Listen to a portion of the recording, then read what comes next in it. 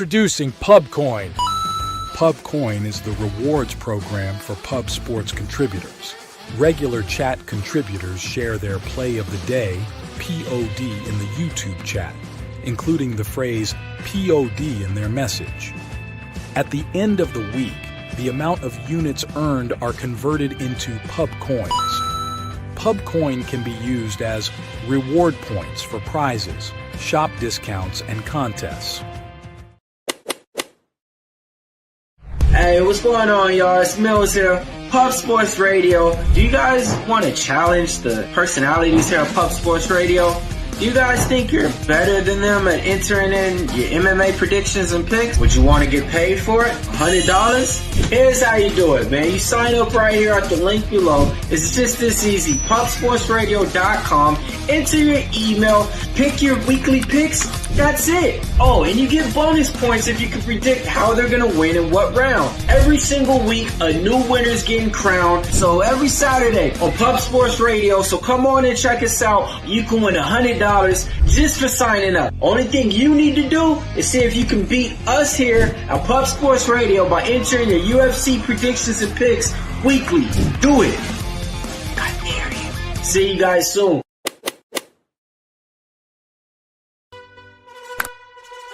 Your membership to Gold, you will be automatically entered in every horse race, every Wednesday and Friday. It is time to race horses.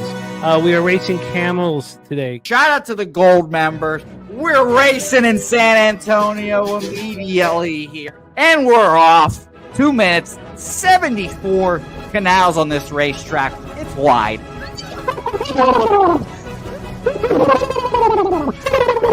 We're racing in San Antonio. Pat Wally moving forwardly. Jeff Slaughter in the mix as well. And as is Randall Sheffield, who's put that beautiful nose out front. But it's actually real grass here, Jimmy. Maybe Kentucky bluegrass. Oldie, no! There he goes. There he goes. Oldie in the lead now. K. Wolf falls back. The horses love it. Sometimes they stop and eat it on the way to the finish line. That's why your horses start so far in the back. Here. Oh, look at Nussflush Allen bursting out here. J-Dub in the mix. Rude Boy up here as well.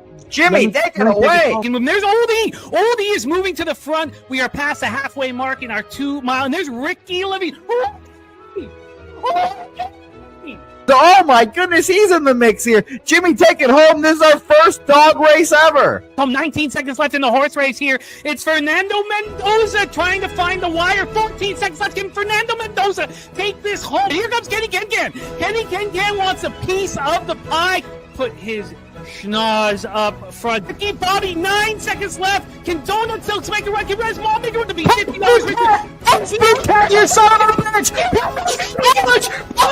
Here comes Tori Coker. Kenny Can, Smoke and Mirrors, Director 97. Home. That is way. Here comes Jason Meyer, the Eldorado custodian. Billy Friedrich. Jones one all coming down the advantage. Coin!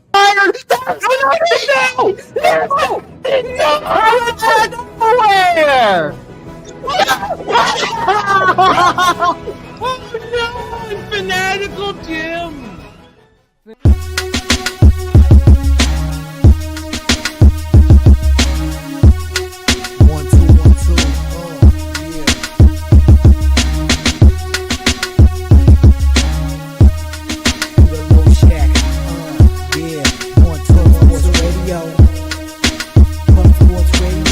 From the Clark Peter Low Shack, legendary sports handicapper, more dapper than a Dom.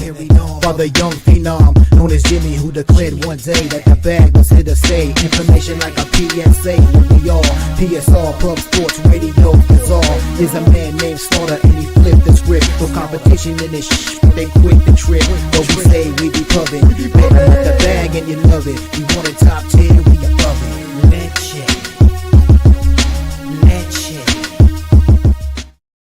What up, cappers, gamblers, punters, hustlers, low baggers? Happy Wednesday, May 21st to all of you. Thank you for watching Betting with the Bag right here on Pub Sports Radio. And we have a massive day of sports that gets started first pitch in 33 minutes. We have MLB Game 1 to start the show off. Then we're going to get an NHL. Then we're going to be tight. We have one game, Mr. Gogster, ready to rock. We're going to get back into MLB. We're going to handle all of the afternoon games with enough time for us to make moves on them. Then we're going to move into NBA and WNBA. Yesterday was a good day. Again, you can cap things well and still screw up gambling. And unfortunately, being right on the Thunder and Panthers, and I lost a little vig. The Thunder double result didn't come through. I covered that with the live bet on the Thunder at halftime. And then the under 5.5 lost. And so, it's frustrated. I think that balanced out with a great cap on the Atlanta Dream. Great cap. We cashed the first quarter. They plus 1.5. They were up by 8 the first quarter. They win the game outright. We cashed the 7.5. So good and bad. Not enough good, but 3 straight winning shows after those 2 losing shows in a row. And I can't wait to cap this card with you guys. And we got to get to work right away. I shout out to all the cappers in the chat, and I'm going to be able to come back and copy and paste and give you the what-ups that you guys deserve. But right now, let's get into game one. Let's get into game one right now. I know you're done. There we go. Had a winning day in Major League Baseball yesterday, which is good. But I was 5-2 going into that A's game, and ended up 5-4 up, a tiny bit of cash. Which means that, basically on our losing days, which wasn't it felt like a losing day, but we go 5-4 plus 0.29 units. Let's just keep our eyes on the prize and just move forward. We have our first game popping off today, 12:35 p.m. Eastern. I've made 3 bets on today's card, something I usually don't do. I much prefer letting everything marinate and working with you guys. My ROI is much, much better listening to the cappers in the chat and working and capping with you. I have made a couple moves, but not on the 110 games or this 12:35 game. Although I'm interested in it. Let's get to work. Pirates just 10-14 at home, just 16-33 on the year. And we're in PNC Park in Pittsburgh, Pennsylvania. Let's get to this weather right off the hop. It's 65 Fahrenheit, feels like 62 and 9.8 miles per hour in. Stays 9.8 miles in for the entirety of this baseball game. We have Brady Singer on the hill. He's not looked very good. We backed him at home in his last start against the Guardians, and he was decent, but he's not been very good, and he's not been very good on the road. And I've become an Andrew Heaney believer to some extent. I don't believe he's as good as his numbers indicate. Brady Singer, 5-2, 5.01 ERA, 1.31 WHIP, 43 strikeouts and 46 2/3 with 18 walks and 7 home runs. That start against the Guardians, 5 innings, 3 earned runs, 4 strikeouts, 3 walks. I mean, nothing looks easy, and we understand why the Royals didn't move forward with him. He started 4 games on the road, covering 19 1/3 innings, and he's been hit. He's been hit hard, 29 hits, 16 earned runs. The K to walk ratio is nice. It's always been a positive for him. 18 Ks and 4 walks on the road. He's allowed 3 homers, and opponents are hitting 341 against him. Lefties are hitting him hard, 238, 785 OPS, and righties 247, 694 OPS. I can understand clearly here. I can clearly understand us not fully believing in Andrew Heaney, but he's now throwing 50 2/3. And Christopher Comtine says Pirates offense couldn't make anyone get right. That is very true. Very, very true here. So Heaney's last start, 1 earned run, 8-4 loss at the Phillies. The Phillies are raking lefties. I believe they're facing a lefty today. It's been a rush. I had some internet issues for about an hour and a half, which didn't screw me over. But I wasn't going to be able to do the show. All of Ontario, or a lot of Ontario, didn't have internet there for a while. So I feel a little more frantic than I'd like to be. But the work is being done. So let's keep with the work here. The lefties against Heaney's got the reverse splits, 275, 817 OPS. Righties, 185, 614 OPS. The Reds aren't hitting lefties at all. 205, 564 OPS. Now, I know the Pirates aren't hitting. These are all last 30-day stats. 223, 618 OPS. AM says these teams could be hitting off a tee, and I'll still be on the under 8 here. I like that.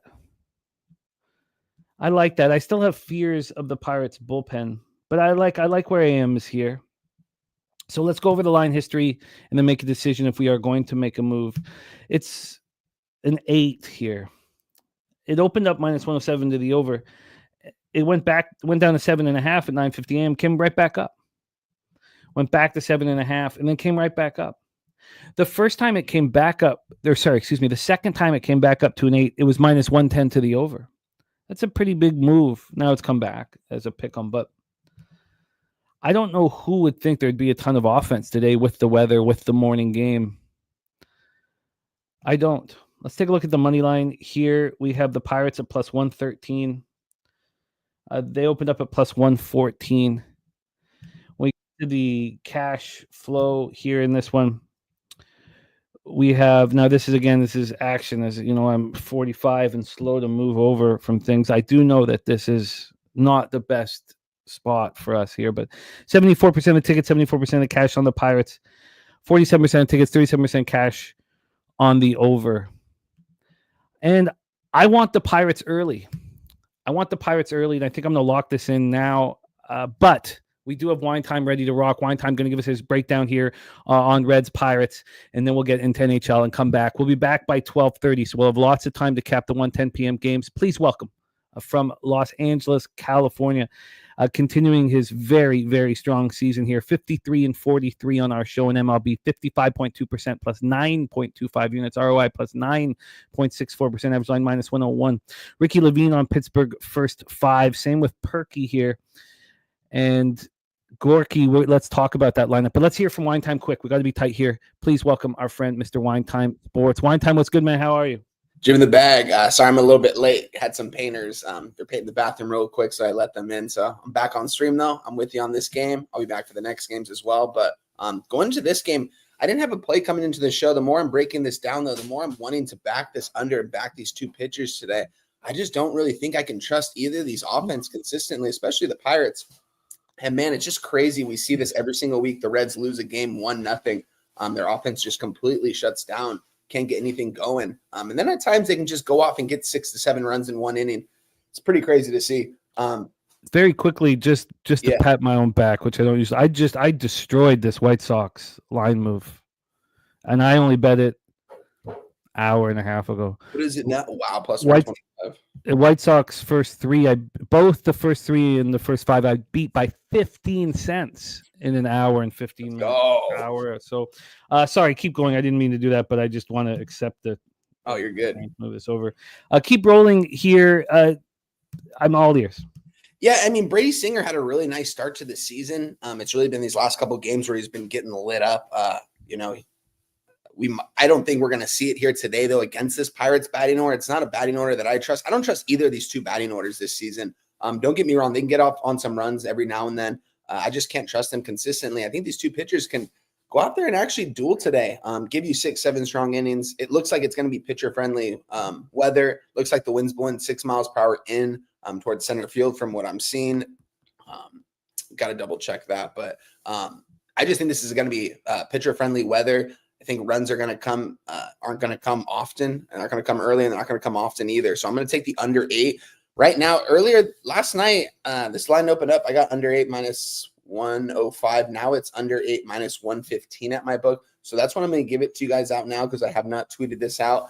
I'm going to move on this under, though. My ROI on the show, doing the show with you, Jimmy, on the first games on the board, I think has made my season so far. I need to go over that probably later today and see what my ROI is, but I love backing these first games. Seems like I've been successful with them. I'm going to continue to do it here. I'm going to take the under 8 minus 115 here. I don't think there's going to be a lot of runs scored in this ball game. I am going to challenge Brady Singer. I agree with you guys that this makes sense here. Spooner says Reds have already tagged Heaney for 4 runs this year and Reds have a day off tomorrow. They can empty the pen. Pirates open up another series. That's important. Reds money line here for Spooner. I like it. Let's go back to that start here quickly. Very, very quickly. Let's go back to that. Those starts here. I feel like Singer is the vulnerable one here, but maybe I'm wrong. For the Reds to hit lefties isn't really something that we saw coming. And start 4 earned runs over 6 innings, 6 strikeouts, 2 walks, still quality. And that was at the Great American Ballpark. You know, I'm going to stick with this plan, but I'm not going to double up. I'll stick with the plan and I won't double up. And I'm also going to go first three. I'm going to go first three. I would prefer Heaney the first time seeing the lineup. I don't want him the second time. And that is what I think I will do. So I'm going to set this one up. Also, by the way, I just want just to confirm that your record is including the Kyle Tucker prop that you didn't tweet out, but that you gave out here on. Yeah, I didn't count it as my record on Twitter. Didn't end up doing it, but I did count it. We did count it on the show because I gave it out on the show. Yeah. I gotta tweet these out early. That's why I want to tweet this under out right now. What time does this start? 9:35. Yeah, you got to tweet it out right now. Let me just stick on here for me while I get my action in here very, very quickly. So I'm just gonna go first three. I'm gonna go Pirates first three. I'm a little nervous about whether this is the best way to bet it. Maybe it is first five, but I still really want Heaney just that first time through the lineup. And I think Singer is vulnerable. I think that the full game under is probably the right look. Again, though, a Singer just makes me uncomfortable. So let me just quickly send this to the local. That's Sweaty Butcher in the chat. He said Hunter Brown over 6.5 strikeouts, no run in the first inning for the KC SF game. I think he parlayed that for almost plus 200. Go get that cash, Sweaty Butcher. Shout out to you. Thanks for stopping by, my friend. Yeah, too bad we know the time changes affected how much Sweaty Butcher rocks with us, and I miss capping with him. Okay, Pirates first three. It's minus 110, and then I'm gonna take a quick picture of it. Okay. All right. So I'm in business. I look forward to rocking with you, my friend. You have a little bit of time. We're going to get into NHL for 15 minutes. Make sure I went through. Yes, I went through. Oh, no. Fuck, I screwed up. No, I didn't screw up. Sorry, I'm just frantic. Okay. Pirates first three is in there. That's done. And then here I'm going to put Pirates first three, and then we'll roll into NHL right now. It's available now at Bet365. Also, we're going to have afternoon action for us to live bet as we go through today. So make sure your accounts are locked and loaded. Thank you for rocking with me, Wine Time, my man. I will see you here shortly. Yeah, I'll be right back, guys. All right, there he is, our guy at Wine Time. I'm going to be copying and pasting everything and figuring out exactly the moves from the great cappers in the chat. Thank you guys for joining us. I know we're a little frantic here. When we move back to 12 p.m., it makes this first hour a little more frantic when we get into Major League Baseball. We also have only a fixed spots to have our next guest joining us for the National Hockey League, and we need him. Great capper, great friend of the channel. One of the stars of Pubapalooza every year. Please welcome from Belvegas, Ontario, our friend Mr. Gogster to the telecast. Gogster, what's good, man? How are you? Oh, doing good, Jim. Ready for this game one rematch, from last year. Glad you got both these guys. I think you got Stanley Cup tickets on these guys, eh? So, hopefully they can come through for you. Yeah, it's great. It's great. That's sure, awesome. The Panthers look like a juggernaut. Honestly, I don't know if the Stars can beat them. I think they can. Similar styles, eh? Like they got very similar styles of hockey, I think. I just want the Oilers so badly to be the one that plays the Panthers.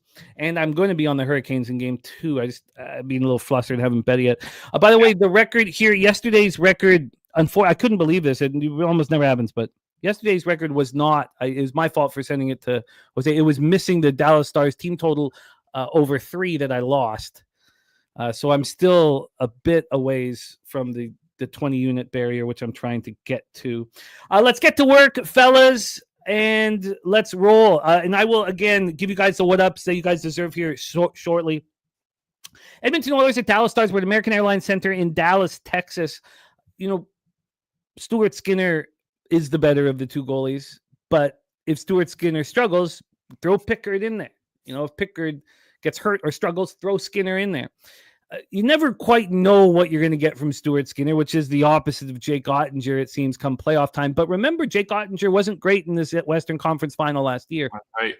Skinner has back-to-back shutouts and a ton of confidence right now. The whole Oilers team has a ton of confidence, and Ottinger is no different. He has a ton of confidence. 2.47 goals against average, 919 save percentage in the playoffs. The Oilers power play went just 1 for 12 against Vegas, something that is extremely interesting. We're going to get into a little bit more. So now they just have a 25% power play in the playoffs. Their penalty killing has not been very good. The Kings really took it to them. Now they shut Vegas down, but they still have a 66.7% penalty kill in the playoffs. The Stars power play 30.8%, penalty killing 86.1%. Look, this team is just rolling. It's absolutely rolling. And they're a very tough team to play. And as Gogster mentioned, this is the second year in a row that we've seen these two teams face each other. Edmonton advanced in 6 games last season, and it was a series where they took control. They took control just like they did against Vegas. They just took control like they did against the Kings after being down 2-0. Now the Stars are getting that acumen, that comfort in these big games. Of course, DeBoer 9-0 in Game 7s. Unreal. This is the Stars' third straight visit to the conference final. So they lose in 6 to the Oilers. The year before, they lose in 6 to the Knights. Edmonton's reached here in 3 of the past 4 years. 7 players not on the roster for each team since last year. Quite a few changes. Gone for the Oilers: Broberg, Desharnais, Cody Ceci, who's on the other side, Sam Carrick, Warren Fogle, who would be useful, Dylan Holloway, Ryan McLeod. Those guys would all. Dylan Holloway, Ryan McLeod would be useful. They have Klingberg and Wallman in. I'd rather. It's tough. I'd rather have Klingberg and Wallman. I think Wallman is the key, but Broberg and Ceci are helpful. Victor Arvidsson, Trent Frederick, Kasperi Kapanen, Vasily Podkolzin, and Jeff Skinner. I would rather have Fogle, Holloway, and McLeod than that group of forwards. But Agreed. For the Stars, no longer do you have Chris Tanev and Ryan Suter. Tanev helps a lot. Delandria, Faxa, Pavelski, Smith, and Stankoven. And Ceci comes in, Bichel, Lubushkin, and then Oscar Black, Colin Black, or Oscar Beck. Isn't it Beck? I don't know. I think Oscar Bach. Yep. Bach, okay. Colin Blackwell, Michael Granlund, and Mikko Rantanen. Obviously, Rantanen is quite a scorer. Yeah. McDavid leads the Oilers with 17 points, just 3 goals. Leon Draisaitl has 16 points, and you can't say just 5 goals. I think just is now reasonable. Bouchard has 12 points, 1 for 11. I said 1 for 12. They went 1 for 11 on the power play in the second round, which means McDavid does not have a power play goal in 11 games of the playoffs. Edmonton has not scored a power play goal on the road in the postseason. Vegas shut him down. These are concerns. Now, you speak about Vegas shutting them down.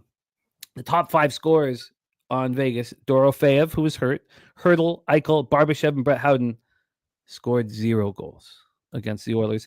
Their defense is rolling right now. It's the best I've seen their defense look, and we don't even have Ekholm in the lineup, who will return at some point in the series. Rantanen's been a monster, 19 points. Harley's been phenomenal. Hintz has been strong. And then Heiskanen has come fully back. Game 4, his first game back, 14 minutes, 52 seconds. Game 6, 23 minutes and 40 seconds. Yeah. But there are problems in Dallas. Duchesne and others are nowhere to be found. Jason Robertson is nowhere to be found. Neither have scored. Duchesne has 5 assists in 13 games. Robertson has 1 assist in 6 games since returning from injury. These are key players. Jason Ben has 1 goal in 13 games. Dodonov, 1 goal. Marchment, 1 goal. Duchesne, no goals, as we talked about earlier.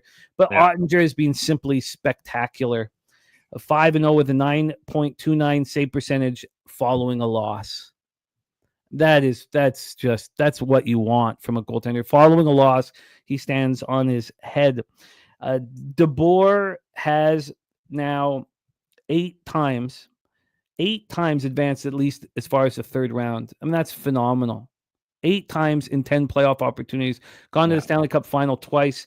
He's won 96 playoff games. That's tied with Keenan for the 5th most in NHL history, behind Scotty Bowman, Al Arbor, and Joe Quenneville, and Dick Irvin. Also, 19 best-of-7 series victories. That's 4th in NHL history. Now, all those guys have won cups. Yeah. And I have really liked the way DeBoer is coached. He's softened up. He's I know he's a hard-ass coach, but he seems like he's softened up. And I may or may not pick my spots with the futures on both of these teams. And thank God that Gogster's on the show. I'm going to be reading out what you guys are going to do in this game, but let's hear from Mr. Gogster. Take it away, Oilers Stars. So you're nothing on the game, eh, Jim? Well, certainly not in game 1. Yeah. But why would I? I mean, we did relate it to, a lot of the touts who sell picks, they don't bet. Why would they? I mean, when I was first told that from a very famous tout, he said, "I'm not going to mess with my bottom line." When I got over the shock, it made sense. Yeah. Look, I need to win. My life only exists if I succeed here. And if I fail, I lose everything. I don't know why I would risk anything here. I got you. All right, guys, let's get into this one. Yeah, you're saying, Jim, the 9% against Vegas, that was that 5-on-5 is just that these guys are so damn tough. As the playoffs go on, just quickly looking at the series from last year, these guys played kind of the same amount of games, you could say, against Vancouver. They actually went 7, same 5 against the LA Kings. Last year when these teams played, it was at Dallas. Same situation, 3-2 for Edmonton. So this game, I really think Dallas have to get this one. Skinner's coming off those 2 shutouts, right? But the break, I don't think is a good thing for Skinner. I think if they could, if he could have played at least 2 or 3 games after, coming off the 2 shutouts, I think that would help him. I just don't like the break for him. Ottinger, he's played all these games too. You're looking at Skinner, he's only played 5 games in the playoffs. Ottinger's played 13 in these playoffs, all 13. Looked really good in that sense. I would give the slight edge to the Stars in this game. Power plays, Jim, you were saying there was a bit of a differential there from the Oilers. Against the Kings, 40% power play. Against Vegas, 9%. And then the penalty kills have been 61 and 76%. So they definitely want to keep this 5-on-5. Power play 30% against the Colorado Avalanche, 31% against Winnipeg. So they've been steady. The Stars team doesn't really matter who they're playing, and you're getting a team that's their penalty kill has been subpar at best. Expected 5v5 goals, Jim.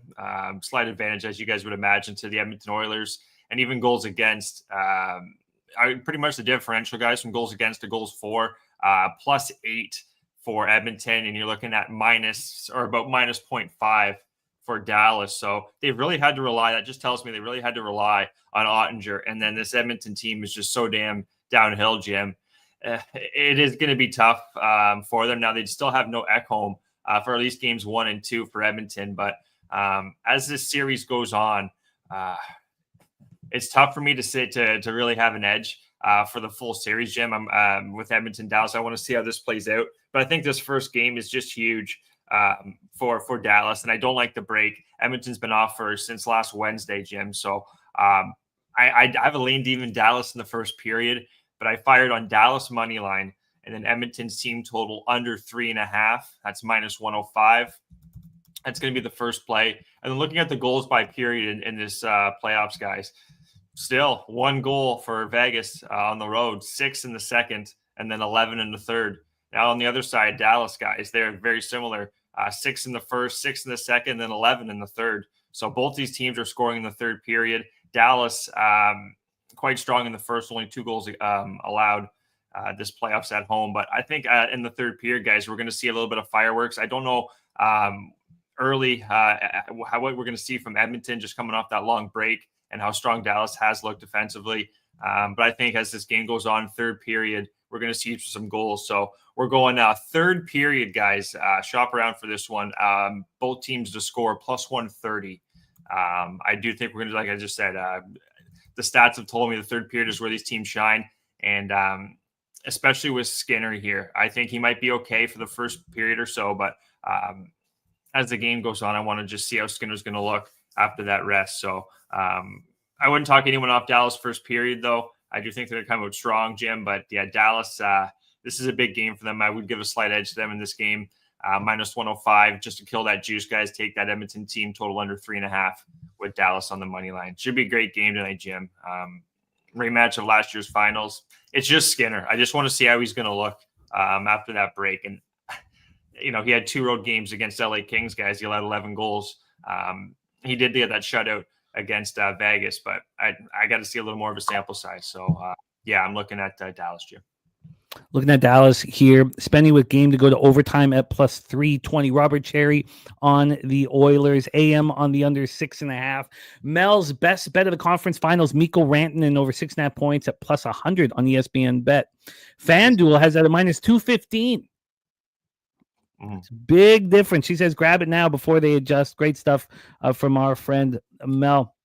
Slatsy on Harley and assist at plus 135. Billy Friedrich, 2016 to 2024 postseason, 784 total playoff games.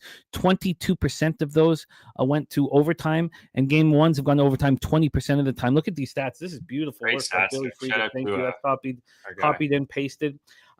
I think that the Edmonton Oilers will not be denied. Who are the only teams in the National Hockey League that could beat them in a 7-game series? Well, they're still alive, and that's the Dallas Stars and the Florida Panthers.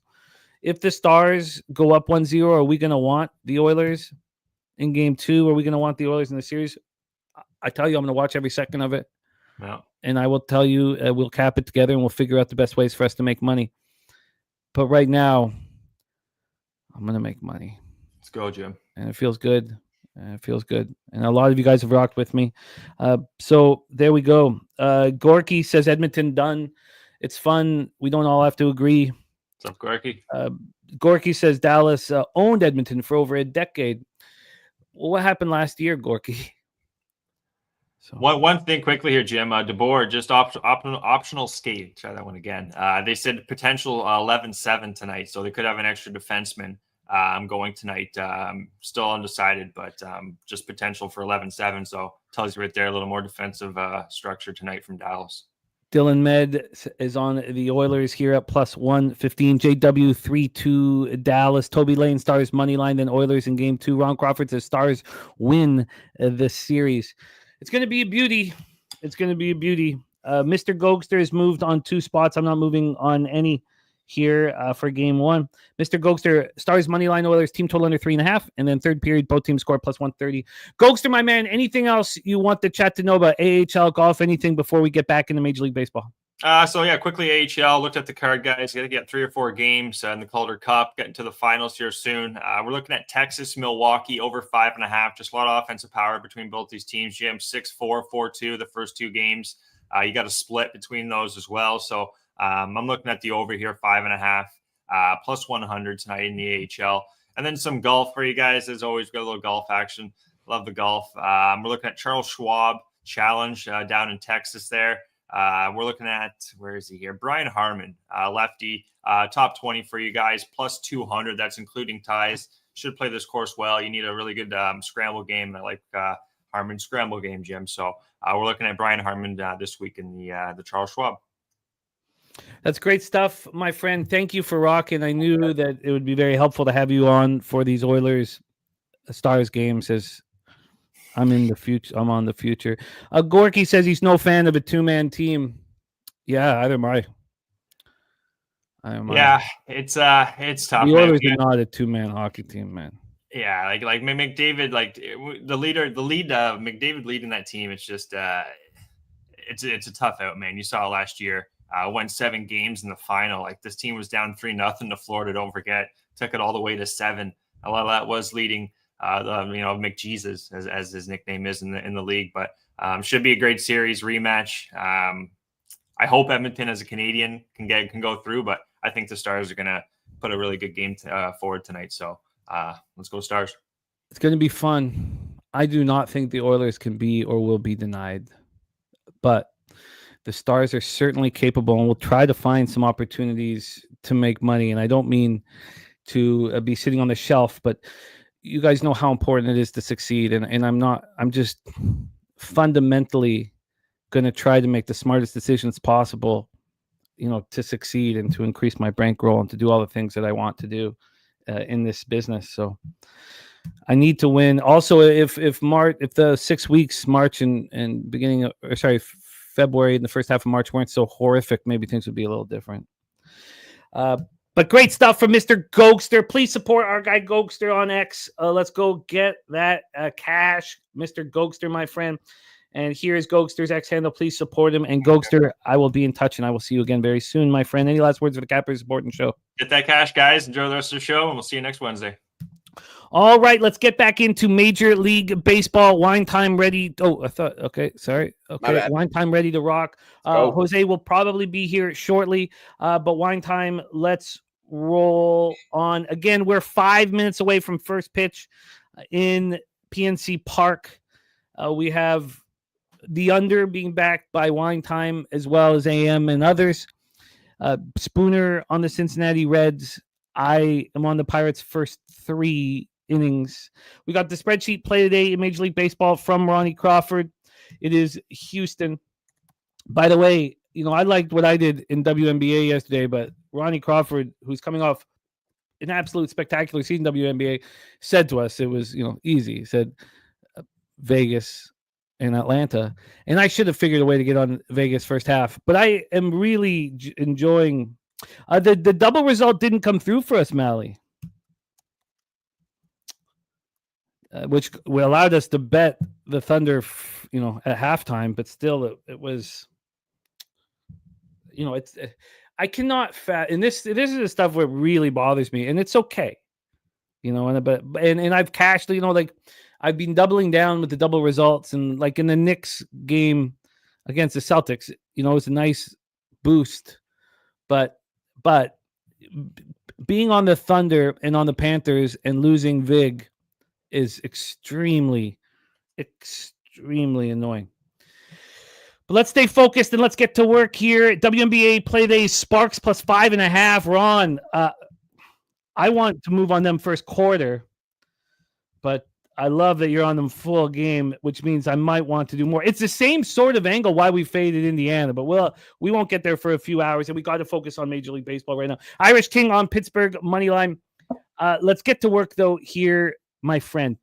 Go. We get rolling at 1:10 p.m. Eastern with the Chicago Cubs, 29-20, 14-10 on the road, at the Miami Marlins, 19-28, 13-14 at home. We're at Lone Depot Park in Miami, Florida. Cade Horton going up against Max Meyer, 2 very highly thought of young pitchers here. Cade Horton, 2-0 with a 6 ERA. He's throwing 9 innings, 7 Ks, no walks. He's allowed 3 home runs. That's the problem. Coming off a 13-3 win at home versus the White Sox. It was a very difficult weather situation for both Cade and Shane Smith, who was pitching for the White Sox. And I'm all over Shane Smith today. And we'll see how that bangs out. But I've doubled up on Shane Smith. Those were the moves that I selfishly stopped the show to talk about. On the road, there's been 1 appearance for Cade Horton. He's only had 2 appearances Major League level. It was a 6-5 win at the Mets. It was a difficult place to pitch. 4 innings, 4 hits, 3 earned runs, 1 homer, 5 Ks. Lefties, these are small sample sizes. I don't want to get too caught up, but 316, 789 against Cade, and righties 278, 927 against Cade. Then we have Maximus Meyer, who's not looking good. 3 straight starts. I mean, he'll throw some pitches where you're like, man, this guy's got it. But then he gets touched. He's been touched 3 starts in a row, coming off a 9-4 win at home versus the Rays. So he's got consecutive home starts. 5 innings, 5 hits, 4 runs, 3 of which were in 7 Ks, no walks, and 9-4 win at home. He started 5 games at home, and he's been touched. 31 hits in 27 2/3, 12 earned runs. The K to walk ratio is elite, 36-5, but he's allowed 6 home runs in those 27 2/3. 279 opponents batting average. Righties are hitting him hard. When we go to the lineups here, we see Happ. We expect to hit from the right side, but he might not. Suzuki, Swanson, Horner, and Amaya, and Shaw. It's not the scariest group of righties that you ever saw. Cubs are smashing righties. So 263, 783 OPS. Marlins versus righties, 249. These are all last 30 days. Marlins, 249, 728. Cubs bullpen has all of a sudden become very good.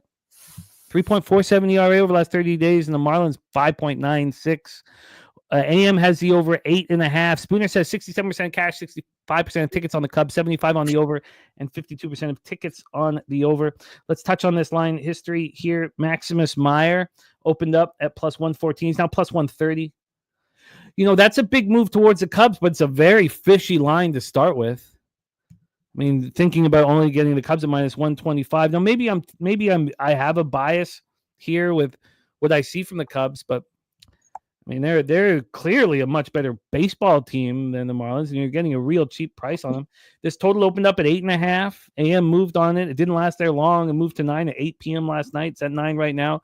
Juice to the under. Take it away, my man. Wine time. Cubbies, Marlins. Yeah, I backed this. I bet both these games, guys, and it's crazy to say this, but I bet Marlins in both games, game 1 and game 2. We're up a little bit of money in that. Marlins, I mean, I thought it was even a fishier line yesterday. Plus 120, I think I got. They end up losing the game 14-1. Absolutely wild. This Cubs lineup, top of the orders, somewhat, I wouldn't say coming to life, but they've definitely been struggling a little bit in the bottom of the order. Guys like Swanson's been hitting the ball really well. This guy was hitting under 200, it seemed like 2 weeks ago. All of a sudden, this guy's hitting 262 right now, playing some good ball. PCA got moved up to the leadoff spot when Hap was out. Hap came back yesterday, his first game back. Moving PCA to cleanup. This guy PCA, man, this guy is the real deal. This guy's playing some big-time ball right now. If he can keep it up, this guy's going to have a good career ahead of him. I just think this line is really fishy, Jim. I moved on it yesterday, and the line has moved away from me, though. I thought it was fishy that it opened up at a plus 120. I got a plus 130 yesterday. Right now, we're sitting at Miami Marlins plus 131, I believe. I want to refresh this just to make sure I've got an accurate line here. At my book, we have a Marlins plus 131. Moved 1 cent away from me. I like the Marlins here in this spot, honestly. This just seems like a Marlins spot. It's a fishy line. They're playing at home. I think Meyer, he's due to have a good game here. Why not do it against one of the best lineups in baseball in the Chicago Cubs? I just think this line is fishy. It's got to be fishy for a reason. I'm backing the Marlins once again today. Kind of been off this Cubs train a little bit the last week or two. People have been asking me why I haven't been backing them. Just haven't liked the certain spots I've seen them in. It's definitely going to be a team I'm going to be backing throughout the year, but just not in this game. I'm going to go back to the Marlins, which is crazy. I backed them every game this series. I'm going to go back to them here, though, at plus money. I just want to make sure plus 125. I apologize. I got plus 125 on this Miami Marlins last night. Tweeted it out 11:40 p.m. my time, so 2:20 out there on the East Coast. I'm on the Marlins here. It did move away from me. It has me scared a little bit, but I think after the massacre we saw yesterday, 14-1 final score, the Marlins show up today, and they get the win here. So I'm on the Marlins here, plus 125 on the money line. I would not be concerned that the line's going against you. I mean, even though it's not a fun thing to say, but obviously, the Cubbies, 9 games over 500, the line comes out minus 125, and people are going to bet. Better team. Yeah. This is a kind of game where it's like there's levels to this stuff, and it's like, why aren't the Cubs up minus 180, minus 200? I feel like against the Miami Marlins. This is definitely a market spot for me and a fishy line for me, and I just think the Marlins can get it here. I'm going to back Max Meyer. You mentioned it; he's got some good stuff when he wants to, and I think this is going to be a game where he steps up against a good lineup. He has a good start. We're going to need 6 or 7 out of him, 6-7 strong innings here. And we're seeing a high total at 9. I think there's going to be some runs scored in this ball game as well. Not going to move on that total, but I just think I'm going to back the Marlins here. If they get crushed again, it is what it is, guys. I'll take the loss on the chin here, but seeing them open up at the line they did yesterday, it's very fishy. And I'm not going to take the Cubs here in this spot. So I'm on the Marlins plus 125. Nasty Nate says Cubs are an easy play for him. Redbeard on the Cubs first 5. Tariq B on the other side with the Marlins first 5.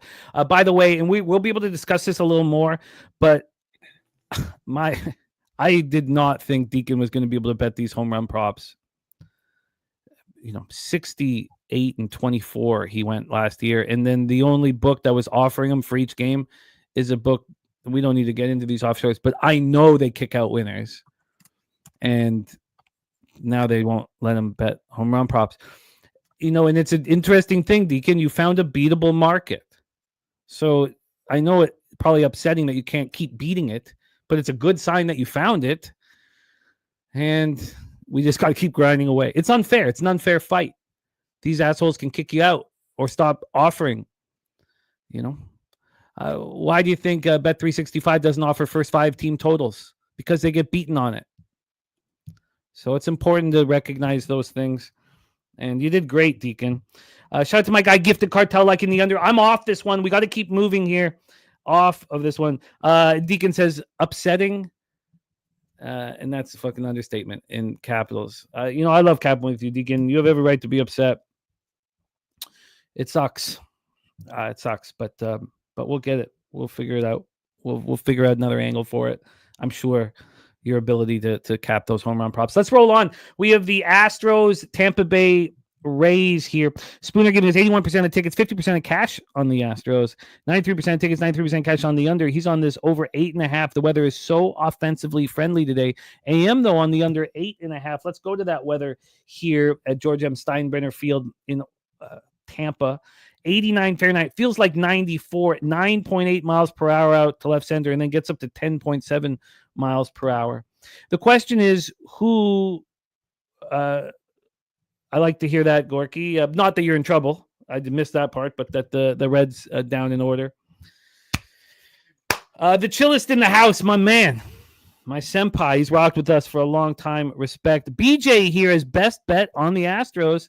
And we hear from Troy Torrance, who said, this is my favorite bet on the card. But we haven't heard what that bet is. I'm waiting, Troy. I'm waiting. I think I know what it is here in this spot, but I am a huge Hunter Brown fan, but I do understand these are tricky conditions. Let's get into this here. We have the Houston Astros total at 8.5, and it is juiced to the under. This opened up at 9 minus 115 to the under, and it lasted there for over 4 hours. It's an 8.5 now, juiced to the under. These are not easy conditions. On the money line here for this one, we have the Astros minus 161. It's a huge move towards them. They opened up at minus 131, now minus 162. It did get up to minus 164. Troy Torrance, Astros money line, double result. First 5 parlay, going to get it. Astros money line for my dude as well. You're the man, Chillest. Respect, my man. I love capping with you. So here, Hunter Brown, 6-2, 1.43 ERA, 0.83 whip. He's my favorite pitcher in the league. 67 strikeouts in 56 2/3, 2 home runs. He always had issues the first time through the order. He seems to be handling that now. He's maturing. He can get a little emotional, but he keeps coming at you. He'll walk 3 batters in a row, and he will keep coming at you. I like his character. I like the kid. Last start, 8 innings, 3 hits, 1 earned run. It was a solo shot, 9 Ks, no walks, and 1-0 loss to the Rangers. On the road this year, he's been phenomenal. 38 innings of road opportunities, 7 earned runs, allowed 25 hits in those 38 innings, 42 strikeouts with 6 walks. He's allowed 1 solitary home run on the road. He's only allowed 1 at home. 188 opponent's batting average. Lefties rating 143, 432 OPS. Righties 194, 510. He's going to keep challenging the Rays hitters even in these favorable offensive conditions. Taj Bradley is also a pitcher with an enormous upside, who's not been very good this year. 4.80 ERA, 1.34 whip, 41 strikeouts, 22 walks. He's allowed 7 jacks. Last start was not very good at the Marlins at home. Oh, sorry, at the Marlins, just at the Marlins. My bad, I did that wrong. Sorry, at the Marlins. 4 innings, 6 hits, 5 earned runs, 6 Ks, and 3 walks. Lefties hitting 211, 650. Righties smashing him, 283, 823 OPS. Astros versus righties, 268, 740 OPS. Rays just 239, 647. The Astros have a better bullpen. Where is there an advantage for the Rays other than their maybe comfort at George M. Steinbrenner Field? Take it away for us, Wine Time. Astros, Rays. Yeah, Jim, I was on the Rays in the first 2 games in this series. Nice little comeback victory yesterday in the 8th and 9th inning for them. I like this Rays team. The Astros, though, I mean, when I saw this yesterday, I think I saw minus 132 and minus 135, and we're seeing right now at a lot of books minus 160 for the Houston Astros. I think that tells us everything we need to know here, that they're going to take this series here at Steinbrenner Field. I think Hunter Brown has a good game. I think we saw my guy Sweaty Butcher actually give out a strikeout prop for him as well. I think he has a good game against this Rays lineup. Another lineup that I just don't necessarily trust. I do like this Rays team in the long haul, but I can never, when I watch their offense, it's very annoying to watch. It's very boring. They don't have a lot of hitters in that line. You got Yandy Diaz, guys like that, but they really rely on that bullpen and that pitching. I think that Hunter Brown's going to be able to pitch a good game here against the Tampa Bay Rays. Rays had a nice little comeback from behind victory yesterday. I think Astros take care of business here. This is going to be the first leg of a 2-leg parlay. And to be honest, this is going to start in 20 minutes. So I'm going to give out the other game right now. And it's going to be my guy, Jimmy the Bag's Toronto Blue Jays on the money line as well. I'm going to parlay those 2 together and you can get a plus 170. I think we have an advantage in both of these games. I think both these teams are favorites at this price for a reason. You're looking at both these games. Even the Blue Jays, I mean, why is the line continuously moving towards their direction from when I saw it opened yesterday? I think both these teams are going to get it done here. I'm going to place the wager right now. A change of line. It's giving me a plus 168 now. Plus 168. Move 2 cents away from me as I put that in. So give me the Houston Astros money line and the Toronto Blue Jays money line against the San Diego Padres. Why are the Blue Jays minus 155 against the San Diego Padres? Gosman's going to shove today. I think that tells us everything we need to know. That's going to be my parlay I give out today, and it's some nice plus money. I really like this play. It's two teams that I expect to win these ball games, and I'm going to parlay them together to get some nice plus money on it. Yeah, I'm going to move on the Astros -1 here.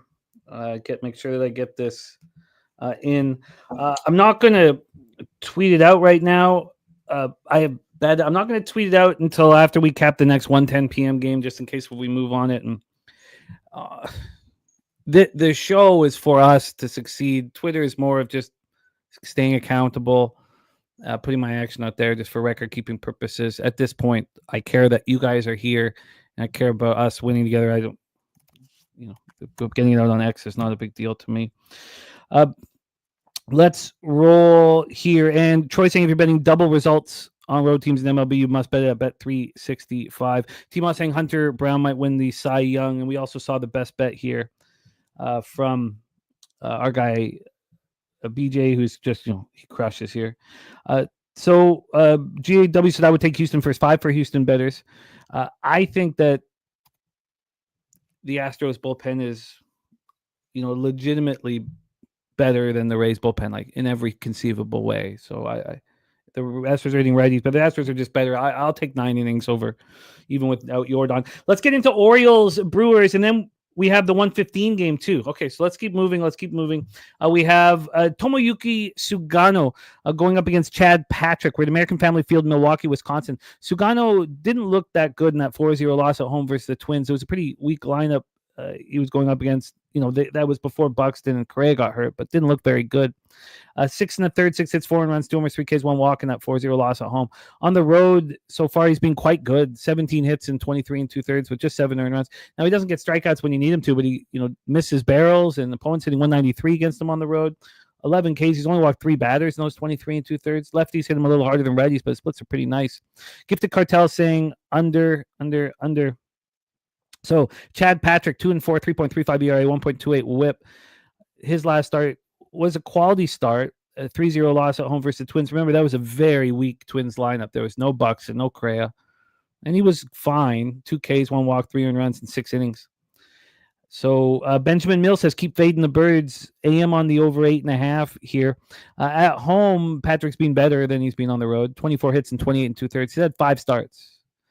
9 earned runs, 24 Ks, 8 walks, 3 homers, 229 opponents batting average. Similar splits with Sugano. Lefties hit a little harder than righties, but splits are not a problem. Orioles versus righties, 239, 693 OPS. They're not hitting righties anymore either, and not hitting lefties, and not doing anything right. Brewers versus righties, 228, 647 OPS. And interestingly enough, Orioles bullpen 5.29 ERA over the last 3 days has been a little better, and the Brewers bullpen's been a little disappointing for a while. AM says market clearly respecting the over money as well here. BJ, Astros, Blue Jays, best bets on the board. He agrees with line time here. So Mal just straight up says the Orioles are terrible. Let's set up this line history here. And I don't believe we don't need to do it here. The roof will be closed. We have the Brewers right now at -106. They open up -121. It's a pretty big move towards the Orioles from +110 to -102. Pretty big move. From a total perspective here, we have an 8.5 -108 to the over. This opened up at 8.5 and it went down to 8 several times and came back to 8.5. We've had a 10-cent move to the over. Take it away for us here. Wine time. Orioles, Brewers. Are you moving on this? I'm not going to move on this, Jim. My worst ROI on a single team this season is the Baltimore Orioles, guys. Sitting here at 15-32, 17 games under 500. They fire their coach. They can't get anything going. It's very frustrating watching this ball club.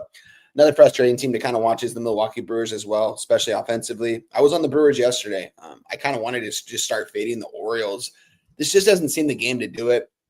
Orioles are eventually going to win a ball game, and maybe this is the game Sugano goes out there and, throws a gem against a pretty weak Milwaukee Brewers lineup, if we're being completely honest. I don't like this Brewers lineup by any means. I think it's weak. I think the Orioles have the advantage there. It's just the bullpen, though. It's just if these Orioles can keep the Brewers off the board later in the game, we're seeing a total here at 8.5, just a little bit juicy over at -115. This is going to be a game I want nothing to do with, though. I see Jackson Holiday is going to be hitting leadoffs today. I'm not sure when they made that adjustment. That might have been over the weekend, but maybe that gets them going a little bit. He's been swinging the bat better as of late, but this is a game I want nothing to do with. The Orioles, this might be the game where they actually get the win here, and maybe this is the time to back them, but I can't get there anymore. They're on my do not bet list at this point, so I can't do it.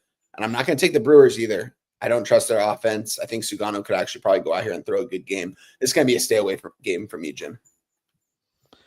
Wow. We're having a move back. Maybe it just gone too far. Back to the Rays.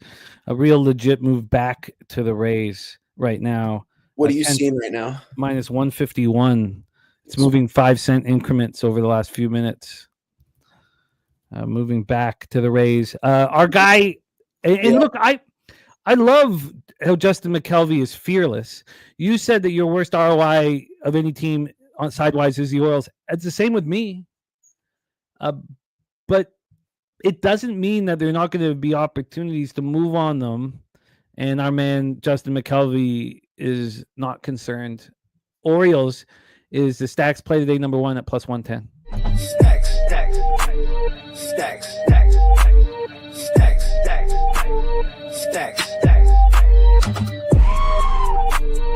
stacks, stacks, stacks, stacks, stacks, stacks, stacks. I would like to be involved. I can, you know what? I'm going to stay off the Orioles Brewers, but I have some interest in the under in that one. Some interest here. 87% of tickets, 91% cash on the under. Open at over 8.5 -105. Now over 8.5 -120.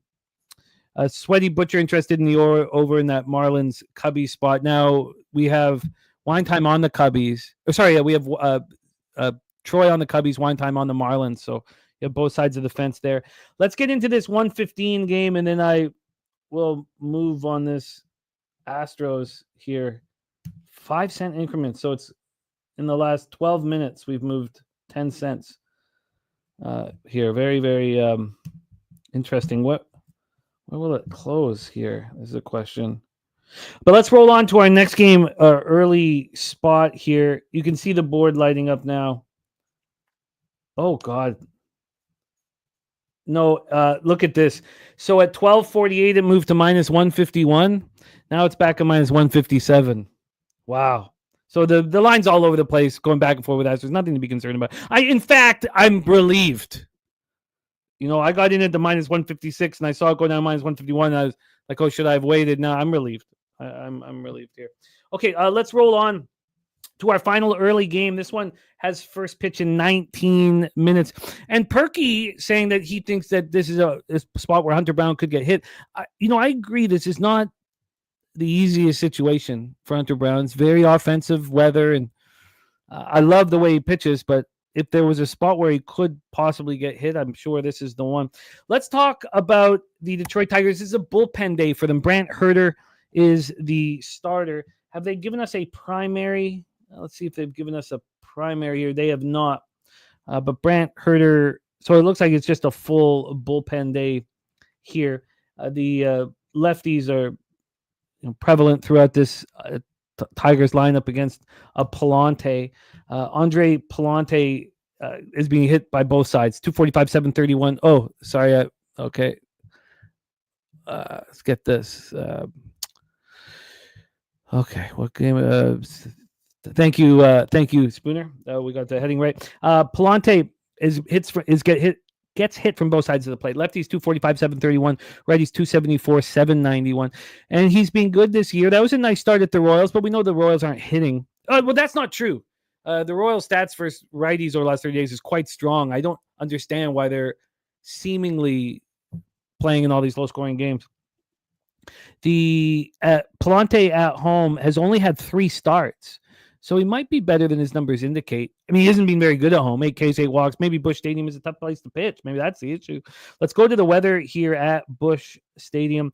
67 Fahrenheit, 15.2 miles per hour out to right field. Feels like 58, but wind blowing very hard out here. Very, very hard.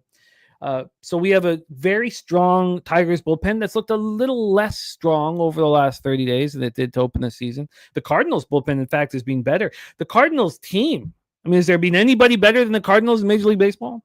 289 with an 806 OPS versus righties. I mean, this team is absolutely rolling. Let's touch on the line history here for this one. We have the Cardinals right now at minus 111. They opened up at minus 118, so we've had a slight move towards the Detroit Tigers.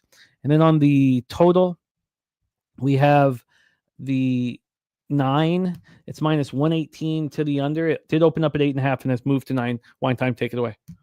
Yeah, Jim, this is my biggest play on the board today. I am on the St. Louis Cardinals money line. I got in yesterday at minus 110. Right now, my book's giving me a minus 115.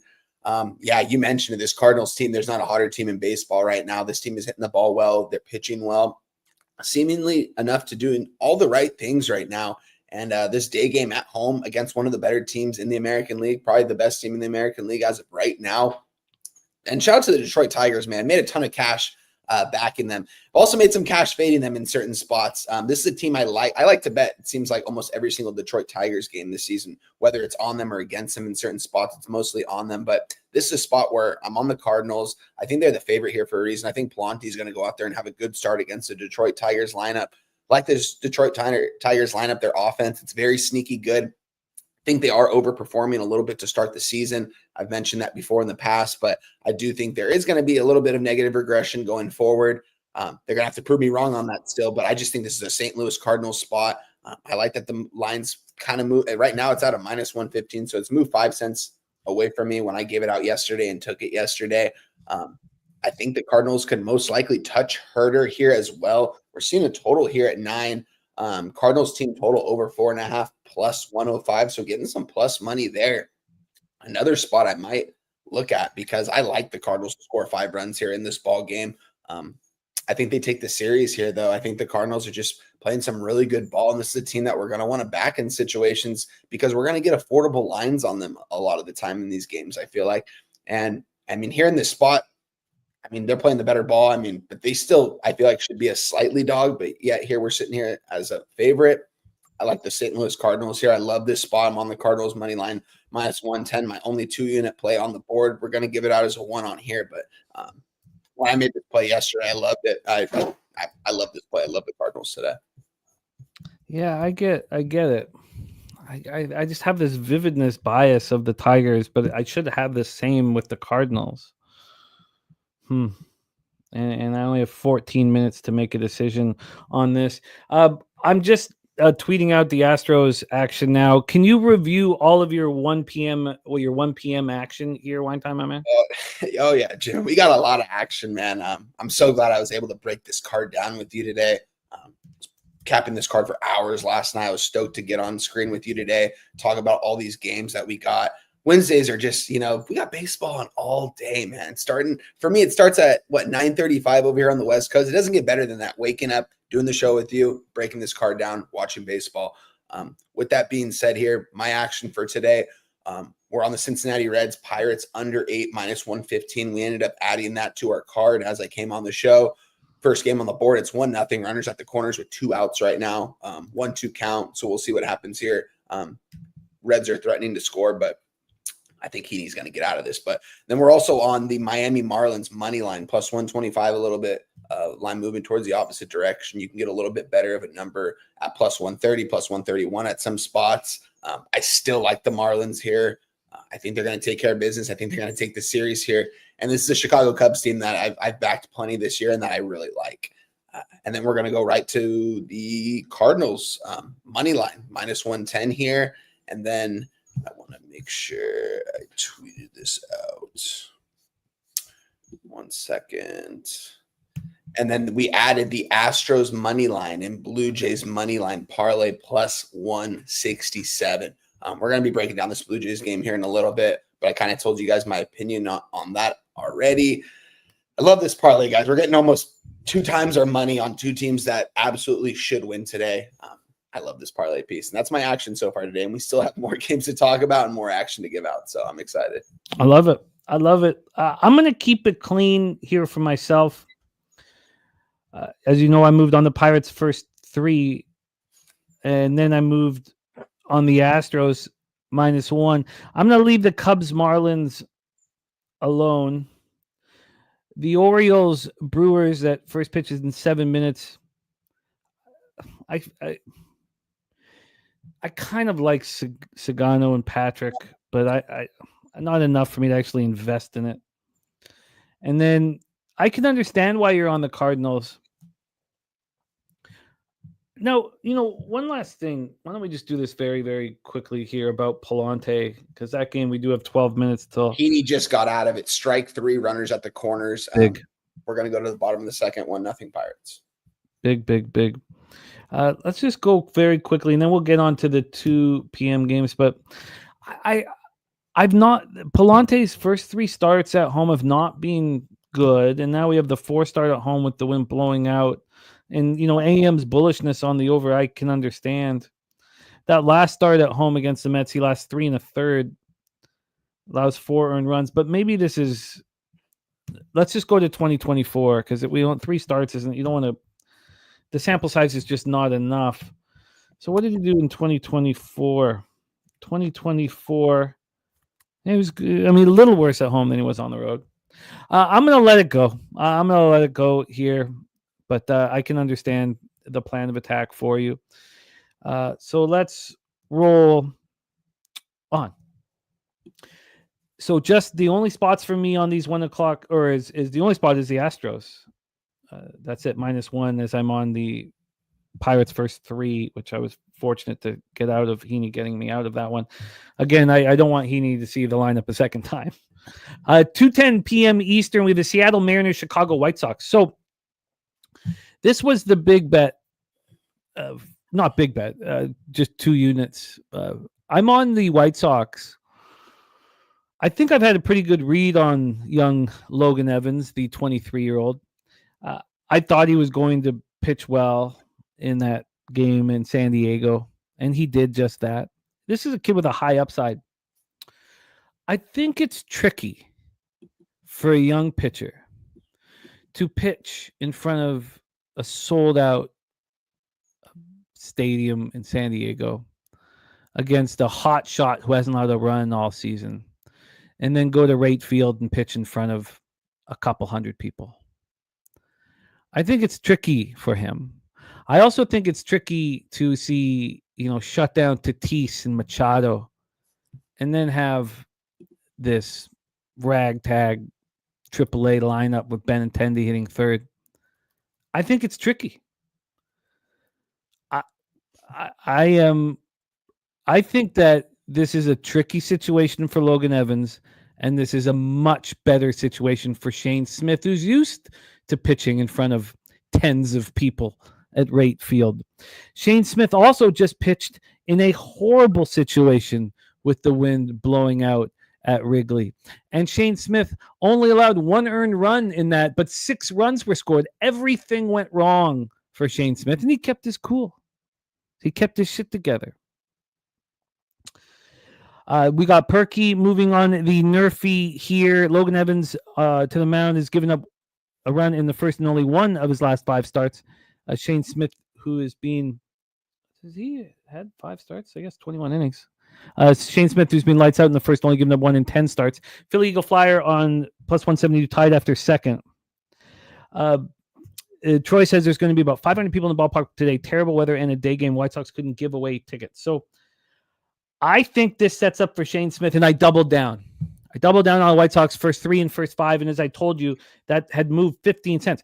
And I bet them at 365. Now, at the time, I was actually getting a better first, or was it getting? Yes, I was getting a better first 5. I was getting +115 on the first 5 with the White Sox at 365 when it was just +112 on the sharpest offshores, which is a rarity for that. So I'm not that surprised it's moved. But this is what I love the most about capping. My mom is in town, and as you guys know, is a psychologist, registered psychologist. And these are the spots that I like the most. And and that also is a reason why I really love capping with cappers who use models, because I come from a different angle and getting, the amalgamation, the best of both worlds kind of thing, when I get to hear what the model explains. But I really like the White Sox here, and I like Shane Smith to find this a much easier environment, and Logan Evans to find it strange and hard to get up for. I just struck out Machado with the bases juiced, and now I'm pitching in front of tens of people. We'll see. Let's get this line history up, and Adam, and then we will hit the weather as well. In Chicago right field, 52 Fahrenheit, feels like 44, 13.4 miles per hour out to right center. Cold, but not bad weather for offense. On the money line here for the full game, we have the White Sox at plus 128. They opened up at plus 132, and there was no movement. It was like plus 136 or so this morning, but it didn't, not much movement. Now we've had a slight move towards the White Sox, but it's probably the first five where we'll see the movement. On the first five, let's use the site we used to play poker at here as a judge. They've now moved this to a minus 110. Good God. That's crazy. That's fucking gorgeous, man. Is that not just fucking beautiful? I just posted it on Twitter, and I just made the play official, guys. But continue, Jim. I'll get to it after you. It reminds me when I was first reading about Spanky, and this is like 10, 15 years ago, and I was reading how they would beat the college line by 4 points or 5 points, and then they just go out for dinner. Right, the job is done. You don't need to watch anymore. The job is done. If you do that on every game, you should succeed. Over that 55% threshold to lock in a nice profit. But that feels very good, man. That feels very good. That move from plus 110 was it didn't move until 11:12 a.m. It didn't move until God. That's beautiful. Okay, so there we go. And then on the total here, we have that's first five. Sorry, let me quickly move over to the full game. On the full game total, we have an 8.5. It's 8.5, and it is it's 8.5, and it is juiced to the under at minus 110. This opened up at 8. It would bounce up to 8.5, 8.5. I'm surprised that it was ever at an 8, honestly. Spooner has the Mariners on the -1 on his card. Treek, like in the White Sox first five only, says the Mariners to close it out with a victory. So here we go. Cash flow wise, you guys can give us the odds logic information, which would be more helpful than this. But here on action, you have 66 and 65 on the under. I don't really know why that would be. 88-93 on the Seattle Mariners. Pretty public here. Take it away for us, Wine Time. This game pops off in exactly 1 hour. Mariners, White Sox. Yeah, and why wouldn't the Mariners be super public here going against one of the worst teams in Major League Baseball? But, you already touched on it, Jim, and I don't even care that I lost, that I didn't beat the line or anything in this spot. I'm going to take what the books are giving me right now, and that is going to be my second play given out officially on the show and on Twitter for a first five bet. I'm going to take the Chicago White Sox money line plus minus 110. I think they're going to get it done here. I think Shane Smith has a good game. Seattle Mariners, I think someone touched on it in the chat as well, that they lose the first five and win this full game. I can see that the Seattle Mariners team is good when they get to that back end of the bullpen. It seems like once they get a runner or two on base, magic starts happening for Seattle. I've seen it happen a lot this season. The Seattle Mariners team, they never give up. They're always fighting. This White Sox team, mentioned it. There's be 1,000 people in the stands here on this day game here for Chicago. I think they take care of business here. This line is moving towards the Chicago White Sox for a reason. It's too easy to take the Seattle Mariners here. And you know what? If they get it done here, you pat yourself on the back if you took the Seattle Mariners, because they are the clear-cut better team here. But it's baseball, and it's not that easy in a lot of these situations. So I'm on the Chicago White Sox. I'm going to back them first five, though, because I don't trust the back end of that bullpen against the Seattle Mariners lineup when it gets into the 7th, 8th, and 9th inning. Like I said, we see magic happen for this Mariners team, and they want to win. This is a team that's been kind of hungry to win these last couple seasons. They fired their manager last year. Didn't end up working out well for them, but they want to get it going here. And I don't like this Mariners team, but they're the clear-cut better team here. But we're going to take the Chicago White Sox first 5. I don't know if they win this game outright, even though the line is a little bit fishy as well. I mean, right now we're seeing full game for the Chicago White Sox plus 128 right now against Seattle Mariners, 7 games over 500, first place in the AL West against one of the worst teams in the league in the Chicago White Sox.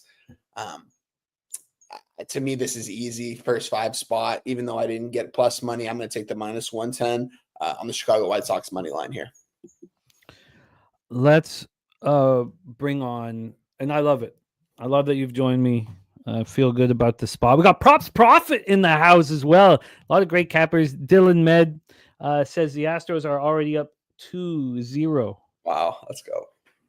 We should have used that double result. When Troy is bullish like that, I should have just. But it's all good. Let's bring on our co-host here, the star of Say Hey Plays, the producer here on Betting with the Bag, backbone of the channel, ready to rock with us. We have Mariners, White Sox for him to break down with us. Please welcome from our home studio in the Southtown 101 in San Antonio, Texas, the best bar in Texas. I miss it very, very much. Please welcome Mr. Jose Bouquet to the show. Jose, how are you? Oh, you're muted, my man. Jose Bouquet. Hey, shout out to O'Neal Cruz striking out right there. Guys, if you watch that was so inside that one didn't hit the strike zone. O'Neal Cruz stayed in the batter's box for about 10 seconds after that strike 3 called. We needed that call right there, though, baby. Let's go. It's going to end the inning 1-0. We're going to head to the top of the 3rd here in Pittsburgh. We're better now. We are better, Jose, with the soothed sounds of your voice. Mariners, White Sox, right field in Chicago, Illinois. This is a double-up spot for me. Take it away, your plan. Excuse me. I wasn't going to move on this game, and then I heard your breakdown. I saw the line difference in the first 5 in full game, and I was like, oh, wow, now I've got to bet this. It's ridiculous. So, yeah, I'm on with you. Minus 110 first 5 White Sox. I also bet the Orioles money line. I'm just mentioning that game is already underway, about to be middle of the first inning. But I took the Orioles. That line movement, I don't know if you saw that line movement, Jimmy, in that game. The Orioles ended up being favored in the game. So, yeah, I moved on the Orioles, and I moved on that. I have 2 other plays that I have in question marks. Both teams from one city, so that gives everyone a huge hint. So we'll talk about that shortly. Let's roll. I've got so many different sites that have given me a different time for the supposed game 2 of Guardians Twins. Do you have any idea when this game will actually be played, or even if it'll be played today? I have no idea. Yeah, I saw this. This was the same matchup yesterday, right? Same matchup as yesterday. I made the same bet again today. Yeah. I was so busy fucking at the professional bull riding draft that I didn't watch a second of what happened. So did they just rain out? What happened? Why didn't this game play yesterday? Yeah, it was just rain. Now they're in a huge troubling spot. Blackthorn King says it's playing. It has to, doesn't it? It has to go. They're way too far behind now. They're gonna need if they don't go today, 2 doubleheaders at some point here. So yeah.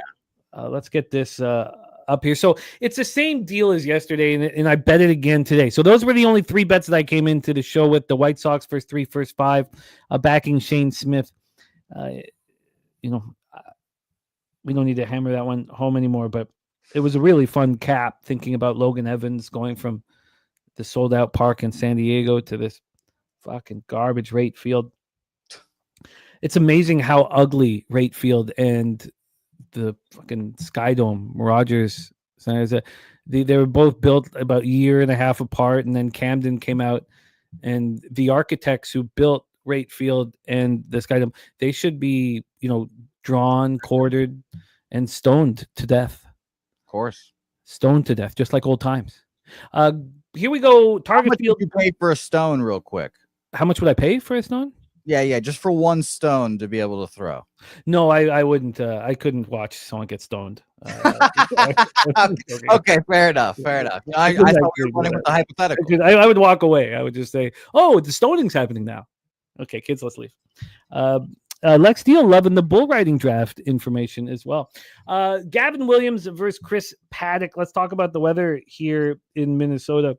We have so the first game has the first game started? Yes. First game has started. It's 2-2 now. It was 2-1 Minnesota, but they're in the top of the fourth in that game. Well, we're supposed to have light rain and drizzle all day. The wind's supposed to stay at that 7.2 miles per hour in. So they move one game to September, says Spooner. Look, I have faith in Gavin Williams and would like to back him. I have faith in Chris Paddock at Target Field and would like to back him. So the Guardians bullpen has been really bad in the last 30 days. The Twins bullpen has been the best in Major League Baseball. Paddock coming off the 4-0 win at the Orioles. I thought that the road would be an issue for him. It certainly wasn't. It's righties that get to him, not lefties. Lefties hitting just 173, 537 OPS. Righties hitting 273, 770 OPS. The Guardians, I mean, at this point, their expected lineup, they have Arias, and we talked about this yesterday, as the righty. Santana and Ramirez are switch hitters that we expect to hit from the right side, and then everybody else is a lefty. It's a great opportunity for Paddock here. We have a Twins lineup that continues to be, without Buxton and Correa. It's a really weak looking lineup. And I like Gavin Williams, but I don't like Gavin Williams nearly as much as I like, or as I trust the brain trust of the Cleveland Guardians. And here's a pitcher with 51 strikeouts in 42 innings. So they know they're working with a lot. Coming off a 9-5 loss at home to the Brewers, 5 innings, 2 earned runs, 1 homer, 6 Ks. 4 games started on the road, and he's not being great. 13 walks and 18 2/3, not very good. 11 earned runs, not very good. But he's a pitcher that overall I think has a high upside. So with all that said and done, simple. I'm on the first 3 under 2. I got that at plus 100. That was my action in the game that we expect to be played here a little bit later today. Let's hear from you. Wine time, Guardians, Twins. Yeah, very interesting game here, Jim. If there's one team that I've been 100% wrong about this season, it is the Minnesota Twins. I didn't believe in this team a couple weeks ago, and they just went on that crazy win streak, and I still didn't believe it. And I don't know if I believe it still. Chris Paddock, though, has been pitching well. Gavin Williams, though, you touched on, this is the pitcher I'd want to back here in this spot. I did see the Guardians last night when I was very close to taking the Guardians last night at plus 105. I see right now at plus 107, seeing a total under 7.5 at minus 115. I think that this is probably going to be a low-scoring game, and this game finds a way to go under. It's not enough conviction for me to actually take this game, though. I just think this line is most likely priced reasonably here. It's pretty sharp, I think, both ways on the total and on the sidewise here. Both these teams are going to be fighting for that division going towards the end of the season. Most likely, I think the Guardians are going to come to life here and start taking off as the season goes on, and the Twins probably go in the opposite direction. But again, this Twins team's been continuing to prove me wrong. So this isn't enough for me to play anything in this game. I had to lean towards probably, I would say, if I was to take one thing in this game, it'd be the under 7.5 at minus 115. It's just not enough for me here. It's a game I want nothing to do with. I've got so much action today. I feel like this line is sharp and it's where it needs to be. So I don't think I have an edge in this game. If it was sideways, it would be towards the Guardians at plus money because I do think they're the better team. Nothing for me in this game, though, guys. What do you think about this, Jose? I'm staying off as well. I just don't like the second half of us technically a doubleheader. I guess I don't know. This is just a weird matchup here, and I have to see at least who is going to pitch today, even though the bullpen and such. So I'm off. I will mention Odds does have, Wager Talk does have these numbers available. 64% of the bets on the Minnesota Twins, 56% of the money, 50% each way on the total, and 80% of the money on the under. So I probably lean under like you did, Jimmy. 2 good pitchers that I like. Well, I shouldn't say I like Chris Paddock. He shoved it up my ass the other day, but I like Gavin Williams. Chris Paddock is fine, I guess. I'm not a big fan of his. He's pitching well, though, so I'm off. But I will use this time quickly to say that, yes, professional bull riding draft. We'll have a video coming out very soon. It was a whole lot of fun. Shout out to the professional bull riding draft or I guess the PBR for inviting us out there. It was a good time. We were on the floor for the draft. It was pretty cool to see it all happen in front of us and did a show there. It was cool times. Oh, that sounds like fun. I didn't know that was all going on. You know what? AM says this is a sharp line total wise. He said I would play the under 7.5 and the over 7. Troy says, when does Paddock turn into a pumpkin? I don't know if he does. I'm on it. He's not going to be elite, but I think that he's dare I say, a quality starter for the Twins this year. Yeah, this could be his career best year coming, which is a low bar, but I don't think I don't think that's the issue here. I need one out real bad, or one out. I'm watching, Jim. I'm watching. Oh, he almost went for it there. I know. I really would like to have just a little bit of the pressure taken off. Yeah. And when that first one of the day goes in, nothing feels better than that, man. That first one of the day. Oh, he hit him, or did it hit the bat? I'm about to see it right now. It hit the bat. Hit the bat. He's pissed off. Yep, it hit the bat. Yep, you are right. Was very, very. Hit the nub. Austin Hayes is nonplussed about that. Okay. Well, that's a bounce for me. 3-2 in Minnesota, Cleveland now. It's game 2. 3-2 Twins. I wonder, Spooner clipping that Paddock career year. I wonder if. Okay, so I think the under is a possible bet here, but we just need to see how deep they go into the bullpen in game 1. So we'll need to revisit this. Because I'm fine with just the first 3 under 2, but I wouldn't mind. I think the under 7.5 is kind of nice. Although, oh God, he almost got it. Okay, I'm gonna try. Okay, fuck it. I can't do it. I gotta catch this. So, Jose, can you bring up the Royals Giants? I can't pretend I'm not. I gotta catch this. So, Jose, can you set us up for Royals Giants? Sure, big favorite in the Giants side because, by the way, 4-2 now. Twins are leading the Cleveland Guardians. Oh wow! But Giants here are favored for a big reason, and that's because Logan Webb is on the bump at home. We all know what he is like, and we've got old Danny Lynch pitching here for. And it's a bullpen day, though. He's not stretched out. I'm going to tell you right now about old Danny Lynch and how stretched out he is because he has been a bullpen guy this whole year. Everything has been basically 1-2 innings max for Danny Lynch. I will tell you guys right now, also, if there is a primary listed on our friends at RotoWire. By the way, Minnesota and Cleveland is in red as well. I'm sure you saw Seattle. Oh, God! Fuck. I don't know what that was, but it's 1-1. It's 1-1. I'm going to need a bottom of the third. No, that sucks. All right, sorry. Keep rolling, man. Yeah, no primary listed yet, and confirmed lineups are both out. So, yeah, 2 innings of Danny Lynch, and then we will probably see who. I mean, their bullpen is pretty fresh. 6 pitches from Zerpa, Steven Cruz, 9, 15, and 14 from Evan Sistick and Jonathan Bowland, who both just came up from the minor leagues. That leaves the whole bullpen available. Ursig hasn't thrown since, let me see here, Sunday, and that was 26 pitches. Estevez threw back-to-back days on Saturday and Sunday. Got the day off, and I probably need to refresh this, actually, because I'm only on Monday. So there we go. Bullpen, fresh, ready to go. Danny Lynch threw back-to-back days on the weekend as well, and he's ready to go here as well. So I'm interested to see how fresh his bullpen actually is. It's Logan Webb at home, so I don't really want to fade him there. Moneyline market in this game. We've got 58% of the bets, 60% of the money on the Giants here.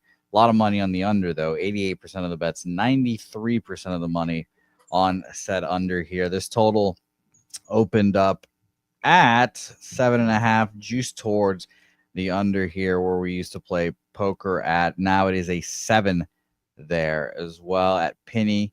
So it should be a 7 across the board here. Just want to refresh real quick. Yeah, now it is down to a full run, or half run, I should say, to a 7, even though it was already juiced that way. Money line as well, minus 200. It's come down a little bit to minus 198, minus 200, basically still same spot with, slightly more bets and money on the Giants here. You got out of it. Yeah. So, Okay. Well, I mean, it gives me a free roll.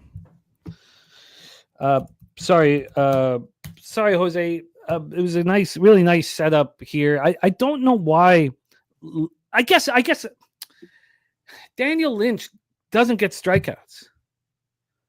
I mean, isn't that still what we're looking for from arms in the pen? Yeah. You stretch them out. I mean, I'm sure they have the Kansas City Royals brass with their pitching group as being very, very smart, and even getting rid of Singer was very, very smart. Logan Webb has allowed 2 earned runs at home this year in 28 and a third innings. Two. The Royals are hitting righties right now. If you remember, the one start that Webb got touched in was in San Diego, and the market was showing us that I can't remember exactly the details of it. Now, I'll pull it up when we hear from Wine Time, and if you jump in as well for more action, Jose. But the market was indicating that Logan Webb wasn't a guarantee in that start, and then he got touched. And I found this. So 5 years ago, 7 years ago, I come in, I'm already on the under and the first 500 in this baseball game. But now, I understand that, how difficult it is capping baseball. This opens up with the Giants at minus 205. Now they're minus 198. So the market's not moving towards San Francisco, which is, a surprise with how phenomenal he's been. And then we have this under that's not moving either. It opened over 7 at minus 118. Right now it's over 7 at minus 160. There was a point when the under 7 was a minus 101. It lasted in the minus numbers for 30 minutes before it became plus again. Something is off here. You have the second and third best bullpens in the league over the last 30 days. You have a Giants team that can't hit lefties. Not that matters. Lynch will be out in and out. Something just isn't right. The Astros, now maybe the Astros don't get it done, but that line moved 30 cents towards the Astros. I mean, the market was implying concern. Here, the market is not showing concern. Maybe that 7 is a really nice, very sharp line. And when we get to the weather here in San Francisco, it's only 6.3 miles per hour to right center. It gets up to 9.8, but it's almost always blowing out, and it's always blowing out to the deepest part of the field. It's warmer than usual. Maybe that's a part of it, but something just doesn't feel like a slam dunk to me in this game because of the market. And maybe I'd like to hear both of your takes on that. So Jose, I'd like to hear that, but let's hear from Wine Time, the plan of action in Royals Giants. And you're muted, my man. Haha, that's what you get for laughing at me. I was on another tab too, reading something off, so I had to click back and unmute. My bad, guys. No, but looking at this right now, this is a game that I agree with you, Jim. This under definitely looks like the play. Although I wanted to see a little bit more movement towards it right now, I'm seeing an under 7 at minus 105. Another interesting thing that I'm looking at right now here in this game, I want to just double check. Is this the lowest team total on the board for the Kansas City Royals at 2.5 plus 100? The books don't think they're going to score 3 runs here against Webb. Team total for the Giants over 4.5 plus 110. Royals over 2.5 minus 130. Juice to the over. Something has me scratching my head here in this spot, maybe thinking I should move on this Kansas City Royals under 2.5 plus 100 and trust that Logan Webb goes in there and gives us 7 strong innings of either shutout baseball or 1 earned run baseball, and then see what the bullpen can hold up for the other run in the last couple innings. But wouldn't the line be moving to the Giants? Exactly. That's what has me a little bit iffy on this game here. Do I think Logan Webb can shut these guys down? Absolutely. But I want to see some movement on this full game total, and we're not seeing that right now. I'm seeing the Giants right now priced at minus 205, Kansas City Royals plus 185 on the money line. Jose, my friend, can you give me? I'm sorry. Can you tell me what the market is on Sidewise on Odds Logic for this? Yeah, it's pretty split down the middle. It was 56% of the bets now, 60% of the money on the Giants. I mean, I don't think they need to move it because, it's not. We know that they tell us that their goal is to get 50% of the money each way, and we know that's not true. But this is just one of those games where they have basically 50-50 each way, and the money line is so high already that they're just like, oh, fuck it, we'll just leave it where it is. Yeah, that's what's gonna keep me off this game. I do think the Giants will most likely win this game, and the total will go under. It's just not enough conviction for me yet. We'll see. I mean, this game for me doesn't start. Oh, I mean, it does start at what time? Let's see here. 12:45 Pacific. Oh yeah, so we're not gonna see. I mean, we only have 2 hours to really. I'm going to stay off it for right now, Jim. I don't want to give anything out in this game. If I do, I'll end up tweeting it out. It'll probably be about 30 minutes to an hour before first pitch. I'm going to take another look at this game probably after the show and see if there is any movement. If there's no movement, I'm just going to end up staying away from this game. Two good teams, and I just think the Giants, I mean, being a minus 200 against the Royals makes me feel like they are alive, but I would like to see some more movement in the market. But as of right now, this is going to just be a pass for me. AM on the under 7.5. Robert Franklin, the Giants first 5 minus a half. So for me, Robert, even though I would imagine that's going to, I would imagine that Giants first 5 minus a half is going to cash. The issue for me is in games with low volatility in my history, when I'm sitting there waiting for the favorite to be, and it just drives me nuts. Like, I drive me nuts. And very interesting from Benjamin Mills saying Oracle is a hitter's park in the daytime. And I've never quite heard of that, black and white. But it's an interest. I'm going to study it for sure, and I've copied and pasted it. It's an interesting angle.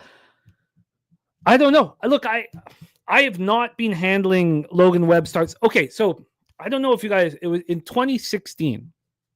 It was just before I went down to Costa Rica, started doing this full time. That was the year that Kershaw was minus 350 at home, minus 360 at home. And he wasn't allowing anything. And, I was telling my girlfriend, I was like, let's just go down to Vegas and put $5,000 on the Dodgers every game at home. Because, you're just going to cash and cash, cash, cash. And he was just cash, cash, cash. It was the only time I've ever seen that big of a favorite just cash over and over and over again. Logan Webb at home is becoming that. 2 earned runs in 28 1/3 innings. I feel like I've been screwing it up. He's a printing cash for his backers at home. I can't say the same thing for him on the road, but what? Why is this? I love the under 7.5. What am I saying? Like, what can I say? Like, I mean, it makes so much sense to me, but something just doesn't feel right. And when that's the case, I guess, stay off. And I feel guilty saying it here. Jose, your final thoughts here on Royals Giants? Because I feel like I'm just leaving money on the table. Yeah, I've none. We could just move on. I wasn't interested in the game. I didn't want to try to piece together a Royals bullpen. I think they might get touched up and the Giants might do all the scoring, but no action. So why aren't we on a -1? I guess that's too expensive, probably. And then what is keeping you off the under? And then we can move on. I don't trust the Royals bullpen in their bullpen day, I should say. We have lots of action going on right now. What a fun day. Okay. The -1 is just too expensive. It's like -150. If the Giants give up 3 runs in this game probably goes over, is what I'm thinking. Yeah. But if the Giants give up 3, I mean, Logan Webb's not going to give up 3 runs. No, you could give up 1 and then the bullpen gives up 2. That's what I was more leaning towards than him giving them all 3. Lex Steele, my man. I was not in a situation where I could comfortably have bet $5K a game. But in that type of situation, you basically just have to cash the first few. Just hope you cash the first one. Yeah. You know my unit size $300 or 250 or 200 WNBA. So I'm not, I want to get up. Yeah, by the way, I was shocked to see that you were capping the WNBA. Just solo dolo. You know what? What with the way I'm running right now, why wouldn't I? Honestly, I was like, with the way I'm running right now, it's the same angles I use for NBA, and Atlanta Dream was smash and grab, cash and grab, made my night really profitable. And now Brizzy joining us for WNBA today, but I don't see why, right now. Like, I'm not grasping at straws. I'm smoking. Are you watching the games with Ella? Is she interested? Yeah, she's interested, and her basketball's on Thursday, and she just played her very best game. So yeah, she's interested. Oh. And she had a huge steal off the best player and sprinted down the floor and scored. It was like, that's awesome. I jumped out of my chair. I jumped out of my chair. I almost broke through the wind. Like I flew. Like I basically flew 20 feet. Like I was like, geez. I was going to say, I could only imagine your reaction when she gets this steal and starts just breaking away. I flew up 20 feet. Like basically, that's the only way I can explain it. So there's glass in front of you. What is the glass? Yeah, because you're not allowed in the gym. They keep the creeps out. Okay. You're not allowed in the gym. So you watch from behind the glass. But I was like 20 feet away, and it's the most pumped up I've ever been in my life. Okay, let's roll on here. I'm still concerned about leaving money on the table. So let's just say it's the under 7.5, and it's the Giants -1 that I'm concerned about. And I don't want to leave money on the table, and I feel like I'm doing that here. So let's roll on. It's okay, but I did not just cash. So I didn't cash. I pushed in that first three, with no harm in that. Okay, let's roll on. Tariq B said just going to head and parlay the Giants and the Phillies. I mean, what I don't understand is if Logan Webb is going to give up a run every 14 or 15 innings at home, why are we sitting back not making money off of it? Because the market's not going with us? I got to work on it here. I got to figure that out here. Okay. Kong, I feel you, man. It's really, really fun. Really, really, really fun. Okay, let's roll on. Robert Franklin says Webb to record the win. But again, see, Robert Franklin, my problem is in these spots with low volatility. But if there's such low volatility, why am I not on the under 7.5 with AM? Because these bullpens should be trusted. So I should just be on the under. And maybe they can't. I mean, everybody bets overs at 7, right? Isn't that something people do? They see a 7, they want the over. It's so easy to get to. Okay, yeah. I'm sorry. I think. Fuck. I'll deal with this film. Let's roll on. This is tricky. 6:45 p.m. Eastern. We have Braves Nationals. That concludes afternoon action. We have two pitchers that just faced the opposition. AJ Smith-Shawver is pitching out of his mind right now, but you have to think that Trevor Williams, being the vet that he is, probably is a bigger bag of tricks. Shawver looked great. Didn't allow an earned run. 6 innings, 6 Ks, 2 walks, and a 5-2 win at home over these Washington Nationals. On the road this year, it's been a little worse than at home, but overall he's been very good. 269 opponent's batting average, which isn't great, but he's only allowed 7 earned runs. He's only allowed 21 hits in 20 innings. He's been good. Lefties have no chance against Shawver at this point. 154, 471 OPS. It's the righties that are hitting him and hitting him with authority. 297, 814 OPS. We have Benjamin saying this game is not going to go here, will be postponed. I don't know why they don't just start this one early, because the rain isn't supposed to come in until later.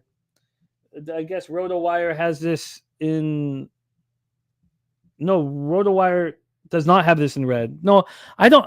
Unless you're boots on the ground, Benjamin, and it's very helpful information. I don't know if this will go. We have Olsen over 1.5 bases. Stacks play today.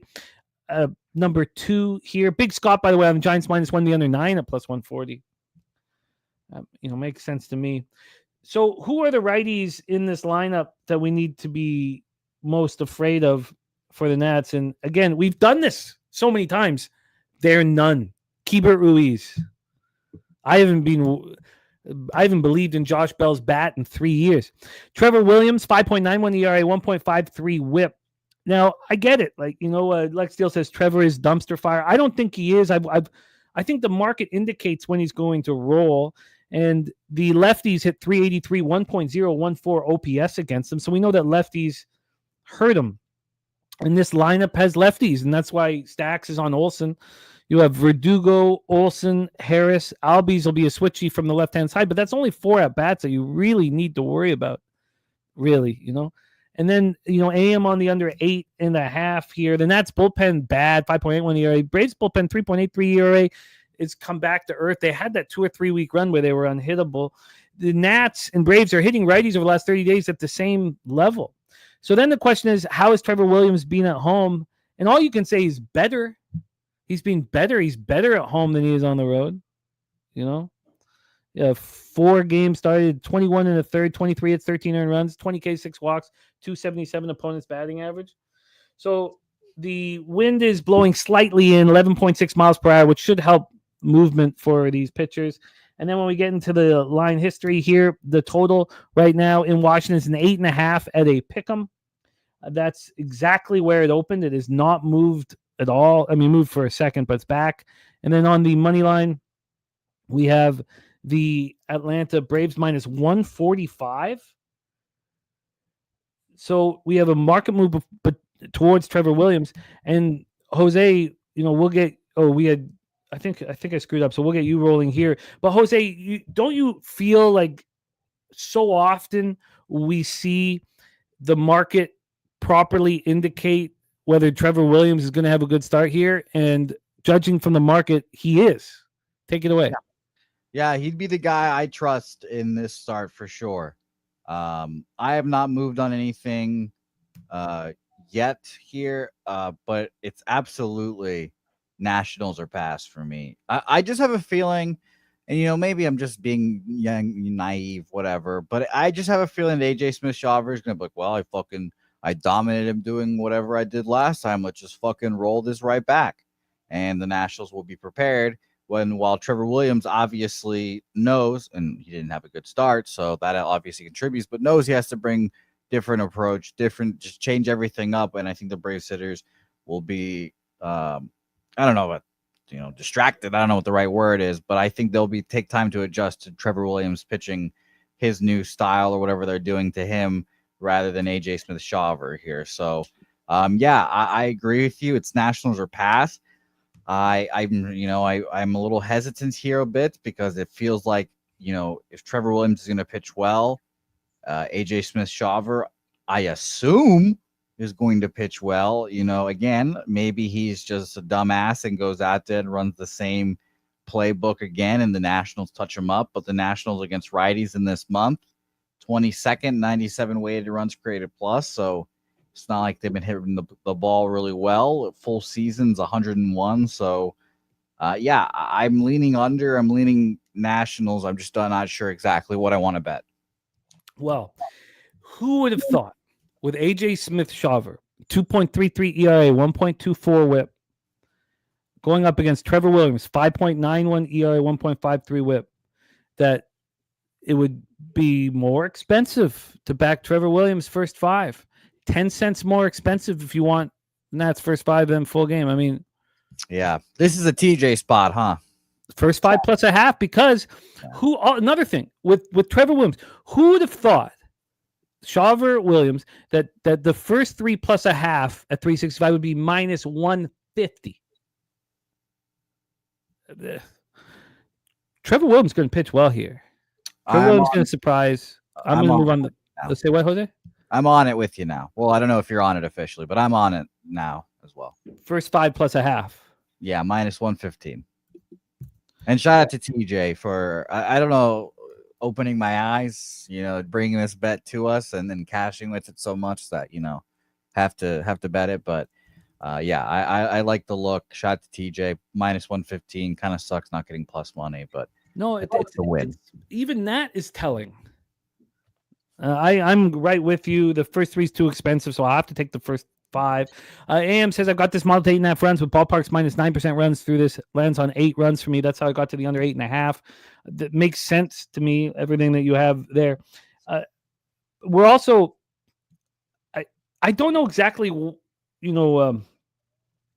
that last start was okay for Trevor Williams. 3 earned runs over 4 1/3. He didn't walk a batter. Now he comes home, and he's the vet. He should be the smarter one. Take it away, Wine Time. Shawver, Trevor Williams, Braves, Nats. Yeah, guys, you guys opened my eyes in this. Just listening to both you guys cap this game, because going into this game, didn't have a play in this one, although I did think I thought the Braves would be a little bit more expensive here. And I just placed the bet. I haven't tweeted it out yet, but I just placed it. I'm with you guys. This is going to be a squad bet here for us. I'll ride with you guys in the Nationals. I got the same number as Jose, plus a half at minus 115. This line tells us everything we need to know here. I think Trevor Williams is going to shove against the Braves lineup. I'm not going to trust him full game. I'm just going to trust him first 5 here. This could be the second first 5 play I give out officially on the show with you guys, the third one of the season. We lost the first one with the Cubs. I think it was a week or 2 ago. I think we're going to get back here with these 2 games here. I like where you guys here are on the Nationals. Nationals are just such a scrappy team. They've been playing some good ball the last 4 games. Winners of 4 straight here. The Braves had that rocky start, coming back to life here, playing some good ball. And they will be a team that we could back going forward. But I think that this is a little bit fishy as well. And seeing on the Action Network, about 15% of bets, 15% of money. Jose, what's the odds logic say on this game again? They have, let me tell you right now, I've already lost the son of a bitch. Ooh, what the hell? I can't find this goddamn game. What am I looking at? Braves Nationals here? Braves Nationals. Yeah. Here we go. 68% of the bets, 70% of the money on the Braves, and the line moving towards the Nationals. We should feel a little better about ourselves. 83% of the bets on the under, and 93% of the money on the under. So I'm with you guys. I love the Nationals first 5 here, plus a half. Getting minus 115. I'm going to take it with you guys. I'm with you guys. Let's give it out. I'm going to tweet it out right now. I like it. Justin McKelvey says squad bet fading my Braves. Y'all on some BS. Scum Blaster Nationals money line the under 9 SGP. I agree with the look on the total. The problem is my ROI on totals when the pitchers have just seen the opposition is negative. And so I've tried my very hardest just to let them all go. And that's I also think part of the cap here is that we think AJ Smith-Shawver gets a little touched up by the Nationals. Yes. And the Nationals have one of the worst bullpens in fucking baseball history right now. So, yeah. Look, AJ Smith-Shawver, we'll see. This isn't for me. This is more that the market with Trevor Williams over, how many years? Jose, 3 years, 4 years has been so telling on how he's going to pitch. So enormously telling of more than any pitcher I can think of. Yeah. Yeah, and I think that the offense is good enough to back him here. When was the last time we backed Trevor Williams? Remember, it was against Kodai Senga. Yeah. Yeah, shout out to, and that was that even a market spot? That was the long win streak spot. So I don't even. It was, but the market was heavy that he was going to pitch well. Remember, because it was like, how could Kodai Senga at home be not a bigger favorite? Yeah, well, let's ride today. Let's cash today. And thank you for taking the same bet as me, because if we had another first 3, first 5 difference, I would have fucking lost my shit.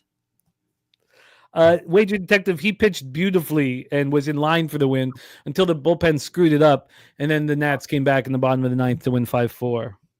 No. All right, let's roll on. I've upset Justin. Let's find some common ground here with Jose's Boston Red Sox, Fenway Park in Boston. Tyler Megel, childhood friend, schoolmate of our Wine Time. I don't know if you can say it anymore. Wine Time slandered his name last time. No, he never did, man. You tried to put that out there. He never did, man. God, 2-1 Pirates. I should have taken that first 5 instead of the first 3. I was going to double up, but I got scared. Okay, stay focused here. Okay, let's roll. Garrett Crochet versus Tyler Megal. Megal 3.74 ERA, 1.3 whip. He's been good this year. Higher strikeout rate than normal, 56 Ks over 43 in the third. He's only allowed 3 home runs. The problem is on the road. He's just not being quite as good. 14 earned runs allowed in 24 innings. Opponent's hitting 239 against him. He's coming off a 6-2 loss at the Yankees. He went 2 2/3, 4 hits, 4 earned runs, 4 Ks, and 5 walks. Going up against Garrett Crochet, 4-3, 2 ERA, 1.06 whip. Got slightly outpitched by Chris Sale. It was a fun game to watch. 7 innings, 7 hits, 2 earned runs, solo shots, 8 Ks, no walks, and a 4-2 loss at home versus the Braves. At home, he's been good. Not unhittable, just good. 28 2/3, 25 hits, 8 earned runs, 35 Ks and 28 2/3 is nice. We got Redbeard on the Mets. We got Robert Franklin on the Mets, Lex Steele on the Mets, and we have Nasty Nate on the Red Sox and Justin McKelvey on Devers over 1.5 bases at even money. For the splits, it is the righties that get to Tyler McGill, 270, 729 OPS. And so we go to the Boston Red Sox, and Bregman, Campbell, Story, Toro, the Switchy, Narvaez, and Rafaela are the righties. So it should be filled with them, at least 6, we would assume. And then for Garrett Crochet, it is nobody hits him. Lefties 156, 479, righties 208, 562, no benefit. Both the Mets are hitting lefties hard right now, 262, 769, but the Red Sox are hitting righties hard. And then the surprise to me is that in the last 30 days, this Red Sox bullpen has been very, very good. How could they be 500 then if the bullpen's been delivering the way they were? So take it away here, Jose, your Boston Red Sox. Let me just give a couple quick things. The weather in Boston, cold, 51 Fahrenheit, feels like 43. It's freezing up here as well, 9.8 miles per hour. Index down to 8 miles per hour. And then when we get to the line history here on the money line, we have Crochet and the Red Sox minus 139, open up minus 146, a very slight move towards the New York Mets. And then on the total here, so there we go. And then on the total, we have a 7.5 minus 112 to the over. This opened up at 8. It didn't move to 7.5 till 8 this morning. Once it moved to 7.5, it never went back. It has not moved from the 7.5 and minus 112 to the over and even money to the under, but it's not gone back to 8. It stayed there for now, 5.5 hours. Take it away, Jose, your Red Sox in play. Yeah, this is a game that, honestly, if the Red Sox win this game, I would be pleasantly surprised. I'm sure you guys talked about this especially yesterday. Bullpen was tired yesterday. And then Walker Buehler gets tossed in the third inning because the umpires got dick for brains. And that caused the bullpen to be just used the fuck up. Justin Slayton back-to-back days, 24 pitches total, so not really that much, but back-to-back days. Aroldis Chapman back-to-back days, who, again, pitched great, 6 pitches. I don't think he's thrown back-to-back days all season. And he's thrown, I think it was 8 appearances in the last 2 weeks. So I'd be shocked if he went today. I do not expect him to go. Garrett Whitlock, 19 pitches. I don't expect him to go. They're trying to figure him out. He was apparently tipping. Fixed that yesterday. We'll see if that ends up working for him. But 19 pitches, I don't think he goes. Brendan Bernardino, 23 pitches. I guess he's available. Greg Weissert, back-to-back days, 6 and 17 pitches. Justin Wilson, back-to-back days, 14 and 24 pitches. And Sean Newcomb threw 79 pitches on Sunday. He's probably not available either. So that leaves, again, Brendan Bernardino, maybe with 23 pitches thrown yesterday. And the guy that the Red Sox, I love him, but they have him on this roster for no fucking reason at this point. Liam Hendricks has not thrown in 4 days. The Red Sox avoid using him like the plague. And they're going to have to use him today, most likely. This all being said, that leaves Garrett Crochet has to shoulder the entire load today. I was looking, I don't have it on my local available. Whatever his outs are is probably going to be the highest they've been all season. If not, and this is where shout to Sharpie would be handy with him writing down these things every week. It has to be Garrett Crochet pitching for a lot of innings today. It just has to be. So whatever his outs are, I probably lean over on that. Red Sox going for a sweep here as well of the Mets. I know we don't talk about these last few days of games, but I'd be a little surprised if the Red Sox swept the Mets. A good team. Market in this game, there's 53% of the bets on the Mets, 56% of the money on the Red Sox here. Line has kind of gone down. It was minus 150 openers, down to minus 140. The total here, 82% of the bets and 76% of the money on the under. I just would be very surprised if the Red Sox won this game. I expect Crochet to pitch well. He'll go however long he goes, but the Mets are a good team, and I think they know as well, take pitches, get Garrett Crochet out of this game, and we will win this game. They're 9th in baseball against lefties full season, 110 weighted runs created plus. And the month we are in, they are 18th, 84 weighted runs created plus. So getting shoved this month, but I don't know, man. If we get 7 innings of Crochet, that's 3 innings of bullpen or 2 innings of bullpen I don't know, man. So I lean Mets here. This was one of the 2 plays that I had circled on my card early that I was just back and forth trying to decide, am I going to bet against the Red Sox today? How am I going to do it? How long is Crochet going to pitch? All those factors. So all that to be said, I have no action yet, but it has to be Mets or pass for me. Wine, what do you think? Yeah, this is a tough game here. I do expect both of these pitchers to go out there and throw well today. McGill's been struggling the last 4 games. He's still striking people out, though. I'm looking at his strikeout prop a little bit here, but I think I'm looking at this full game total a little bit more.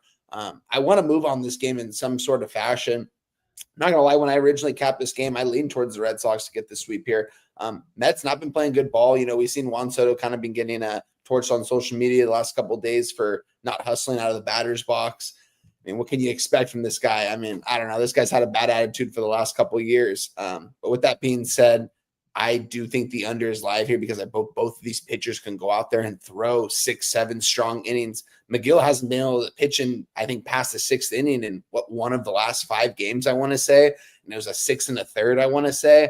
I think he can go out there and pitch a good game against the Red Sox. I mentioned in the chat, Rafael Devers right now. Looking at his numbers compared to the beginning of the year, that slow start, if he just had a little bit better of a start, people would be talking about this guy being the MVP of the AL right now. This guy's playing at a really high level. I like what Devers is doing at the plate right now. I expect him and Bregman to continue to do what they're doing. But in this spot, I just think both pitchers are going to pitch well. And I'm kind of looking at McGill's strikeouts a little bit over here. It's 5.5. It's just too much juice at minus 130 for me. I do think if he throws more than 5 innings, though, he's going to get this. And they're going to need him to throw more than 5 innings. They're going to need some innings, more innings out of him. Like I mentioned, last couple starts hasn't been going deep into these ball games. I expect him to throw at least 6 innings today. And if he gets 6 innings, he's going to get over 5.5 strikeouts. I'm not going to move on the prop yet. And I'm not going to move on the total yet, just because we have a lot of time until this game actually starts off. What time? 3:45 my time. So yeah, I will eventually tweet something out in this game, whether it's a strikeout prop, whether it's an under on the full game. It's going to be something in this game, but as of right now, I'm going to stay away from it. I have a really heavy lean towards the under here in this spot. I just think both pitchers are going to go out there and can pitch well. Wow, it's only minus 4%. See, I'm the opposite. I want the over here. It's just I was concerned that the weather was, not conducive, but only minus 4%. AM says on Ballpark Pal. That's a little surprising to me. If we're going to force Crochet to pitch deep, we're going to force him to. The Mets know that they're going to wait. Miguel doesn't look very good of late. God, minus 27% home runs, doubles up 12%. So what are your main points on the under in this one time? I just think that both pitchers can go out there and pitch well against these lineups today. Like I said, I think McGill's due for a good start. He hasn't been pitching well the last couple weeks or last couple games. I expect him to go out there and to be able to throw at least 6-7 innings, give up maybe 1 or 2 earned runs. And Crochet, I think he can shut down this Mets lineup as well. It's just not enough for me to move on it as of right now. like I said, there's still a couple X's and O's I have to go over in this game. I kind of want to let it sit for a little bit longer. That's why I don't want to move on it quite yet, just because we have some time on this game. But I just expect both pitchers to go out there and pitch well here in this spot. I just think McGill is due for a good start here, and this could be a spot for him. I'm feeling the opposite, but I will certainly spend more time on it. And Jose, if you had a free bet right now, would you be leaning towards the over or the under? I think you're muted. I'm thinking, honestly, this is another spot where it's kind of screams first 5 under to me, and I know we don't bet those. Like a first 3 under, maybe as well. But I'd lean under, first 5, and then full game I'd probably lean over. But it's not, I feel better about a first 5, first 3 under than I do full game over. See, Scott Blaster says under Crochet has to go deep. I think the fact that Crochet has to go deep hurts him. I don't think that helps. What was the cash flow on the total once more? Sorry, Jose, and then we'll move on. All the money was on the under here. 82% of the bets, 76% of the money on the under. I'm going to move on the over 7.5 when the show ends here. I'm going to do that. Let's roll on here. Let's roll on. And we have some very exciting information here from our very own Morgan Spooner. We'll be setting up an interview with the creator of Ballpark Pal. That's very cool. Yes, I was thinking about that just now, Mr. Ballpark Pal. That's very cool because I think Spooner we'd be better off not doing it on the Sunday morning, but doing it as because that's evergreen content. That'll be interesting for a long time. We should set that up away from your show so it just be the interview and then we can. But that's very cool, Spooner. I love it. All right, let's roll. So I don't bet overs often, and this is the one that I wanted, and I haven't. I've just been so caught up in prep, and I did have the internet issue, and for me, in the morning of, it's more important to me to ensure that the prep is done to break down the games rather than stopping to make the White Sox bets in that first 3 under in game 2 of the guard was a pain in the ass. I didn't have that 10 minutes to stop and set that all up. So I haven't looked in this long enough. But for me, Jacob deGrom has looked incredible at home and vulnerable on the road. Another thing with deGrom is lefties are really hitting him with power, especially on the road. He's hitting .245 with an .829 OPS. Now, we have weather issues here. Do we think, first off, Jose, do you think this game goes? I haven't looked at the weather, but I hope so, because this is the other bet that I was interested in as well with you. So what I don't understand here, no, I guess I do. I mean, 1-0 Orioles, top of the 4th. Wow. So finally, Grisham, Bellinger, Dominguez will hit from the left side, Austin Wells, and then Vivas, I guess, Yorba Vivas at third, hitting left, Phil Bean again. I think you feel I mean you have to play Volpe. I wouldn't even bother with LeMahieu. I mean I'd want to fill up as many left-handed bats against deGrom as possible. And then secondly, Yarbrough is an opportunity for the Rangers to get right against lefties. They're hitting .226 versus lefties over the last 30 days. And Yarbrough, the Jays could have signed him for a cup of coffee, re-signed him. They didn't want him. And I know that he's been stepping up and pitching better. The last start at the A's was quite good. And maybe I should pause because, 3.70 ERA, 1.27 whip, 20 strikeouts and 24 in the 30s being pretty good. And the Athletics hit lefties fine. His splits are fine. Now, he's only started 1 game at home. He's pitched in 4 at home. He's not looked good. 6 strikeouts, 6 walks, but, they're not hitting him that hard. 172 opponents batting average. He's only allowed the 1 jack. I think both pitchers can get touched. AM on the under 7.5, which will give me pause. Again, if I had really, really liked it, I would have probably moved on it before I got here. 14.3 miles per hour in. The Swish says this game's fine. No problem. It's going to go for sure. So it is windy coming in. 14.3 dies down to, stays about 14.3. So let's go over the line history and then hand it over to Wine Time to get us started here. The New York Yankees are minus 113. They opened up at minus 109, so there's been no move there. And then from a total standpoint here, we have a 7.5 minus 117 to the over. This opened up at 8, dropped to 117. At first, it was even money to the over. It was a pretty legit move. Now it looks like an 8's coming any minute. And in fact, looking around, there's a few books that have moved it to 8 already. Take it away, Wine Time. Rangers, Yankees. This is a tough game right here. This is a good game right here in the Bronx. This is going to be the Amazon Prime game, I believe. So, yeah, it is. I have a slight lean towards the Rangers here in this spot, and Jacob deGrom. I just have so much action today. This wasn't a game that I took too much time with, although I did have a lean towards the Rangers right here. And right now what I'm looking at on the line, I'm seeing the Rangers at a plus 103. Line really hasn't moved here in this spot. Total at a 7.5. Do I think both these pitchers can go out there and deal today? I think so. We're seeing a total right here at 7.5 minus 105. Both team totals over 3.5, both juice to the over at minus 125. So that's interesting too.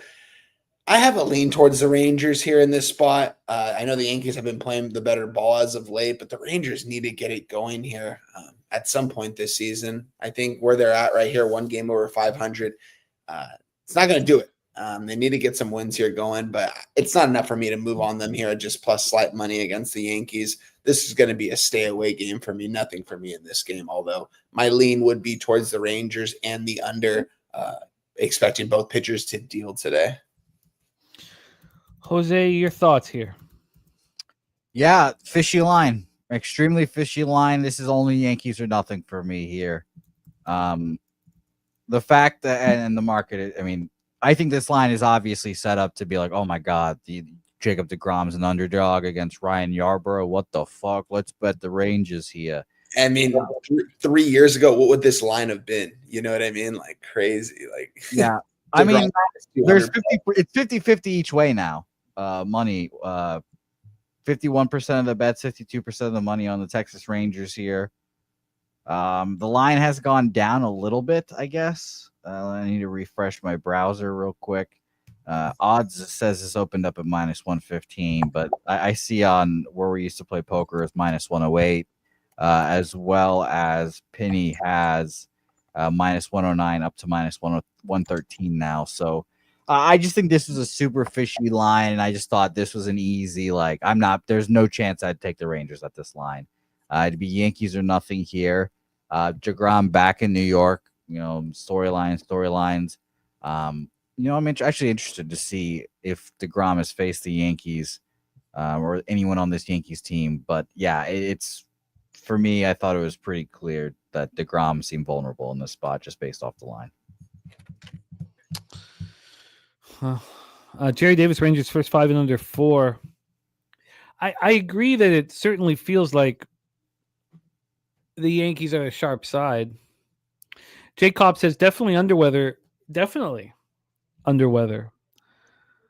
And the fact that this is just going to be right back from where it started on the total tells me runs are going to be scored. The Rangers bullpen hasn't been very good. Yankees bullpen's been okay. I want to bet. God, it sucks that these two, that both Boston and Yankees weather is just not helping me get to the over, but I want them both. I'm going to move on both money lines for the New York teams. It's the bets I was thinking about moving before the show here. Plus 130. Actually, I should bet full game, not first 5 for the Mets. Plus 130 full game Mets. Full game money line for the Yankees minus 113. So New York for me today. I have some interest in joining you on the Yankees, and I have some interest on the over. Perky saying a severe warning out there: Siberian breeze swirling in from the north, rain from start until midnight. All right, let's roll on to the next spot on the board. 7:07 p.m. Eastern. San Diego Padres 27-19, 11-11 on the road. Toronto Blue Jays 23-24, 14-12 home at the Rogers Center in Toronto, Ontario. We have Randy Vasquez in his magical fairy dust that he sprinkles on the opponents before he pitches. I cannot fathom that he's having these good starts, and he seems to be doing it. Perky made up the whole Siberian breeze, but rain. I was going to say that Perky has a nice way with words. I don't know if it's Siberian, but I respect that, Perky. He could have been an author, I'm sure, in another life. Randy Vasquez has 23 strikeouts and 26 walks on the season. I mean, but he's getting a lot of soft contact. He's pitching pretty well. I mean, the 5-1 win at home versus the Angels. The Angels are actually starting to hit a bit and playing well. 3-2 Rays. Oh, no. 3-2 Rays, says Benjamin. Did you move on the Astros? Sorry? Did you move on the Astros? On the -1 line. I did. We're bottom 4 now. Huh. Hunter Brown threw those 29 pitches in the first, which is not good. I'm watching them now. All right, let's roll here. Thank you, Daniel Hernandez and Benjamin, for the updates. So Vasquez coming off that nice start at home versus the Angels. Now he comes out onto the road. He's not, again, his numbers are just tricky to break down. I mean, he's been worse on the road. 12 earned runs over 22 2/3. 17 walks and 12 strikeouts. I mean, it's bad. Lefties are hitting 274, 818 OPS. Righties are struggling against them, 205, 581. The Blue Jays are a team where it's hard to find dangerous left-handed bats. Varsho hitting right now pretty well. Santander will probably hit from the left side. Lucas and Barger. It's a pretty good situation for Randy Vasquez. It's funny. We heard Wine Time's bullishness on the Jays. He's got the Jays Astros parlay. We heard BJ come in and say he thought the Astros and the Jays were the best spots on the board. And Jose, as I was capping Gausman, last year I felt like I had a good read on him.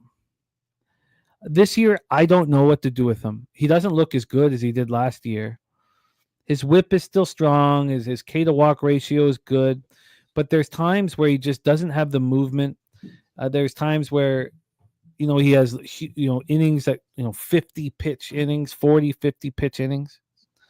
At home this year, he's looked a little worse for wear just because of getting lit up by the Rays in the last start. Now he's got consecutive home starts. So should we expect him to pitch better here? I find it difficult. And I was a little surprised that everyone kind of thought this was the best bet on the board. Roof will be closed for sure. This is the coldest May in 24 years in Toronto. Line-wise, the Jays and Gausman -163. They opened up at -150. There wasn't a move towards the Blue Jays until 45 minutes ago. I don't really know where and Shane Smith not looking good in this top of the first, which is not what I wanted to see. I don't know where the bullishness came from, honestly. This total is 9 -117 to the under. This opened up at 8.5. It's not a real 9. I don't feel any more comfort here. We have Justin McKelvey on Padres game, full game. Redbeard on the Padres first 5. Jose Bouquet. I can't wait to hear this breakdown. I agree that Vasquez looks hittable, but I can't quite predict Gausman at this point. Take it away, Jose. Yeah, I think he's a tricky pitcher to try to figure out. So I stayed off this 3-0 Mariners. Good God, was I wrong. 3-run shot in the top of the first. Fuck, man. All right. I'm going to live bet it. No, not them. I'm going to live bet the under. Yeah, I think that lead will help him a lot. Help the Mariners' young pitcher, who I thought might be vulnerable here. I think you got to get this in at 11.5 as soon as possible here. I'm not signed in yet. I was charging my phone. I'm going to move on this under 11.5. I got to get in. Come on. Well, good luck to you there while you're doing that. 70% of the bets, 69% of the money on the San Diego Padres here. I just think it's a public dog, most public dog of the day, it seems. 75% of the bets, 86% of the money on the under. I don't want to be on a public dog, so I lean Toronto here. Toronto. Maybe Gausman has a good start, but I agree with you. If you can't get Gausman, you can't get your guy. I'm not going to challenge. I'm not going to try to do this on myself. So I'm staying off here as well. All right, I'm moving on this under 11. Yeah, I just moved on the live as well in this game. I did the White Sox plus 3.5 live at minus 105, just $200 on it. It's a little live play. White Sox haven't even come to bat yet, so I'm not going to give up on it quite yet. I think they can still score some runs. Yeah, I definitely considered taking like a plus something first 5 again, like I did the other day as well. Because again, we made the bet based off the first 5 line. I think that, obviously a shit start, but I think that the White Sox can bounce back here. Just to let you guys know, first 5. You can get first 5 plus 2.5 at plus 117, and I will be moving on that as well. So we can make that official as well. First 5 plus 2.5 for the White Sox for me. Again, we made the bet based off of the line. I'm going to trust the first 5 line here and roll with it. So should be interesting. But I've got no action in this one. Wine, did you have anything in this one? Yeah, I had the Blue Jays. I had them parlayed up. I think Gausman's going to pitch well today. It's as simple as that. I think that they're priced at this price for a reason being, what did I get them at? What are they currently at? When I gave out that, they were a minus 155. Right now, the Toronto Blue Jays currently sitting at minus 162. It just continues to move towards the Toronto Blue Jays. It tells us everything I need to know. I should probably be on the run line at minus 1.5 at plus 130. If I'm being honest, I'm not going to do that though. I'm not going to get too cute with it. If the Astros don't take care of business, maybe I move on the Blue Jays minus 1. As of right now though, I'm going to end up just keeping my parlay go. It's still a long game in that Astros game. I think these games, these are going to be some long games today, and just gotta let them ride out and see what happens here. So I am, as of right now, going to pass. Just have them in the money line parlay plus 167 with the Houston Astros on the money line. Let's roll on a couple quick outs now for Shane Smith here. So I moved on the under 11.5. It was expensive. I got minus 135. It was a second late from the minus 130, but a good number though, 11.5, Jim. I mean, I like that. Yeah, I feel okay about it. All right, let's roll on. Disappointing here. I mean, it happened. It is 8:40 p.m. Eastern. We have the Philadelphia Phillies 30-18, 13-10 on the road at the Colorado Rockies 8-40, 5-18 at home. Coors Field in Denver, Colorado. I've copied and pasted it somewhere, and I forget who it was. If someone could remind me, I don't want to go through all the notes right now, but somebody said that their only bet today was the Phillies team. Oh, Joe Yurkovich.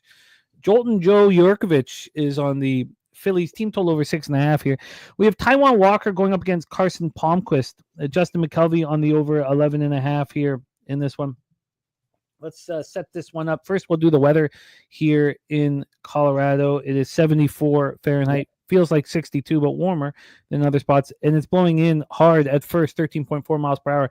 It gets, 5 miles is cut off of that after a couple hours. It gets, down to 8.9, but it's still blowing in. We have AM on the over, Justin McKelvey on the over, Harper RBI as well for Justin McKelvey, and Dylan Med has the Phillies Jays at plus 130. Carson Palmquist here. He's had that one start, 8-0 loss at the Diamondbacks. This is not an easy spot for him. Phillies are hitting 286 with an 808 OPS versus lefties over the last 30 days.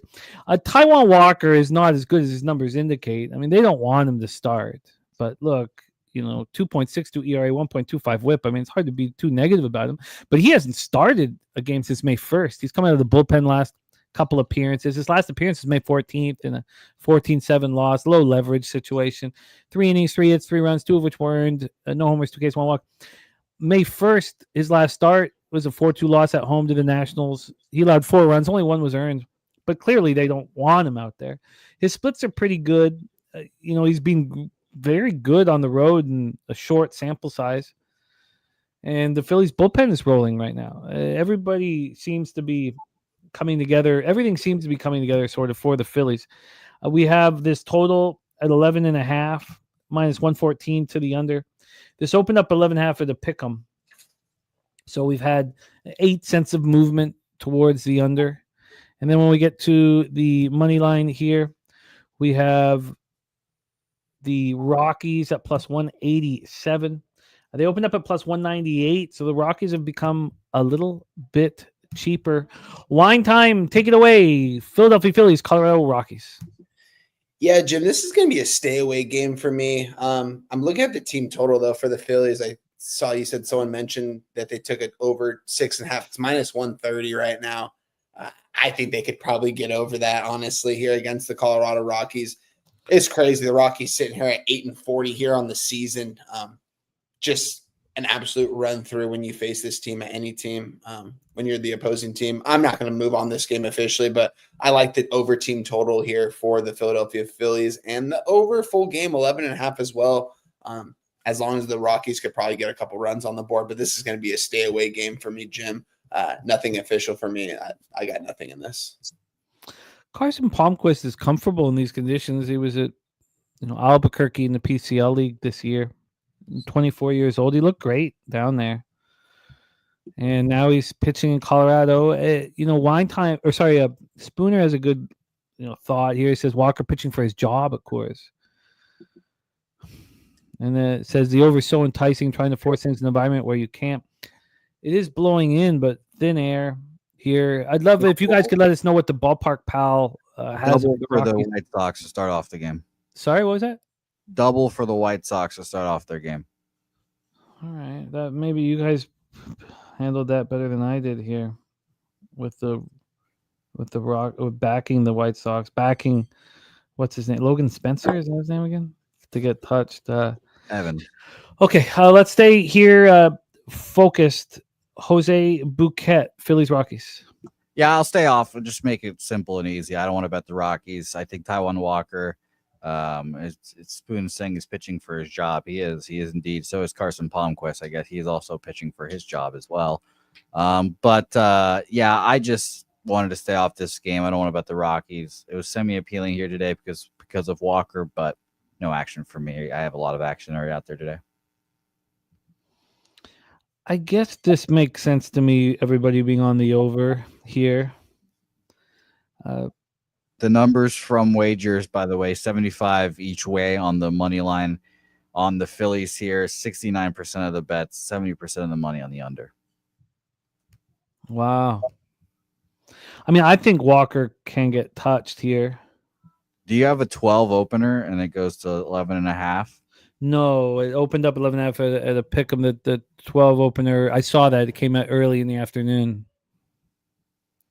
So what was that, 49 and 70 on the under?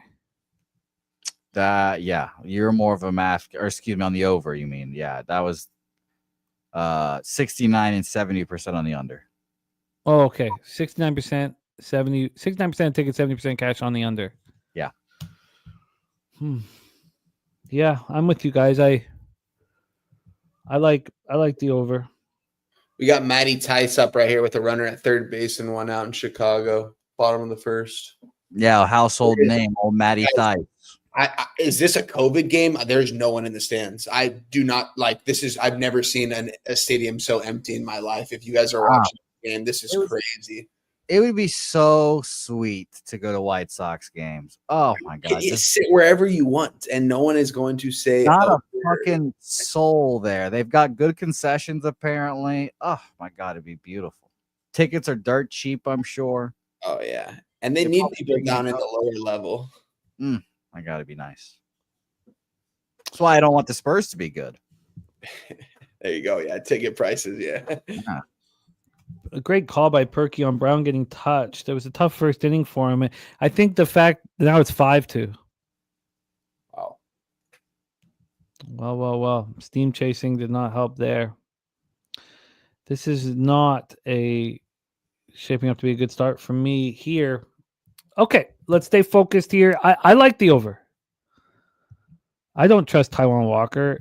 I don't know what Palmquist is going to do, but I know that this is a tough matchup against the Phillies who are raking lefties. In fact, though, is the first 5 over the more appealing bet? I'd want all of the Rockies shitty relievers in there personally. Yeah, I think I would like that as well. If I was going to move on the over, I think it would be full game here in this spot. I mean, you're getting 5.5, 6.5. I haven't looked even. Let's just take a look and see. 5.5 obviously more appealing than 6, but my assumption would be 6.5. But I don't know. Let's see here. The total first. God, it started out so hopeful with the Pirates, and then we have the total is a 6. It's minus 113 to the over. God, I mean, the Phillies bullpen is pitching better. If this game gets carried away, I would like to be on that first 5. We have Nasty Nate moving live on the Astros plus 2.5. Not bad. I don't hate it. I'll figure this out on my own, but I'm leaning towards the first 5 over. I want to attack Taiwan Walker. I don't want to attack the Phillies bullpen. And, Carson Palmquist, Phillies going up against lefties. They're smashing lefties right now. The Rockies bullpen hasn't been that bad. So it's going to be a first 5 over. I'll see if I rue that decision. All right, we got 2 games left in Major League Baseball before we get into NBA. Billy Brisbane and Wine Time going to be rocking with us. And then Brizzy and I will take over for WNBA. Fresh off the double up on the Atlanta Dream yesterday. Felt very good. 10:05 p.m. Eastern, we have the LA Angels. Wine Time's LA Angels playing good ball. Right? As soon as we give up on them, they start stepping up. 22 and 25. Series winner against the Dodgers. That was impressivo, man. Yeah, Castro minus 300 fade. Shout out to the Angels. The A's 22 and 27, 8 and 15 at home. They have fallen off. They have not looked good. We're at Sutter Health Park here in Sacramento, California. We have AM on the over 10.5. We have Jack Kohanowitz, a pitcher that I believe in. He's got Randy Vasquez type numbers, 29 strikeouts and 22 walks, but highly thought of pitcher. And he just pitched beautifully at Chavez Ravine, 6 2/3, 5 hits, 1 earned run, 5 Ks and 4 walks. On the road, he's struggled a little. It's lefties that are hitting him hard. 311 with a 910 OPS. We've talked about the dangerous lefties in the Athletics lineup for some time. Soderstrom, Blade, Butler, and Kurtz are the lefties that are expected to be in that lineup. He's getting righties out. JP Sears, on the other hand, he had those crazy advanced splits. Now they're looking reverse splits. Now they're looking a little better.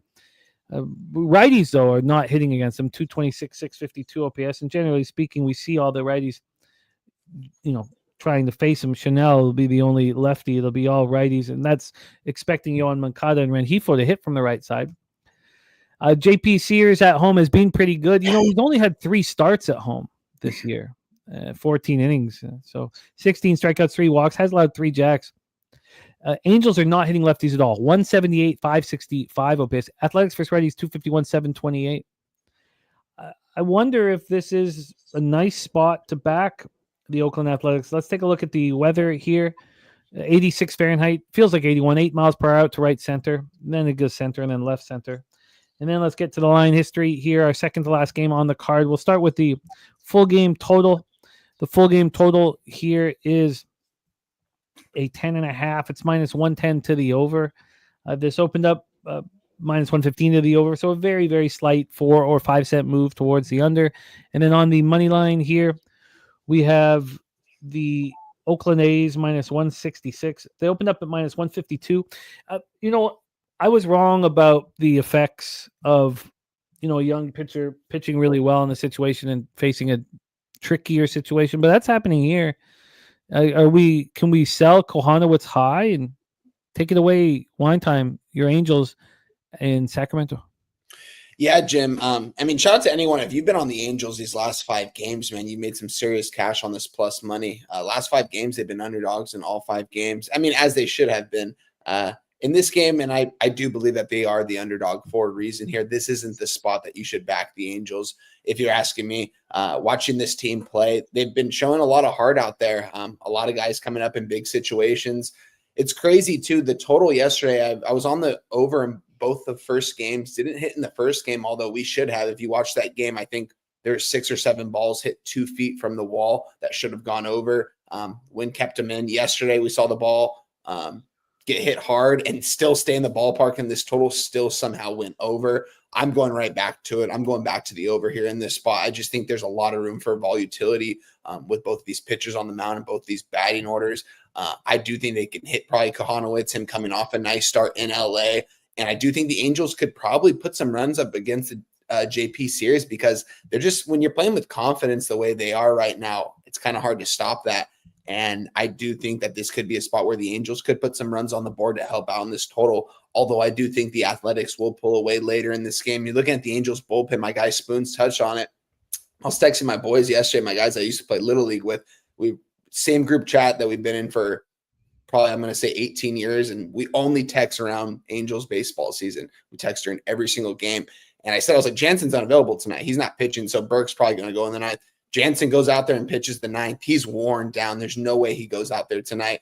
Zephyr John will be available. Reed Detmers will not be available, although he hasn't pitched well this year. And the Angels bullpen's already thin as it is. So you're going to get Zephyr John in there in the ninth, which means you're going to need at least 6 innings out of Kohanowitz, probably even 7, because if you look at that bullpen, guys, you look at some of those names in there, man, there's a lot of room for volatility, especially at this ballpark. I think the ball's going to fly today too. I think there's going to be some home runs on the board. I haven't looked at any home run props, but I would look at a Rooker home run prop. I think that he can get it done here. He had a nice game yesterday. I was on his base props yesterday. I didn't tweet it out, but I just thought it was a good spot for him. Looking at this game right here, I just think that the Athletics being a minus 170 here after losing the first 2 games, Angels had some magic there in the later or in the beginning of the game, getting runs on the board, and their bullpen held up yesterday. But I don't know if we're going to be able to see that bullpen hold up today as we get into these later innings, guys. Let's say if this is like a 1-0 game going into the 3rd inning, you guys bet that live total over as soon as you can. If you ever see a line better than 10.5, you bet it and you keep betting it, because this is going over 10 runs. This is going over 11. This is going to hit 13 or 14 runs. I think both teams are going to hit. Give me the over 10.5 minus 110 here in this spot. I think both teams are going to be able to hit today. I'd like to join you on that. I definitely am going to be on the A's -1. Yeah.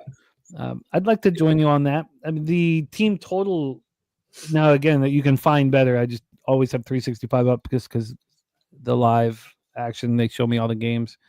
The over 5.5 at -125. That's telling. But even the Angels over 4.5 -125. Mr. Bouquet, an interesting one. The Athletics cost me a great day yesterday. I was 5-2 rolling into that one. Take it away, Jose. Angels Ace. Yeah, I don't have much. I will just echo some thoughts from shout out to Matty Ice.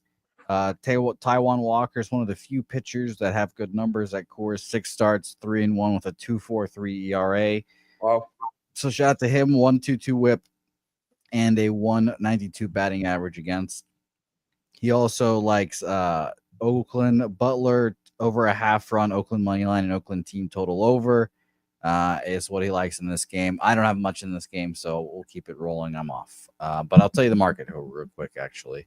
Before I do, 74% of the bets are on the under, 69% of the money on the over in this game. So that's good news there for you, Wine. 61% of the bets on the A's, 55% of the money on the Angels.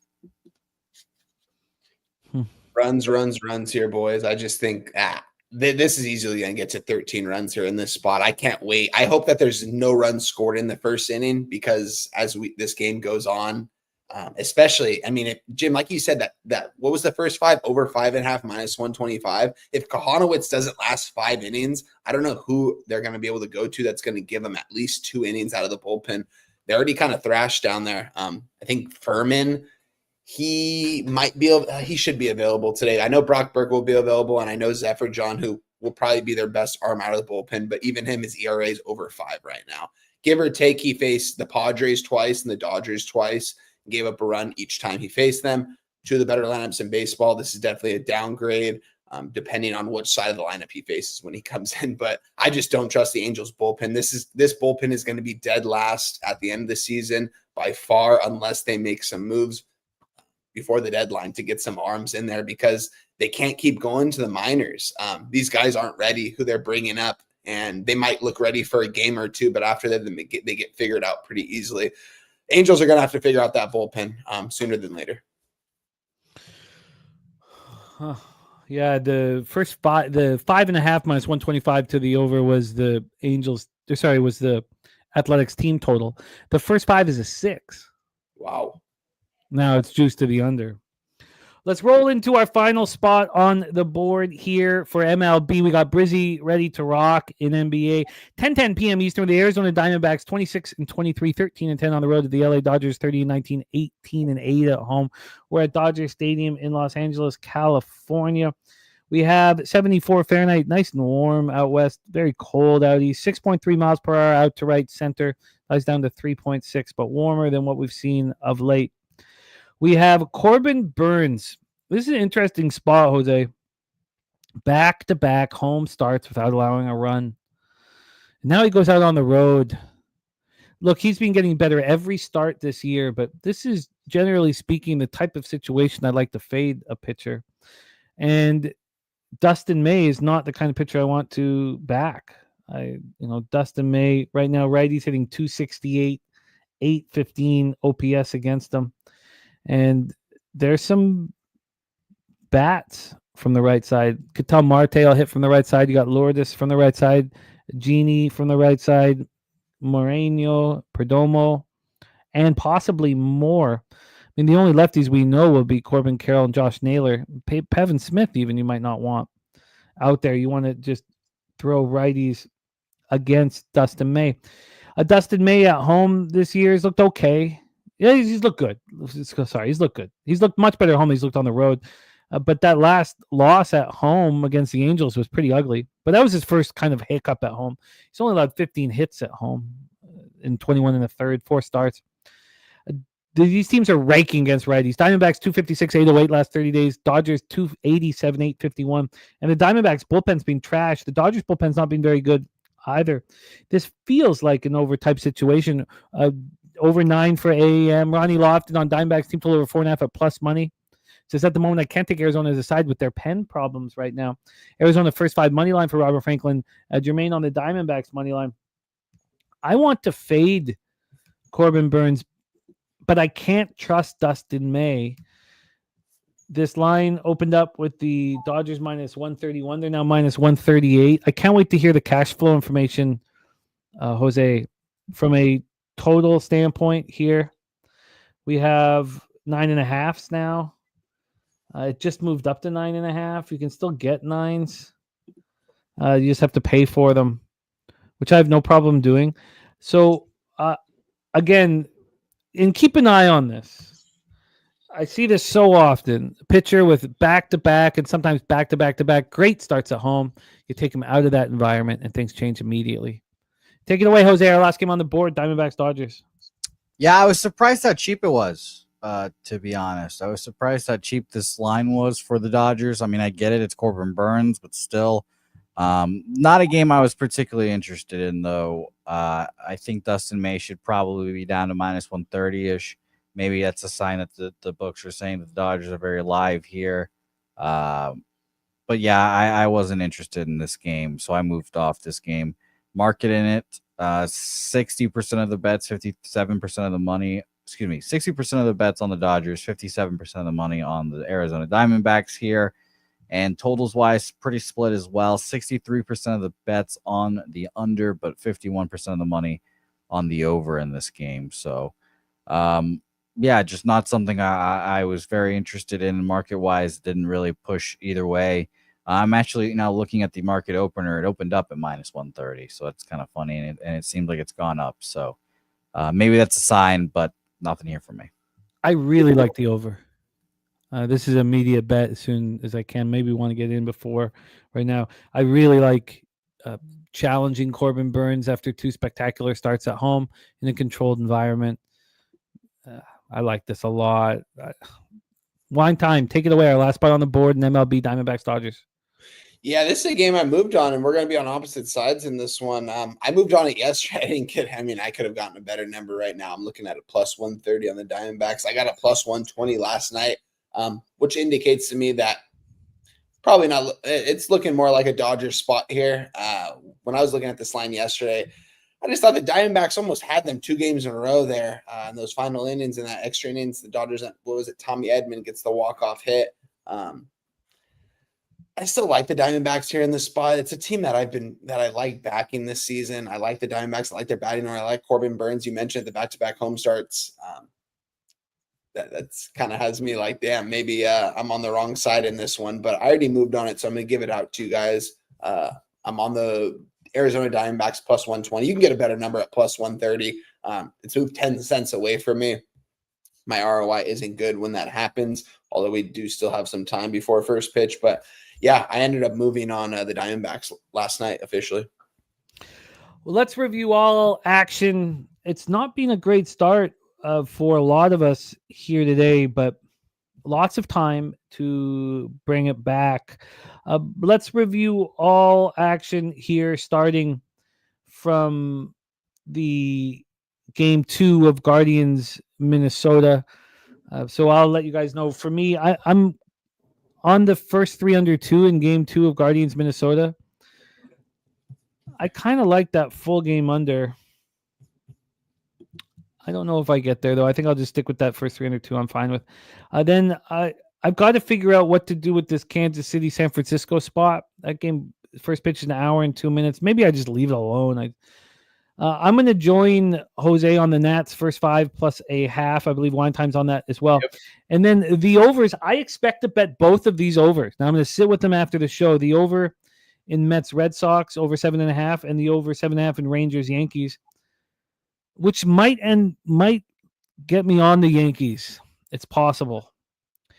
Padres Blue Jays, I'm off. But the first 5 over in Philadelphia, Colorado. It's an interesting thing that Matty Ice brought up about Taijuan Walker delivering in Colorado. You know, there's a lot on the line for him. I can't get past the fact that they don't want him starting, even though he's got good numbers. They're, hiding him. So, but I did write down a note when you talked about Matty Ice's thoughts. So maybe it is just a full game over. I'm not sure, but I'm moving on to the over in some form in Phillies Rockies. Then the A's -1 and the over 10.5. This is most overs I've had all year. And then the over again in Arizona, LA Dodgers. This is most overs I've had all year. But I try to focus on just taking what the league offers, and this is what they're offering. This is what I'm moving on. Let's hear from you, Wine Time Sports, your action today. Yeah, one of the plays I tweeted out that I added was the Washington Nationals first 5 plus a half at -115.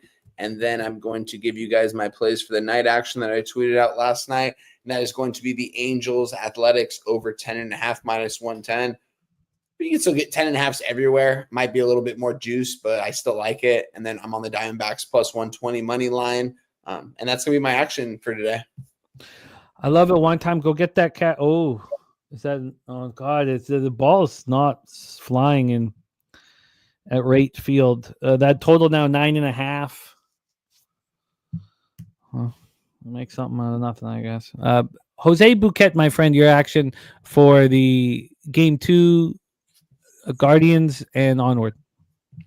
Yeah, I'm on both New York teams money lines plus 130, and New York Yankees -113.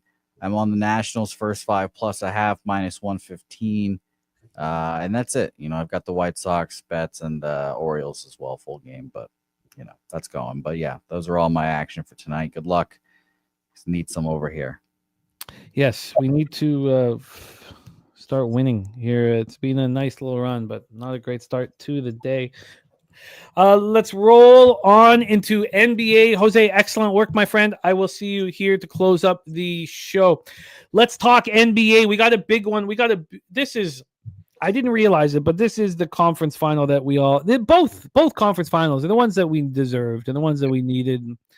I know that hurts. It's not like the Celtics or even if the Cavaliers are healthy or whatever, it wouldn't have been bad, but they'd be great. But Pacers, Knicks, and the storied rivalry that we have.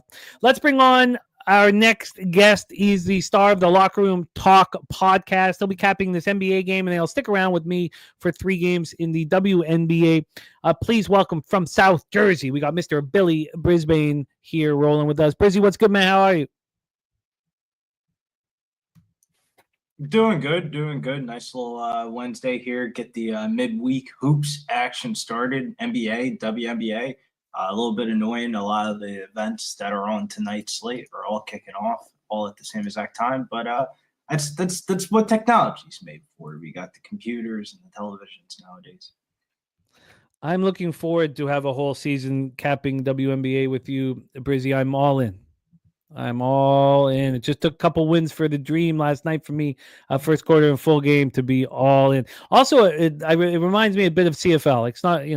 We're not talking about a 25, 30 team league here. Pretty easy to get yourself up to date. But first, we're talking NBA with Wine Time and Brizzy. Yesterday, it was very difficult to be bullish on the Thunder and lose a little bit of juice. Shouldn't have happened, man. Should not have happened, but the double result did not come through, even though the Thunder -7 was easy. Let's roll here. East Finals Game 1, Madison Square Garden, the Mecca. This is going to be a lot of fun.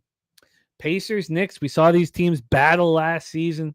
We're in Madison Square Garden here. In the playoffs this year, the Pacers are playing spectacularly well. 8-2. They're shooting 50.1 from the field and 40.6 from 3. They look excellent. The Knicks like to play at a slower pace than the Pacers. Pacers are going to try to run fast. Knicks are going to play half court. We know what they do. The Pacers playing at a pace of 99.27 possessions a game, with the Knicks at 95.3 possessions a game. If you look at the pace in the regular season, the Pacers were the 7th fastest team, while the Knicks were 26th fastest here. And the Knicks have not been shooting well. 44.4 from the field and 35.8 from 3. We got Fernando Mendoza on the Pacers. Steven Fehrenbach talking about the best days of his youth spent at Jacobs Field watching Man Ram, Kenny Lofton, the boys. You sure had a hell of a team. Carlos Baerga and all those guys. It's a nice team you had there. The Julio Franco stance. Everybody my age tried to hit like Julio Franco until we couldn't seem to pull it off. But you had a hell of a ball club back in the day and still do here. Justin McKelvey here on Towns over 34.5 points and rebounds. Steven Fehrenbach on the Pacers alt at +6.5. So let's roll here. These teams had the exact same, almost stats were so similar. Defensively, almost identical. But there are such different methods to create those stats, both defensively and offensively.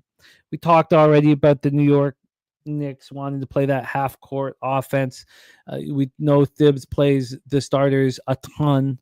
The Clippers bench scored 21.7 points per game and the fewest minutes per game. That's the fewest points and minutes of any bench in the NBA this year. We know everything runs through Jalen Brunson. Cat coming off a series where he shot 3 of 19 from 3, just 15.8%. We know that he's going to need to step up. The more I studied what has gone on, the more I gravitated towards the Pacers. And I've not moved on any futures, anything. I really want to hear from you guys and hear the plan of attack, at least for game 1. The Knicks are -4.5 at -110. They opened up at 4.5. They went to 4 for a little while. Now we're back at 4.5. We've had 4 cents of movement at the 4.5 line. On the total here, we have a 223.5. It's -110 to the under. This opened up at 223.5, -107. Oh, sorry, opened up at 223, so it's gone up a half point. -107 to the under. We'll get the cash flow from cappers here in the chat or with Odds Logic, but I'll tell you over at Action, we have 57% of the tickets and 68% of cash on the New York Knicks. On the total, we have 90 and 85 on the over. So here we go. We have the Pacers, and here's some stats for the Pacers that did, catch me by surprise a little bit. Their effective field goal percentage through the first 2 rounds is at 58.3%. That would be the highest mark in the playoffs in NBA history. That's what they're doing. That's what the Pacers are doing. Regular season, their offense was quite good, 115.4 points per 100 possessions. In the playoffs, it's 117.4. That's by far the best of any of these teams left. Where we have a Knicks team that does it all with their starters, we have a Pacers team that had, 7 players averaging 10 or more points. Siakam was the only guy in the top 50 in scoring. They had 10 Pacers averaging at least 19 minutes a game. You have a coach in Rick Carlisle who is so experienced, and you get the feeling that he can decide how he wants to carve you up. And he's got lots of different opportunities to do so. We have 38 players with at least 100 playoff field goal attempts in the NBA this year in the playoffs. Aaron Naismith at 65.2 effective field goal percentage. Andrew Nembhard at 60.6. Pascal Siakam at 60.1.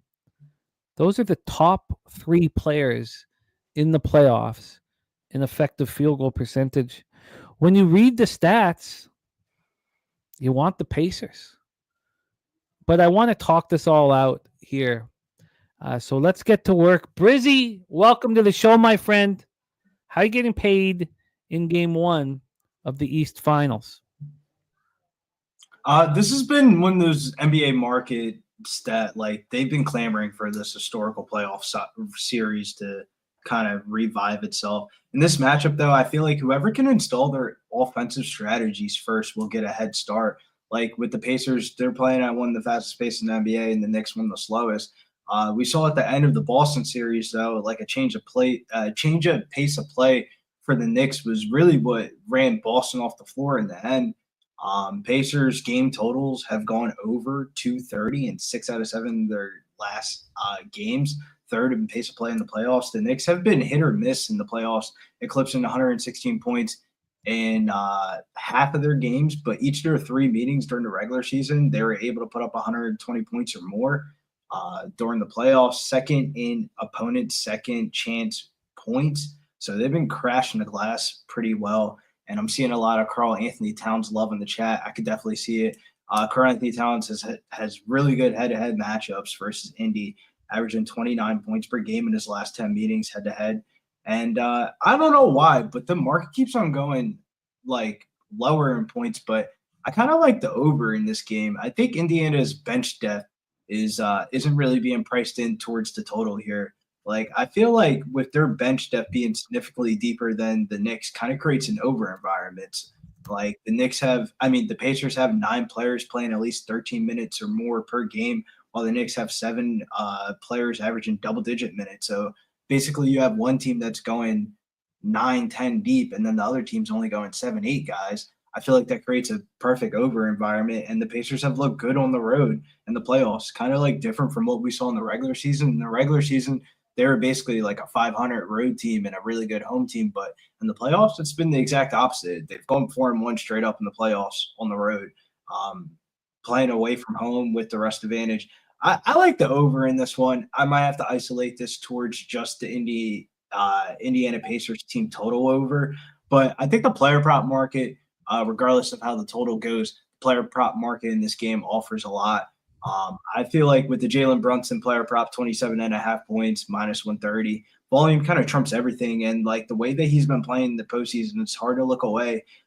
Leading the team in usage with 31.9% usage rating, leading the team in minutes played, and 22.3 field goal attempts per game, which is absolutely fucking ridiculous.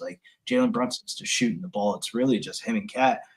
Cat could definitely have one of those games today, but if you're going to play a Cat over, I wouldn't play just the straight up over on the points. I would try to go for an alt line. FanDuel has the Bill Simmons special. I would take the over 24.5 points and try to get somewhere north of plus 200. If Cat's going to have a really good game, I would kind of play into the averages. Like he's averaging 29 points per game in the last 10 meetings. I definitely think if you're going to play a cat over, I would just take the points and take it over, maybe even a ladder. But I would just play the average and take 24.5 and ask him to score about 25, 26 points.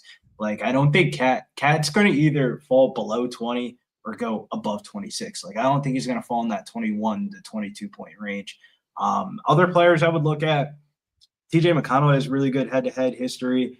I have a sneaky suspicion, though. Benedict Matherin's going to have to play a big part in this series with the way that the Knicks have, like, their wing players with Mikal Bridges, OG Anunoby, et cetera, Josh Hart. I feel like Aaron Naismith and Benedict Mathurin are going to have to play huge parts in this series. We saw Benedict Mathurin play a huge part in the series against the Cavs when he played against DeAndre Hunter. He kind of, like, shut down DeAndre Hunter a little bit, got in his head. They're kind of beefing at it a little bit. Feels like Benedict Matherin's a perfect type of player to play in New York. You know, I agree with the breakdown and in any Pacers game to want the over. I get it all. I think the main thing for me is what happened yesterday. The Thunder and the Panthers in NHL were in playoff mode. The team that had too much time off failed to menace in game one by a huge degree. I mean, those teams got crushed. We know that the Pacers, with their depth and their rest, are going to benefit from that down the road. Despite the statistics telling me that the Pacers are rolling, I've been here. I've done this. It doesn't work in the playoffs to have that much time off in game one. It just doesn't work. The Knicks are in playoff mode right now. They didn't have to travel after beating the Celtics. I don't want the Pacers in game one at all. They've been off for too long. Take it away, wine time. Pacers, Knicks. Yeah, I actually really love this spot here for the New York Knicks. I'm on the New York Knicks here. I got them on the -4.5, -110 here. I think they're going to take care of business the first game here at home against the Pacers. I like where Billy was going as well with the over in this game. I do think there's going to be a lot of points scored, which means you could probably take a good look at the player prop market, which is what I'm doing right now. And taking a look at it, a player that I think might have a sneaky game today is Mikal Bridges. And you can get his over 18.5 points right now at +130. I just think that he can get off here in this game one. I think all the attention is kind of going to be around Brunson and Cat here in this spot. But once Bridges starts making those shots, I think he can get to 20 points, honestly, here in this spot. So I'm really close to looking at his over 18.5 points. You can get an over 16.5 at -120. I'm just looking at some plus money here in this spot for Bridges. It's something I'm going to move on officially, but that's one of the props I kind of want to attack here. Also, another one that catches my eye is Jalen Brunson. I mean, over 30.5 points at +120. Getting some good plus money with Brunson as well. We know he's going to score at will here today. We know he's going to get to the free throw line. He's going to force those fouls. He's going to make those open jumpers. I just think this is going to be a New York Knicks spot. Maybe the Pacers get him in game two. Maybe it's a spot we take the Pacers in game two on the road. But I think game one at home for the New York Knicks. Pacers, you mentioned it as well, Jim, have had some extra layaway time, had some extra off time here the last couple of days. I think they come out here a little sluggish. So I honestly think you could look at the Knicks first half and full game. The only play I'm going to give out officially here, though, is going to be the New York Knicks -4.5, -110. I think they get it done here. I have a lean towards the over and Mikal Bridges over points props. I'm going to take a look at this game more as the day goes on. These next 4 hours, I'm going to be locking into the market and all that stuff. So if I have anything else, I'll tweet it out later. But as of right now, my play is on the New York Knicks -4.5, -110. I just think that they're going to take care of business here in game one. Game two might be a little bit different. I'm curious to see what that number is going to come out after the outcome of this game. But I like the Knicks here in game one to take care of business. Benjamin Mills saying I'll wait and take the loser in game two is a great way of handling things. Just a great way of handling things. I play devil's advocate, though. Sure. I'm not saying to back the Pacers or I'm backing the Pacers. I kind of like points to be scored in this game, but the play devil's advocate for the Knicks side, dude, they just came off of the biggest home victory win in like playoff history. Just blew out the Celtics. the streets of New York City were absolutely ridiculous. They're acting like they won the championship already. Like, this feels like the most let down spots of like these two teams played in the playoffs last year and the Pacers were able to win game one. Like, would I be shocked if that shit happened again? Like, no, like I just can't lay chalk with the Knicks of like that. It's just like they've been plus money price tags all playoffs basically. And now we're seeing them at minus money for a team that's only won 2 playoff games at home this whole entire playoffs of like, they are lucky to even be here. I feel like I don't know, like I don't get why this total keeps on going down, but I just feel like I can't back the Knicks off of them playing their best game ever in like franchise history. I totally get that, Billy. And yeah, I've been seeing it all over social media. The Knicks fans, they're pretty much celebrating like they already are in the NBA finals, like they already won this series. I just think, I mean, those are the fans. I just think this team, like the Knicks team, I just think that they're going to be locked in for this game. I mean, these guys have been playing with each other. A lot of these guys play with each other in college and stuff. And, you know, this is the year. Like, if the Knicks want to go to the NBA finals and win a ring, like this has got to be the year for them, I feel like. Shooting efficiency. It's not even, I definitely agree with you. I'm a big Nova guy. I was a huge fan of Jalen Brunson, Mikal Bridges, Dante DiVincenzo, and et cetera's careers and stuff like that. But it's the shooting efficiency that I'm more like hinting at of like they shot 46% from field goal range, 42 of 91, hit 16 3-pointers, 19 of 21 from free throws, 55 rebounds, 24 assists of like, yo, what the fuck? When have the Knicks done that the whole entire playoffs? Of like, for them to just copy and paste it back-to-back games, it's like, if the Knicks win this game, shouldn't this game just go over? You know, yeah. I would like to say a couple things here quickly within this. BJ says market says Pacers live. Well, the market certainly said that about the Timberwolves last night, 7.5-7. Certainly said that about the Carolina Hurricanes last night. Line moved towards the Carolina Hurricanes. I told you guys on this show that I don't care anymore about market movement in the playoffs.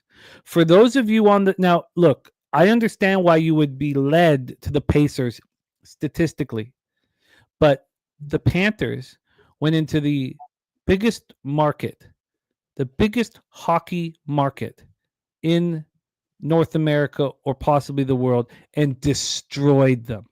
And then what did they do 2 nights later? They destroyed the Hurricanes. If for those of you on the Pacers tonight, and again, I'm not certain that I'm going to end up on the Knicks. And I was really wanting to know what was going to happen after talking this out. But if you guys are on the Pacers and if you lose, I still fucked it up in the beginning of the second round because I was so cocky. I was so confident in my capping that I didn't realize you can't leave playoff mode for 5 days and jump right back into it. And so let's say the Pacers lose this game by 10. It should never be a bet again in the rest of your career. And I mean black and white extreme type shit, betting a team off of a layoff in the first game of a series because they're statistically better. So, we're all we are trying to do as a group and as a community is become professional gamblers, where we gamble for a living. We raise our family through gambling. We're trying to get better every day. We want our unit size to be $5,000 a game. That is our goal as gamblers. And these are important, things to really, clench in on. And you can say that there's no black and white, there's no extremes. But certainly last night, when I told you guys the market doesn't matter in the playoffs, it's not like the regular season. Like, I want to know in a smaller market when the market's moving. When it's this massive market, I don't care. I don't care when it's huge market. I don't care. And that's what happens with these one-off playoff games. So we'll see. BJ says the layoff has been a money burner first game. It has. A DC capper on the Pacers plus 4.5 in the over 223. And so I think what I have to do here is put my money where my mouth is. I really do. And fade the Pacers in game one here, which statistically I don't want to do. I don't want. That's not what I want to do. In studying these teams, I don't want to do it, but I think I have to put my money where my mouth is and say, look at this, watch it happen again. The team that's off the break. Now, if there's any team that could mess this up, remember, this is the Pacers. The Pacers are the team that completely destroyed me in Operation Garcia last year. And they have depth and they play with pace, and everybody gets a piece of the pie.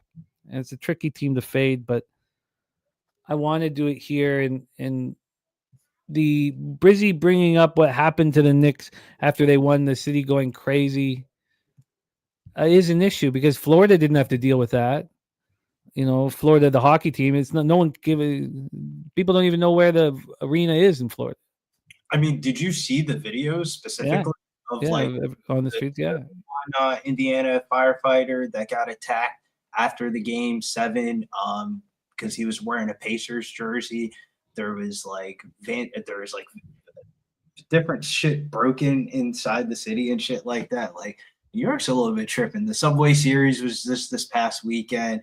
I mean, the Liberty just got their rings. I mean, New York can't have everything, can they? I mean, we've seen this script before. The Knicks just go, but like, I don't blame you though. The kind of the playoff rest versus rust kind of definitely comes into play for this one, but I just feel like, damn, the pace of play in this series is just not being accounted for. Of like, I kind of feel you on the market of like, this market might be going under, but you might be seeing me placing a tweet out that we're going to be on the over here, because I just don't see how you just don't see points of like, if you look at the Knicks, their front court has the advantage over the Pacers front court, and the Pacers backcourt has a significant advantage over the Knicks backcourt. So it's like, could those two counterpart? But if the Pacers start off slow or something like that, yeah, I definitely think this under could be toasted.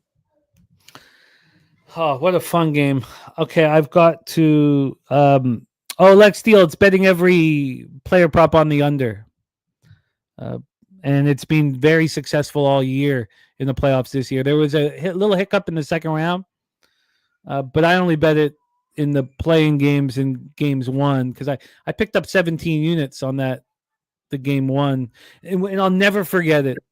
The teams that have come out of the playing games get destroyed in game 1. Destroyed. Like it's magic. Chase J, I didn't take anybody in hockey. I got futures on both of them. Guardians Twins tied at 5. Wow. So the Guardians have come all the way back. Wow. And then we have 5-4 Rays Astros. Astros just hit a 2-run shot. The White Sox put up a run, so it's 3-1 Mariners White Sox. The Astros live, I guess, should have been the bet with the bullpen advantage. Yeah. Very exciting stuff here rolling. Mr. Eat says I lean Knicks tonight, but overall Pacers. I think that I've got to bet this. I really do. If it closes at 4, it's not going to concern me at all. If it closes at 3.5, it's not going to concern me at all. I'll find it more appealing. I wish I could have that confidence in the regular season. I would say if you also like the Knicks tonight, one thing that I always see people do in the past that kind of works in these late in this season series is team to win game 1, team to win this series. Of like, I can't imagine what the price tag on that would be for the Knicks to win game 1 and for them to win the series. Because if they win game 1, I definitely think it's probably Knicks in 6, Knicks in 7. If the Knicks win game 1, I imagine we'll get a 5.5 in game 2, right? You think it'd go up a point, and then I hammer the Pacers. Oh yeah. Fun breakdown. The only thing we have official. Are you moving officially on the over at this point, Brizzy? Or are you waiting on that? Waiting for this low point. I'm seeing 220. I'm seeing halfway across the board 222s and 223s and a halves, and I need to do some research on when this market is going to hit its low because. I think this game goes over. I will be on the over. Like no fans or buts about it, but I just got to make sure if I'm going to grab a 222.5 or try to go shop around and do all the due diligence as we do. 223.5 is on FanDuel, but I can get 222.5 or 222 flat at Parks, I'll just go bet that. I like it. Wine time moved on Knicks -4.5. And one more thing, you guys talking about the 5K unit. Look, the one thing that I always, ensure, and it's important, the honesty of where are you at as a gambler with your unit size. And you guys know I'm 300 in NHL and NFL. I'm 250 in MLB and NBA, 200 in WNBA and college. It's not where I want to be. Wine time's unit size is something that I look up to. And remember, there's levels. 500 is next for me. Then it's 1,000. Then it's 2,500, and then it's 5,000. I would like to be at $5,000 a unit when the kids go to university. I would like to be at $500 a unit by New Year's Eve 2027. I'd like to be, I these are the goals that I set forward for myself. And, so I mean, it's a battle that we're facing. And then and maybe 5,000, I don't mean to think, oh shit, look at what I got to do. Look, I'm at 300. It's not where I want to be. You can't raise a family off gambling with $300 units. So, I mean, obviously a lot to think about. Wine time making the Knicks -4.5 official. We'll see if he moves on the Bridges prop. Wine time, excellent work, my friend. For those that have joined us late, Wine time, can you please review your action in Major League Baseball for the late games? And I'll pop your X handle in the chat. Wine time, as always, monstrous work. Thank you, my friend. Let's get your X handle in the chat, and please support our friend. Yeah. So in the late game action, we have the Angels Athletics over 10.5 runs, -110. Again, guys, if we see a 0-0 end at first, move on that live total over. And then I'm also on the Diamondbacks +120 on the money line in the late game. Also moved on the Nationals first 5 +0.5 point -115. We got a squad bet going on that one. Looking forward to that game. I don't know why, too, man. I feel like the White Sox are going to tie it here in the bottom of the 4th inning. I got a good feeling about this White Sox here coming up. We just cashed the under in the Pirates-Reds game. I'm glad I was able to move on that with you guys on the show. Ended up adding it, 20 minutes before the game first pitch. So shout out to everyone that rode. I saw my guy Mally Mal in there rode. I know Ron Lofton said he tailed as well. He's probably out and about right now, though, not in the chat, but shout out to him. And yeah, guys, thanks for having me per usual, man. The last couple Wednesdays haven't been able to make it. I'm stoked I was able to make it today. I'll be back on Friday night or Friday afternoon with my guy Jimmy the Bag talking MLB. And I believe there will be an NBA game that day as well. So we'll be talking NBA as well. Billy B, always a good time with you, my friend. Good luck to you on your action night NBA. And good luck to you guys in WNBA. I'll be tuning in. I was talking to Jimmy about WNBA yesterday. I do place bets in WNBA. They're not like a usual full unit for me, but I've been dapping with it lately the last year or so. I'm trying to stay in the rhythm of it, stay in the groove of it. It's just tough when baseball is such a grind. It's just so long to cap baseball. And then NBA, I feel like once NBA playoffs is over, I'm going to get a little bit more involved in it, but I'll be watching you guys. And I'm excited to watch these games all day long today. We got action all day long today, guys. So shout out to you guys. Shout out to Pub Sports Radio. Check me and Morgan Spooner out. Spoons Bet Sunday mornings, 8 a.m. over here on the West Coast, 11 a.m. over there on the East Coast. Had a banger the first 2 couple of shows, had some really nice guests on. And everyone from Pub Sports, everyone in the chat's been showing out for us, showing all kinds of love, hitting the like button, donations, just stopping by. So I appreciate you guys. And let's get paid today, boys. Let's go. I'll see you guys on Friday. Much love. Wine time. I popped his handle here in the chat. Please support our guy, Wine time. Brizzy, let's roll. Let's roll. I took the L with the Aces in that first game. I should have hammered them again in game 2, at least first half. I did not do that. But I did double up on Atlanta last night and felt great about it. So let's get to work here. Kong, I get it. I get why all you guys are on the Pacers. If it was only the statistics that led you to a bet, we'd all be on the Pacers. But again, You saw what I did yesterday. I still screwed it up by adding the under 5.5 in the Florida hockey game and taking the Thunder double result. But if the Pacers lose tonight, don't ever do it again. Don't ever bet that situation again. Either take the team that's in playoff mode or stay off. And we'll see. And that's part of the fun. But if I had to just study the numbers, I'd be right with you guys on the Pacers as well. And you're going to see 8 of 10 cappers on the Pacers, I imagine.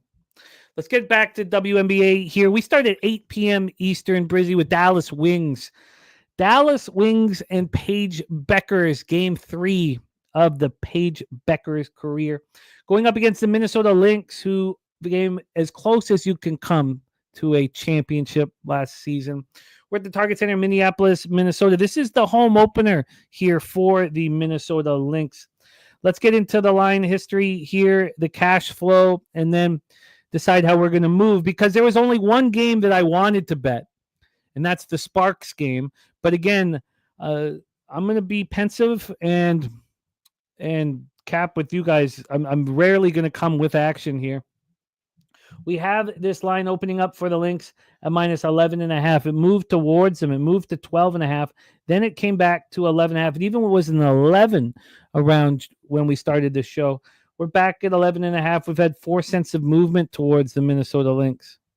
On the total here, we have a 167.5. It opened up at 168. It dropped to the under 166.5 and then got back to 167.5.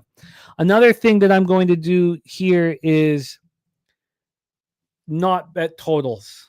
Maybe team totals, but I'm certainly not going to feel like I have an edge in the totals market. Let's roll here.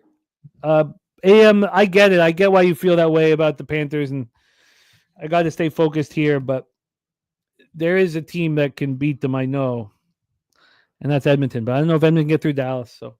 So here we go. Cash flow wise in this one. Oh, we don't usually get that information. Let's see if we're getting it now. We are not, and who cares?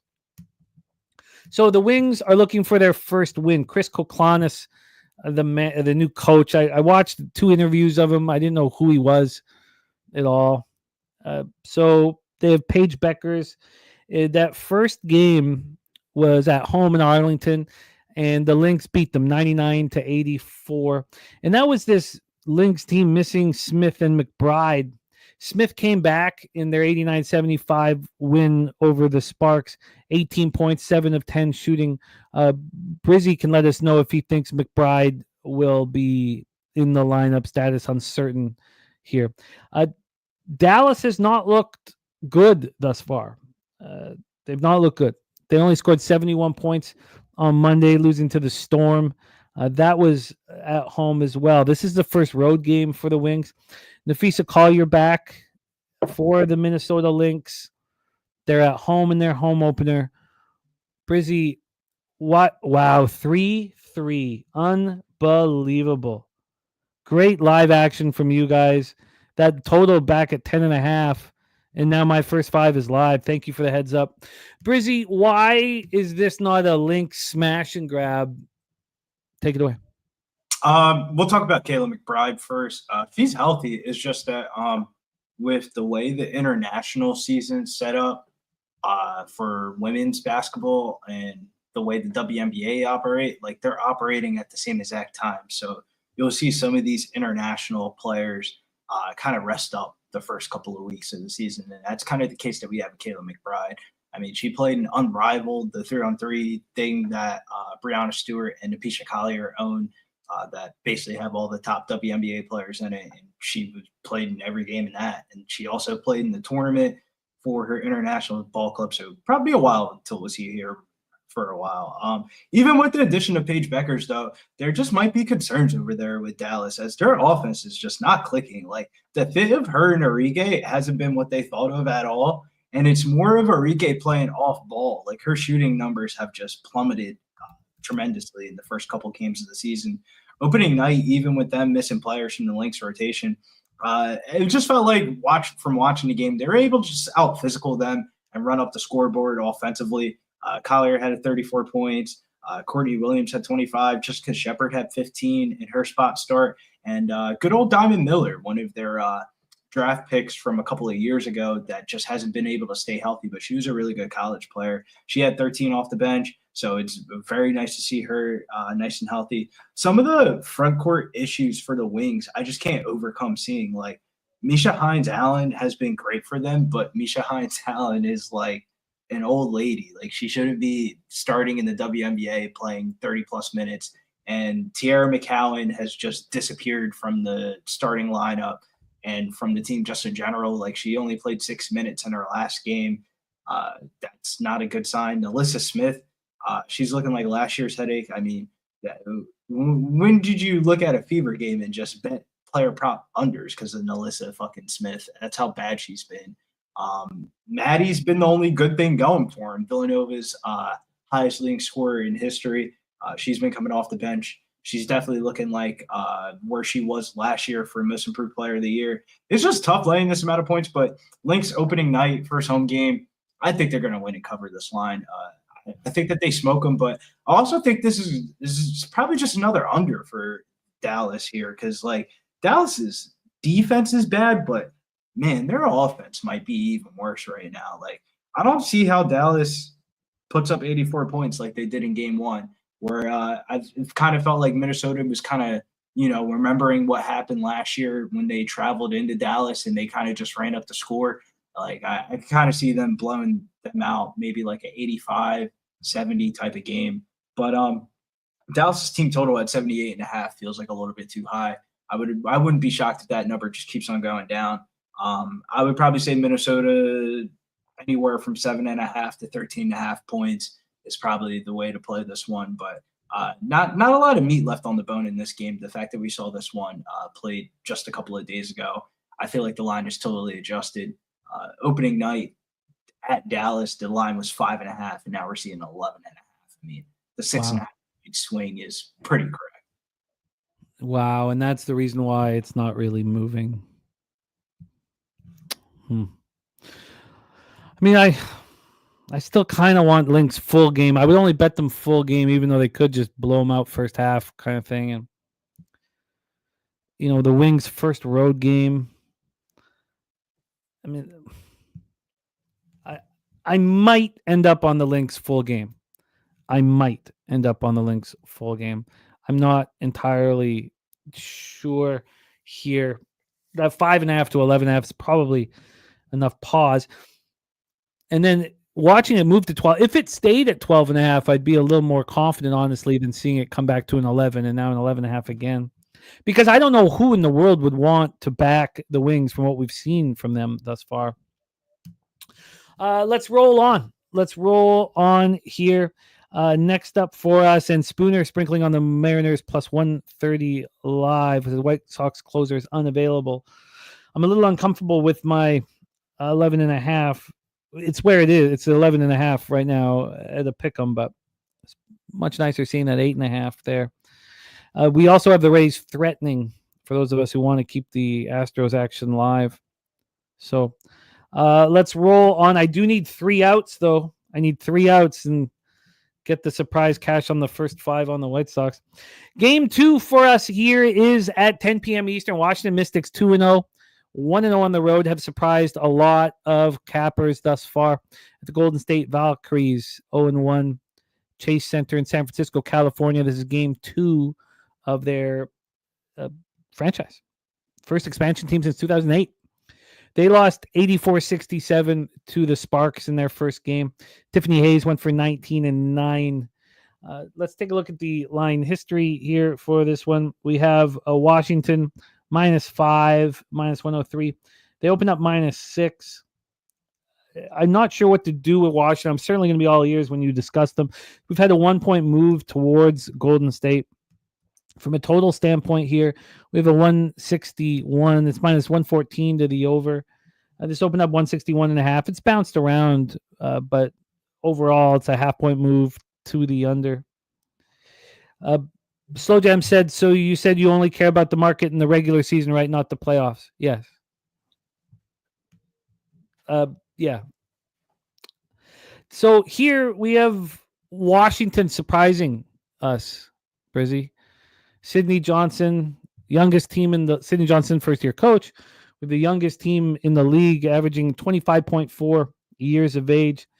The 94-90 victory over Atlanta in the season opener was shocking. The 90-85 win against Connecticut was maybe a little easier to figure out. Sykes, 24.5 and 6 assists a game. We're absolutely rolling right now.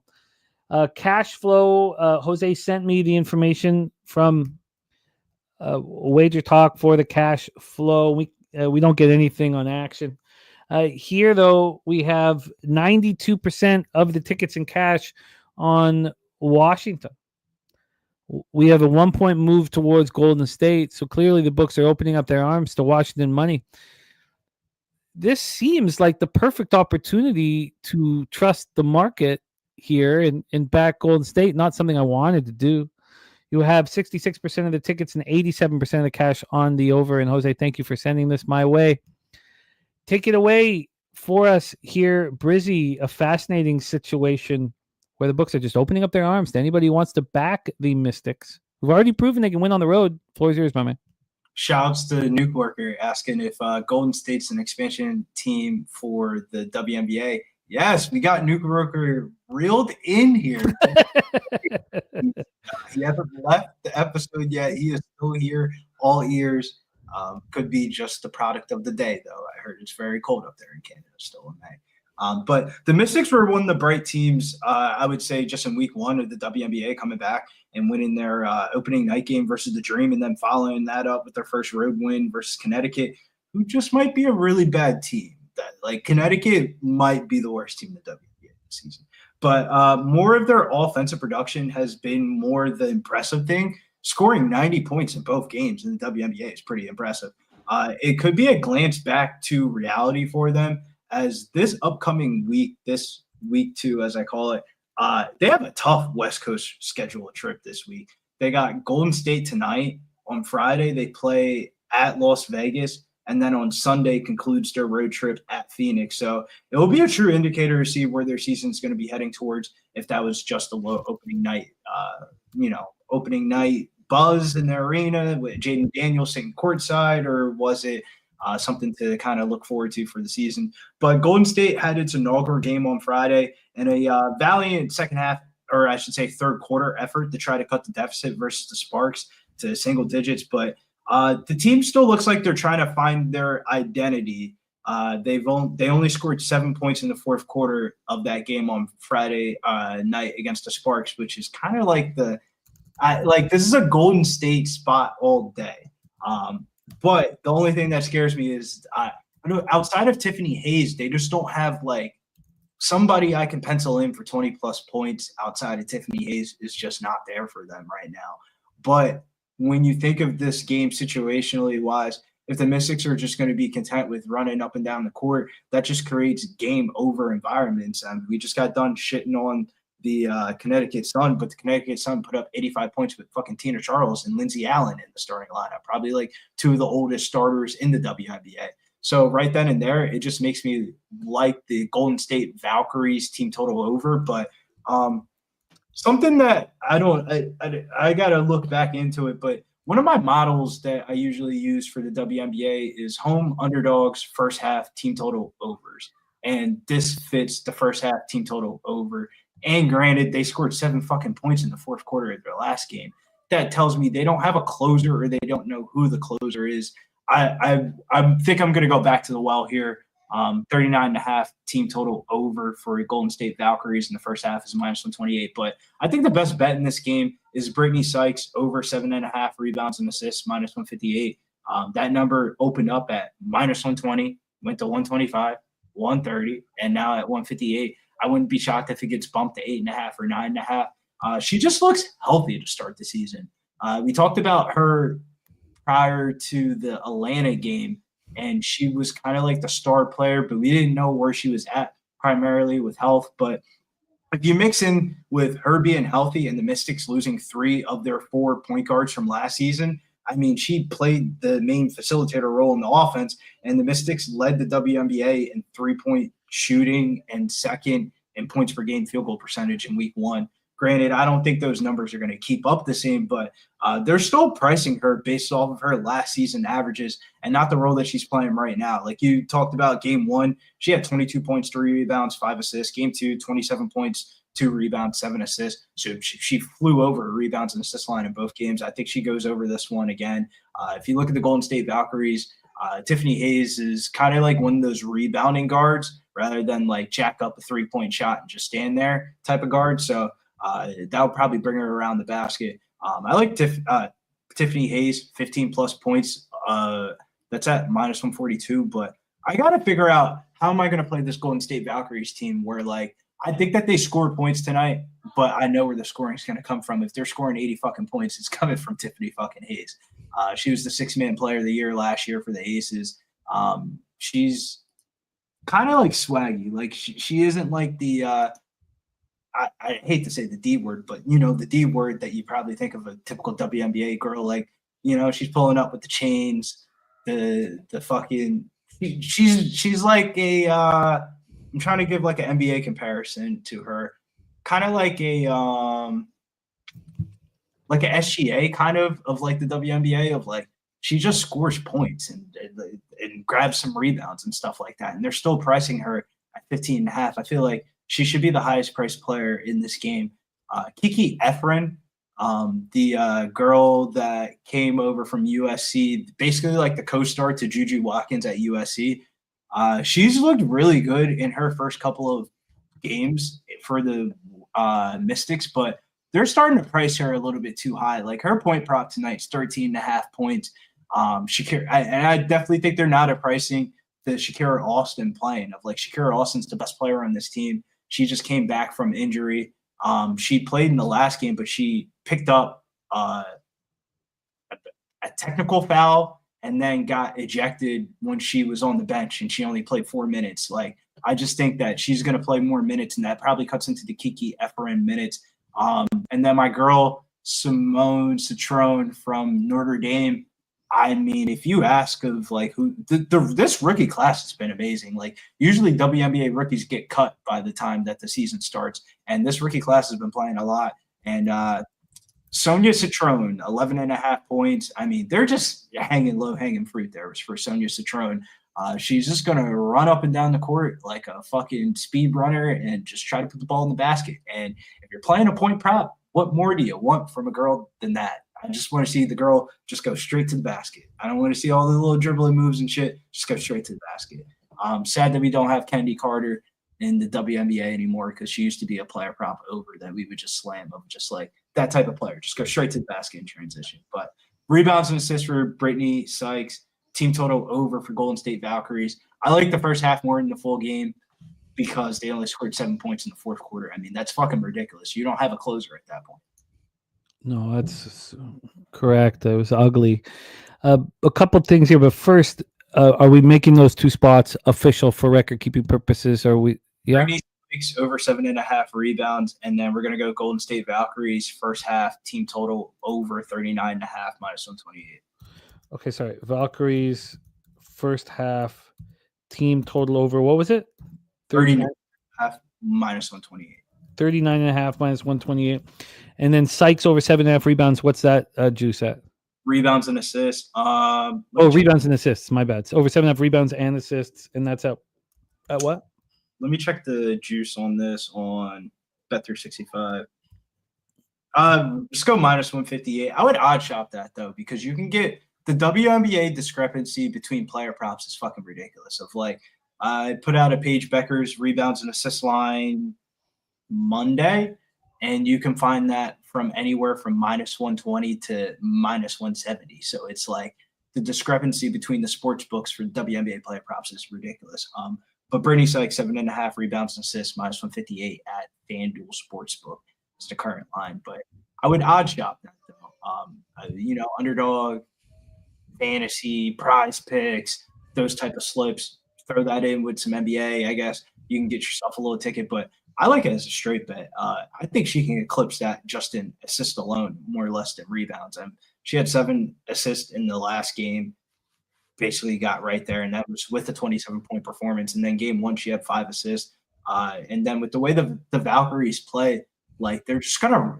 This feels like a game where both teams are just gonna run up and down, jack up a bunch of shots, and whoever has the better shooting efficiency is going to come out the winner. And if we're doing that, I think Golden State's definitely live enough to win the game. It's just if they win this game, they're going to have to score more than 7 fucking points in the fourth quarter. The way this market is set up, Mystics have, surpassed expectations enormously through 2 games. The Valkyries did not look good at all in their first game. And yet this line is moving towards the Valkyries with all the money on the Mystics. I will say, though, they didn't look as bad as that final score would show. Like, they cut the game to single digits. Yeah. As soon as the fourth quarter started, it was like when it went downhill. But I thought the most impressive part was their bench. Their bench looked really good in that game.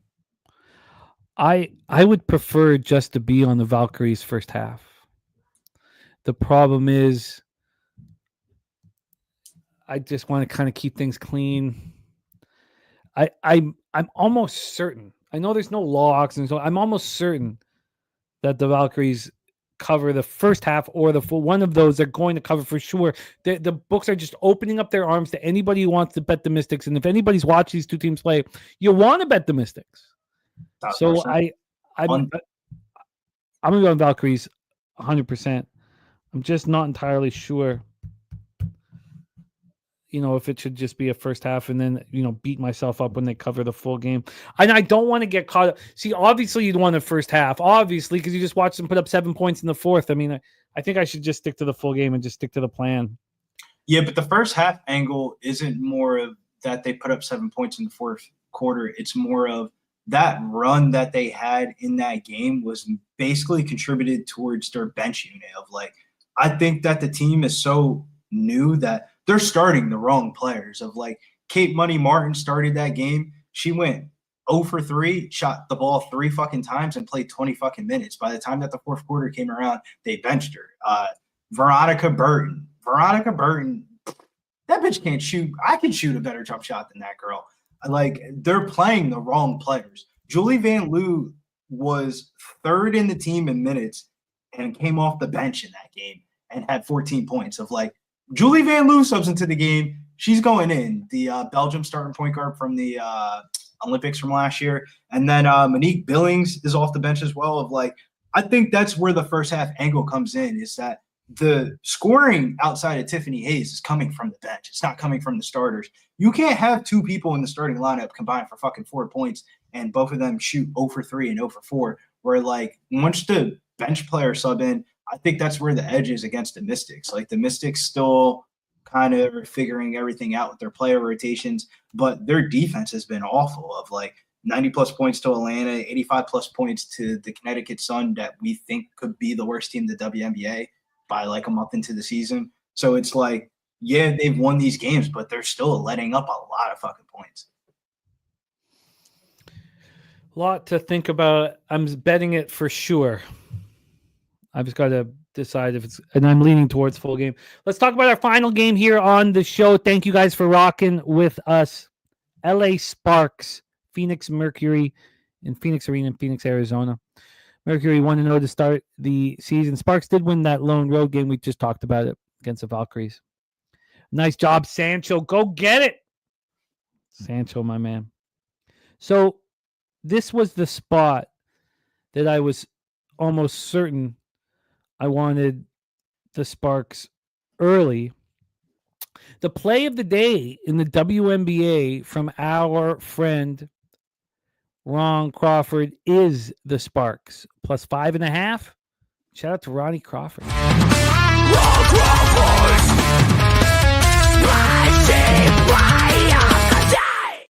Line history wise, we are sitting now at a 6. It's not a real 6. This opened up at 5.5 and it dropped to 5 initially. Got up to 6.5 around 2 in the morning. It's a 6 right now, but it's minus 116 towards Los Angeles. So it really is a 5.5, which means there's not been movement. Total wise, we have a 160.5. It's juiced to the under at minus 111. This opened up at 162.5, and the first move was up. It got up to 164.5 before it started dropping.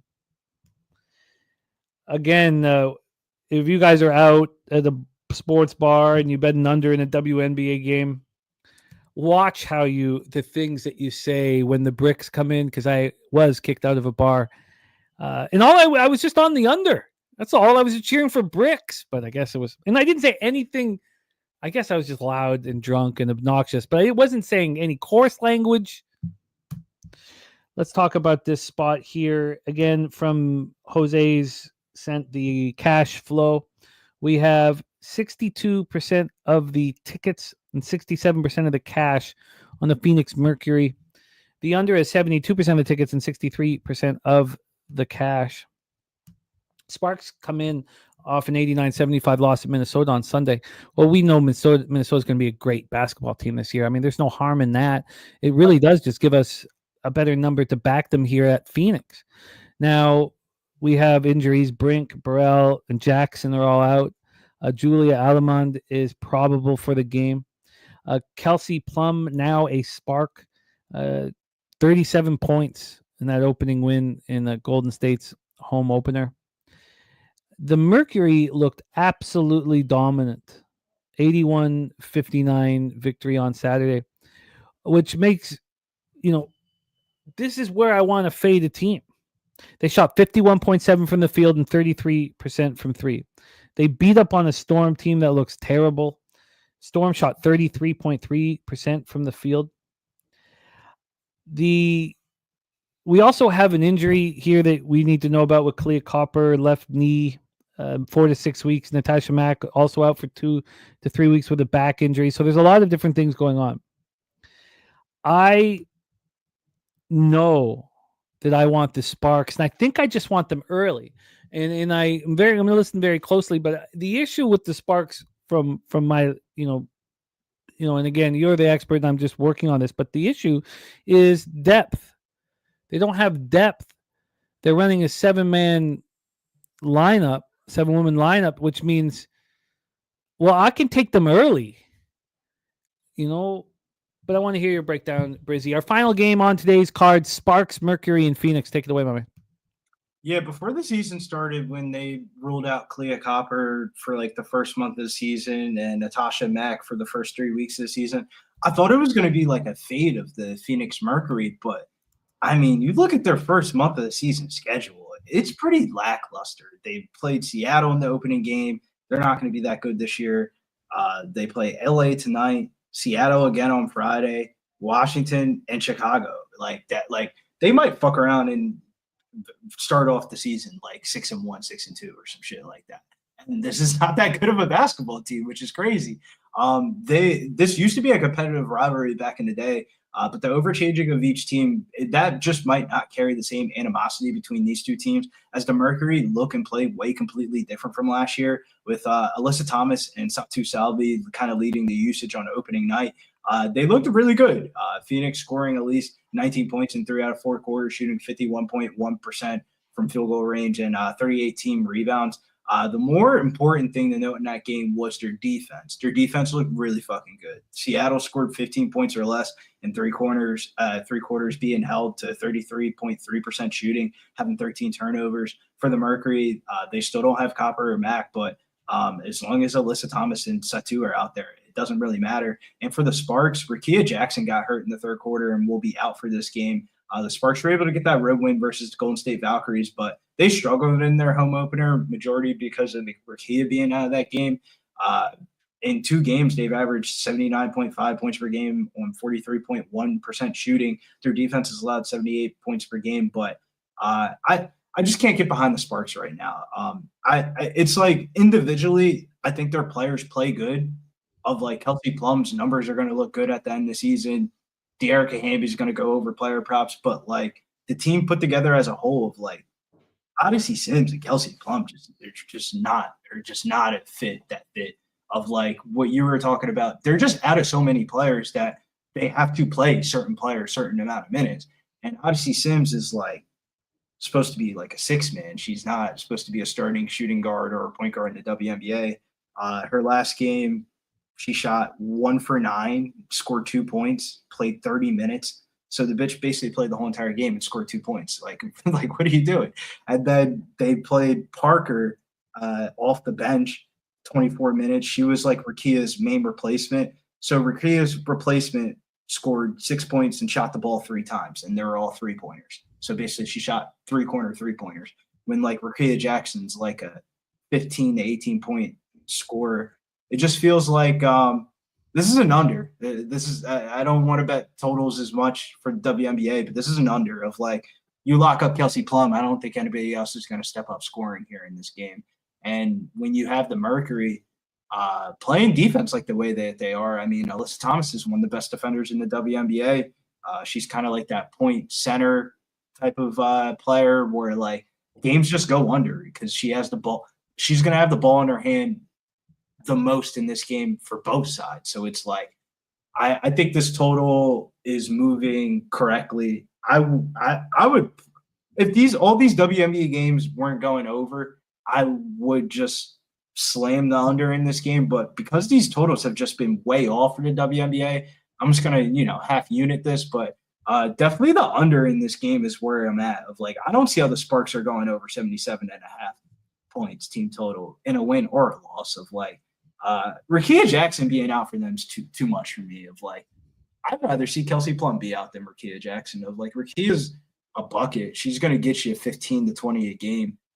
Kelsey Plum's a great player, but I don't know if she's going to be enough to outman the Phoenix Mercury. The Mercury are just going to walk themselves into like a 6-2 record throughout the first month of the season. It's going to be super annoying because they're not a good basketball team, but their early season schedule is just fucking ridiculously easy. I'm going to move on the Sparks first quarter. AM saying 1-0 Royals. Is it not unbelievable that the market just has a sense of things? And we have, Logan Webb has allowed 2 earned runs in 28 innings. 2 earned runs in 28 innings. And yet the market indicating that the Giants aren't the bet and the under is a questionable spot when it just makes so much sense. And it's Logan Webb does not have an out through 3 batters. He's already allowed to run. I mean, it's just absolutely nuts. Now, maybe it's a live betting opportunity now at 9.5. Just absolutely wild. So I'm going to move on the Sparks first quarter here. Are you moving on the under officially here for our record keeping purposes, Brizzy? Or are you focusing on that double up in game 2?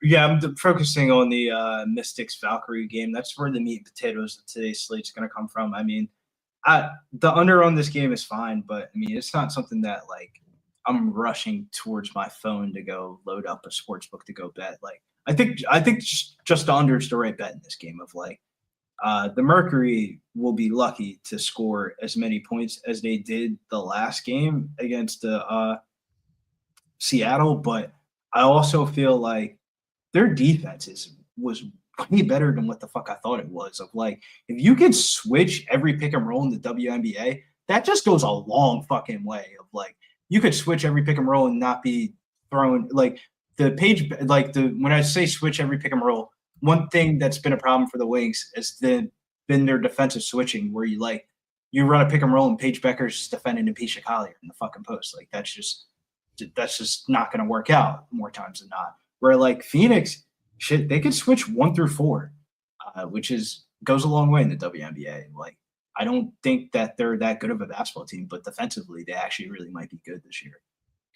I like to fade a team after an absolute dominant performance like they had against the Storm in their home opener.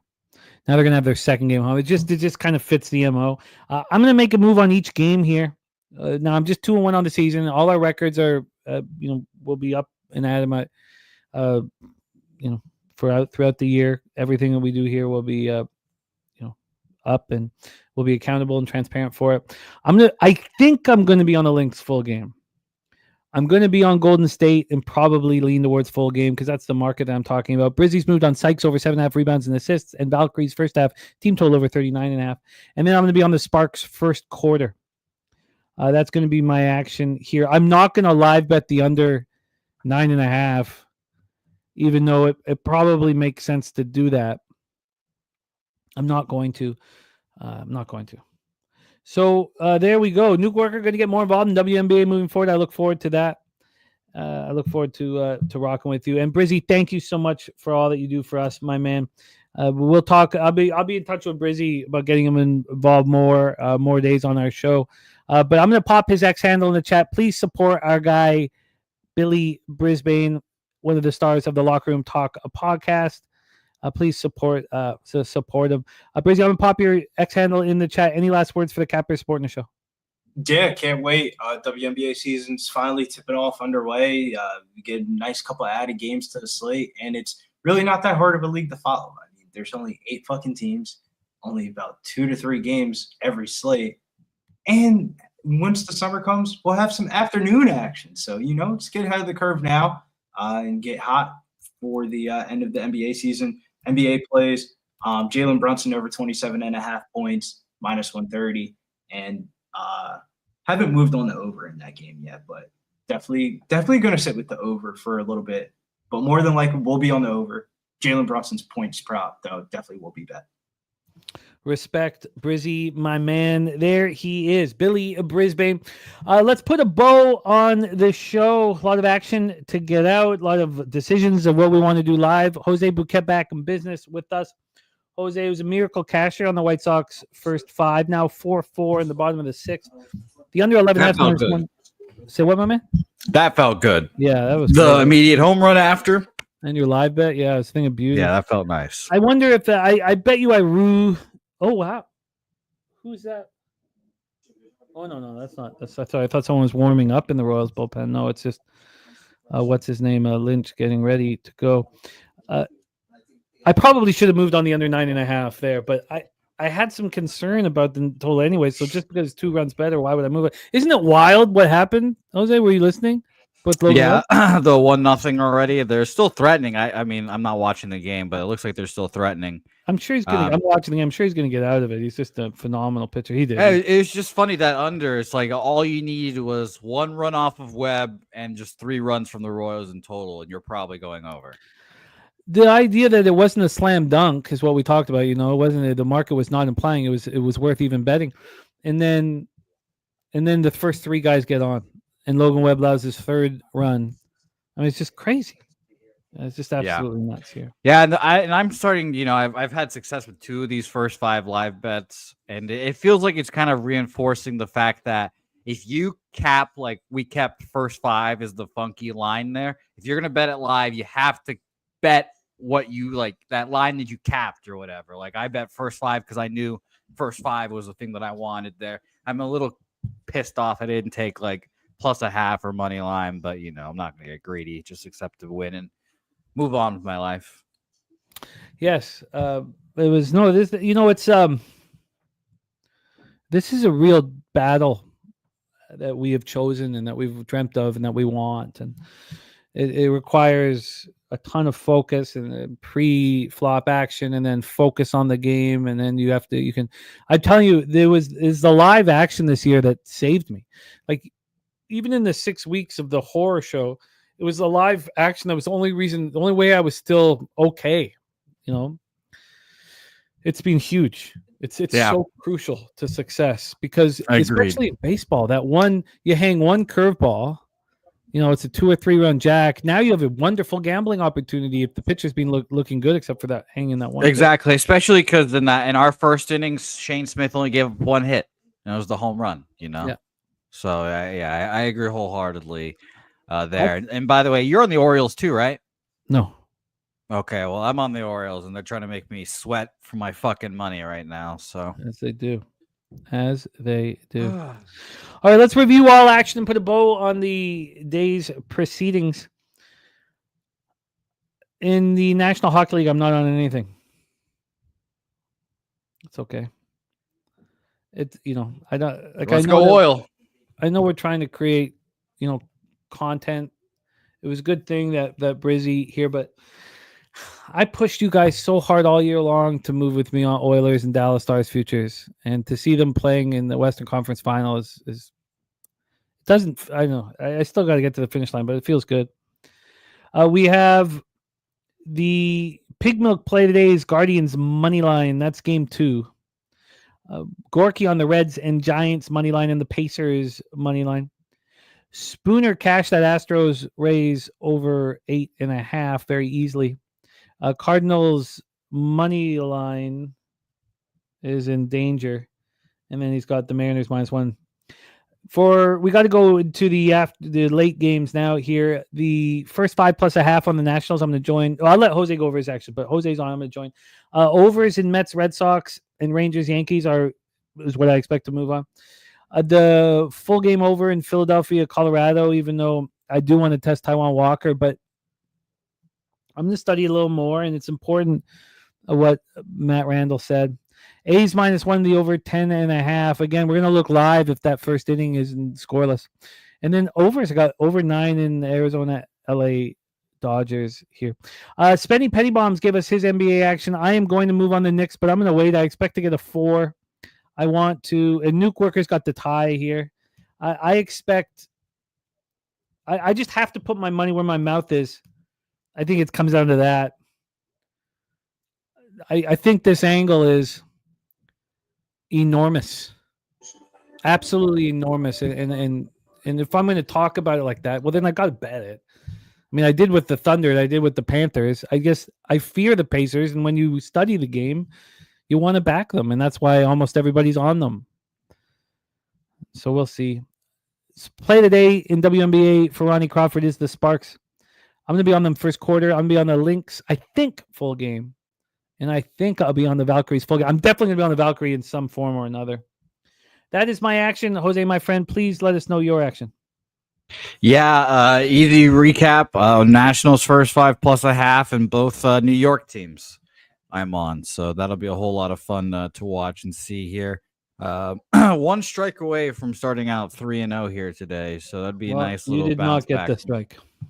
Okay, oh my God. Yeah. Please tell me it's not in play at least. Oh my God, it's in play. Oh my God, they're going to fucking tie the game, aren't they?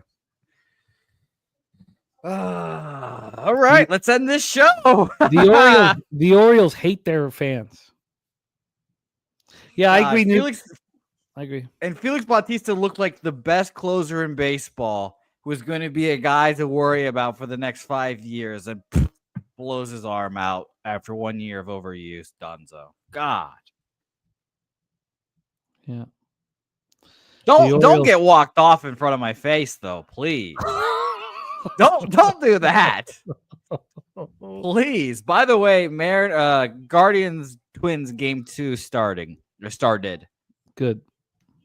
So who the fuck is that guy? It's a fucking nobody. Bautista, you're giving up fucking. It's Sal Frelick, isn't it? Or did he I don't fucking know what Sal Frelick looks like. I couldn't pick him out of a lineup.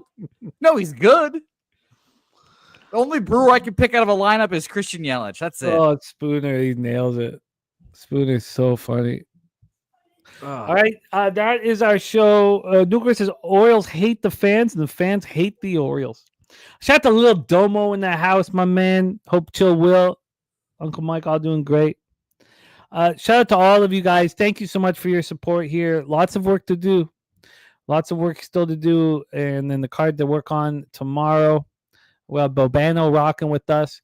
Mally Mal, Dan Kelly, Fernando Mendoza, Sancho, the Nuke Worker, Spooner, Johnny K, Fat Wally, Lil Domo, Robert Franklin. Thank you guys. Action Jackson, Tariq B, Sharon Pulliam. What a great, great group. Daniel Hernandez. Don't worry, you can spin this around, Daniel. It's early in the day, and then we build our bankrolls to handle things. Still a lot of hope for us here. El Dorado custodian, Mr. Jason Meyer in the house. AM, thank you for all the help. Perky as well. Thank you guys. Thank you to all you guys. Irish King 2-0 on the day thus far. Redbeard, thank you. Wine Time was magic and awesome. Thank you to Mr. Gogster as well. Slow Jams, Arsenal, Top Set, all you guys. And one of the main things about what we're doing is, we're getting better every day. We're getting better every season. And our records are pointing to that. The volatility is getting less. We know it's always going to be a big part of something we have to deal with. But the one thing I was talking to my mom about it. I was like, it's not about being hot for a month or hot for 2 months. It's about it being the norm. It's just being normal. Stay in your shoes. It's normal. You're succeeding. Your unit size going up. Your volatility is getting less than your confidence, your comfort in certain situations. It's all about that. And that's what I feel like we're doing here as a group. So thank you to all of you guys for rocking with us. Jose, great stuff, my man. I'm so inspired. I look so much forward to doing the work that's required to succeed in what we're doing. And I'm ready to get to work, get my action in, and get to work on tomorrow. Jose, my man, please bless our action. And any last words for the great cappers and great friends supporting the show? Yep. Shout out to you guys. Stay tuned on Pub Sports Radio today. We'll be dropping a bunch of shorts and stuff. I have to catch up on posting things. Busy weekend. Shout out again, by the way, shout out to the PBR and the owner of the Austin Gamblers, the CEO, JJ Gotch, for inviting us. The Austin Gamblers, by the way, Jimmy, that's their team name. Very That's nice. Cool. Very nice. Yeah, their drink tickets were poker chips, which I kept one. So shout out to them. Nice. But yeah, it's a whole lot of fun. I'm going to talk to JJ and the PBR about betting on the Professional Bull Riding League, and then we'll take it to the next level. So shout out to them. A video will be coming out here shortly. Shout out to you guys in the chat. Spoon, some meat, Oldie, Mally Mal, Mr. Heat, Nuke Worker, Dan Kelly. Venezuelan golf is up. Dan Kelly. Venezuelan is golf is up. You're right about that. Fernando Mendoza, Sancho, Johnny K, Little Domo. Shout out to Big Domo as well, wherever your father is as well. Daniel, Jason. Shout out to all you guys. Shout out to Mama Bag as well, who joined us on this Sunday. Hope she had a lovely weekend with you, Jimmy. And I hope one day that we can get video of you at Ella's games, just really getting into it. I'd like to see that for my personal files one day. That'd be nice. And by the way, I forgot to ask you this. Yeah. Or is Carter back on the ice? He's still on the ice? Yeah, of course. Yeah, he has a chance at he's going to be better than me at all these sports. So, I'm going to try to keep it as fun as possible and see where it takes us, Well, it's being better than skating than you will be easy because I can beat you in a race, Jimmy, when it comes to skating. So shout out to all you guys. We appreciate it. Nuke, thank you, buddy. Let's go make some money tonight. And Leche, Los bookmakers.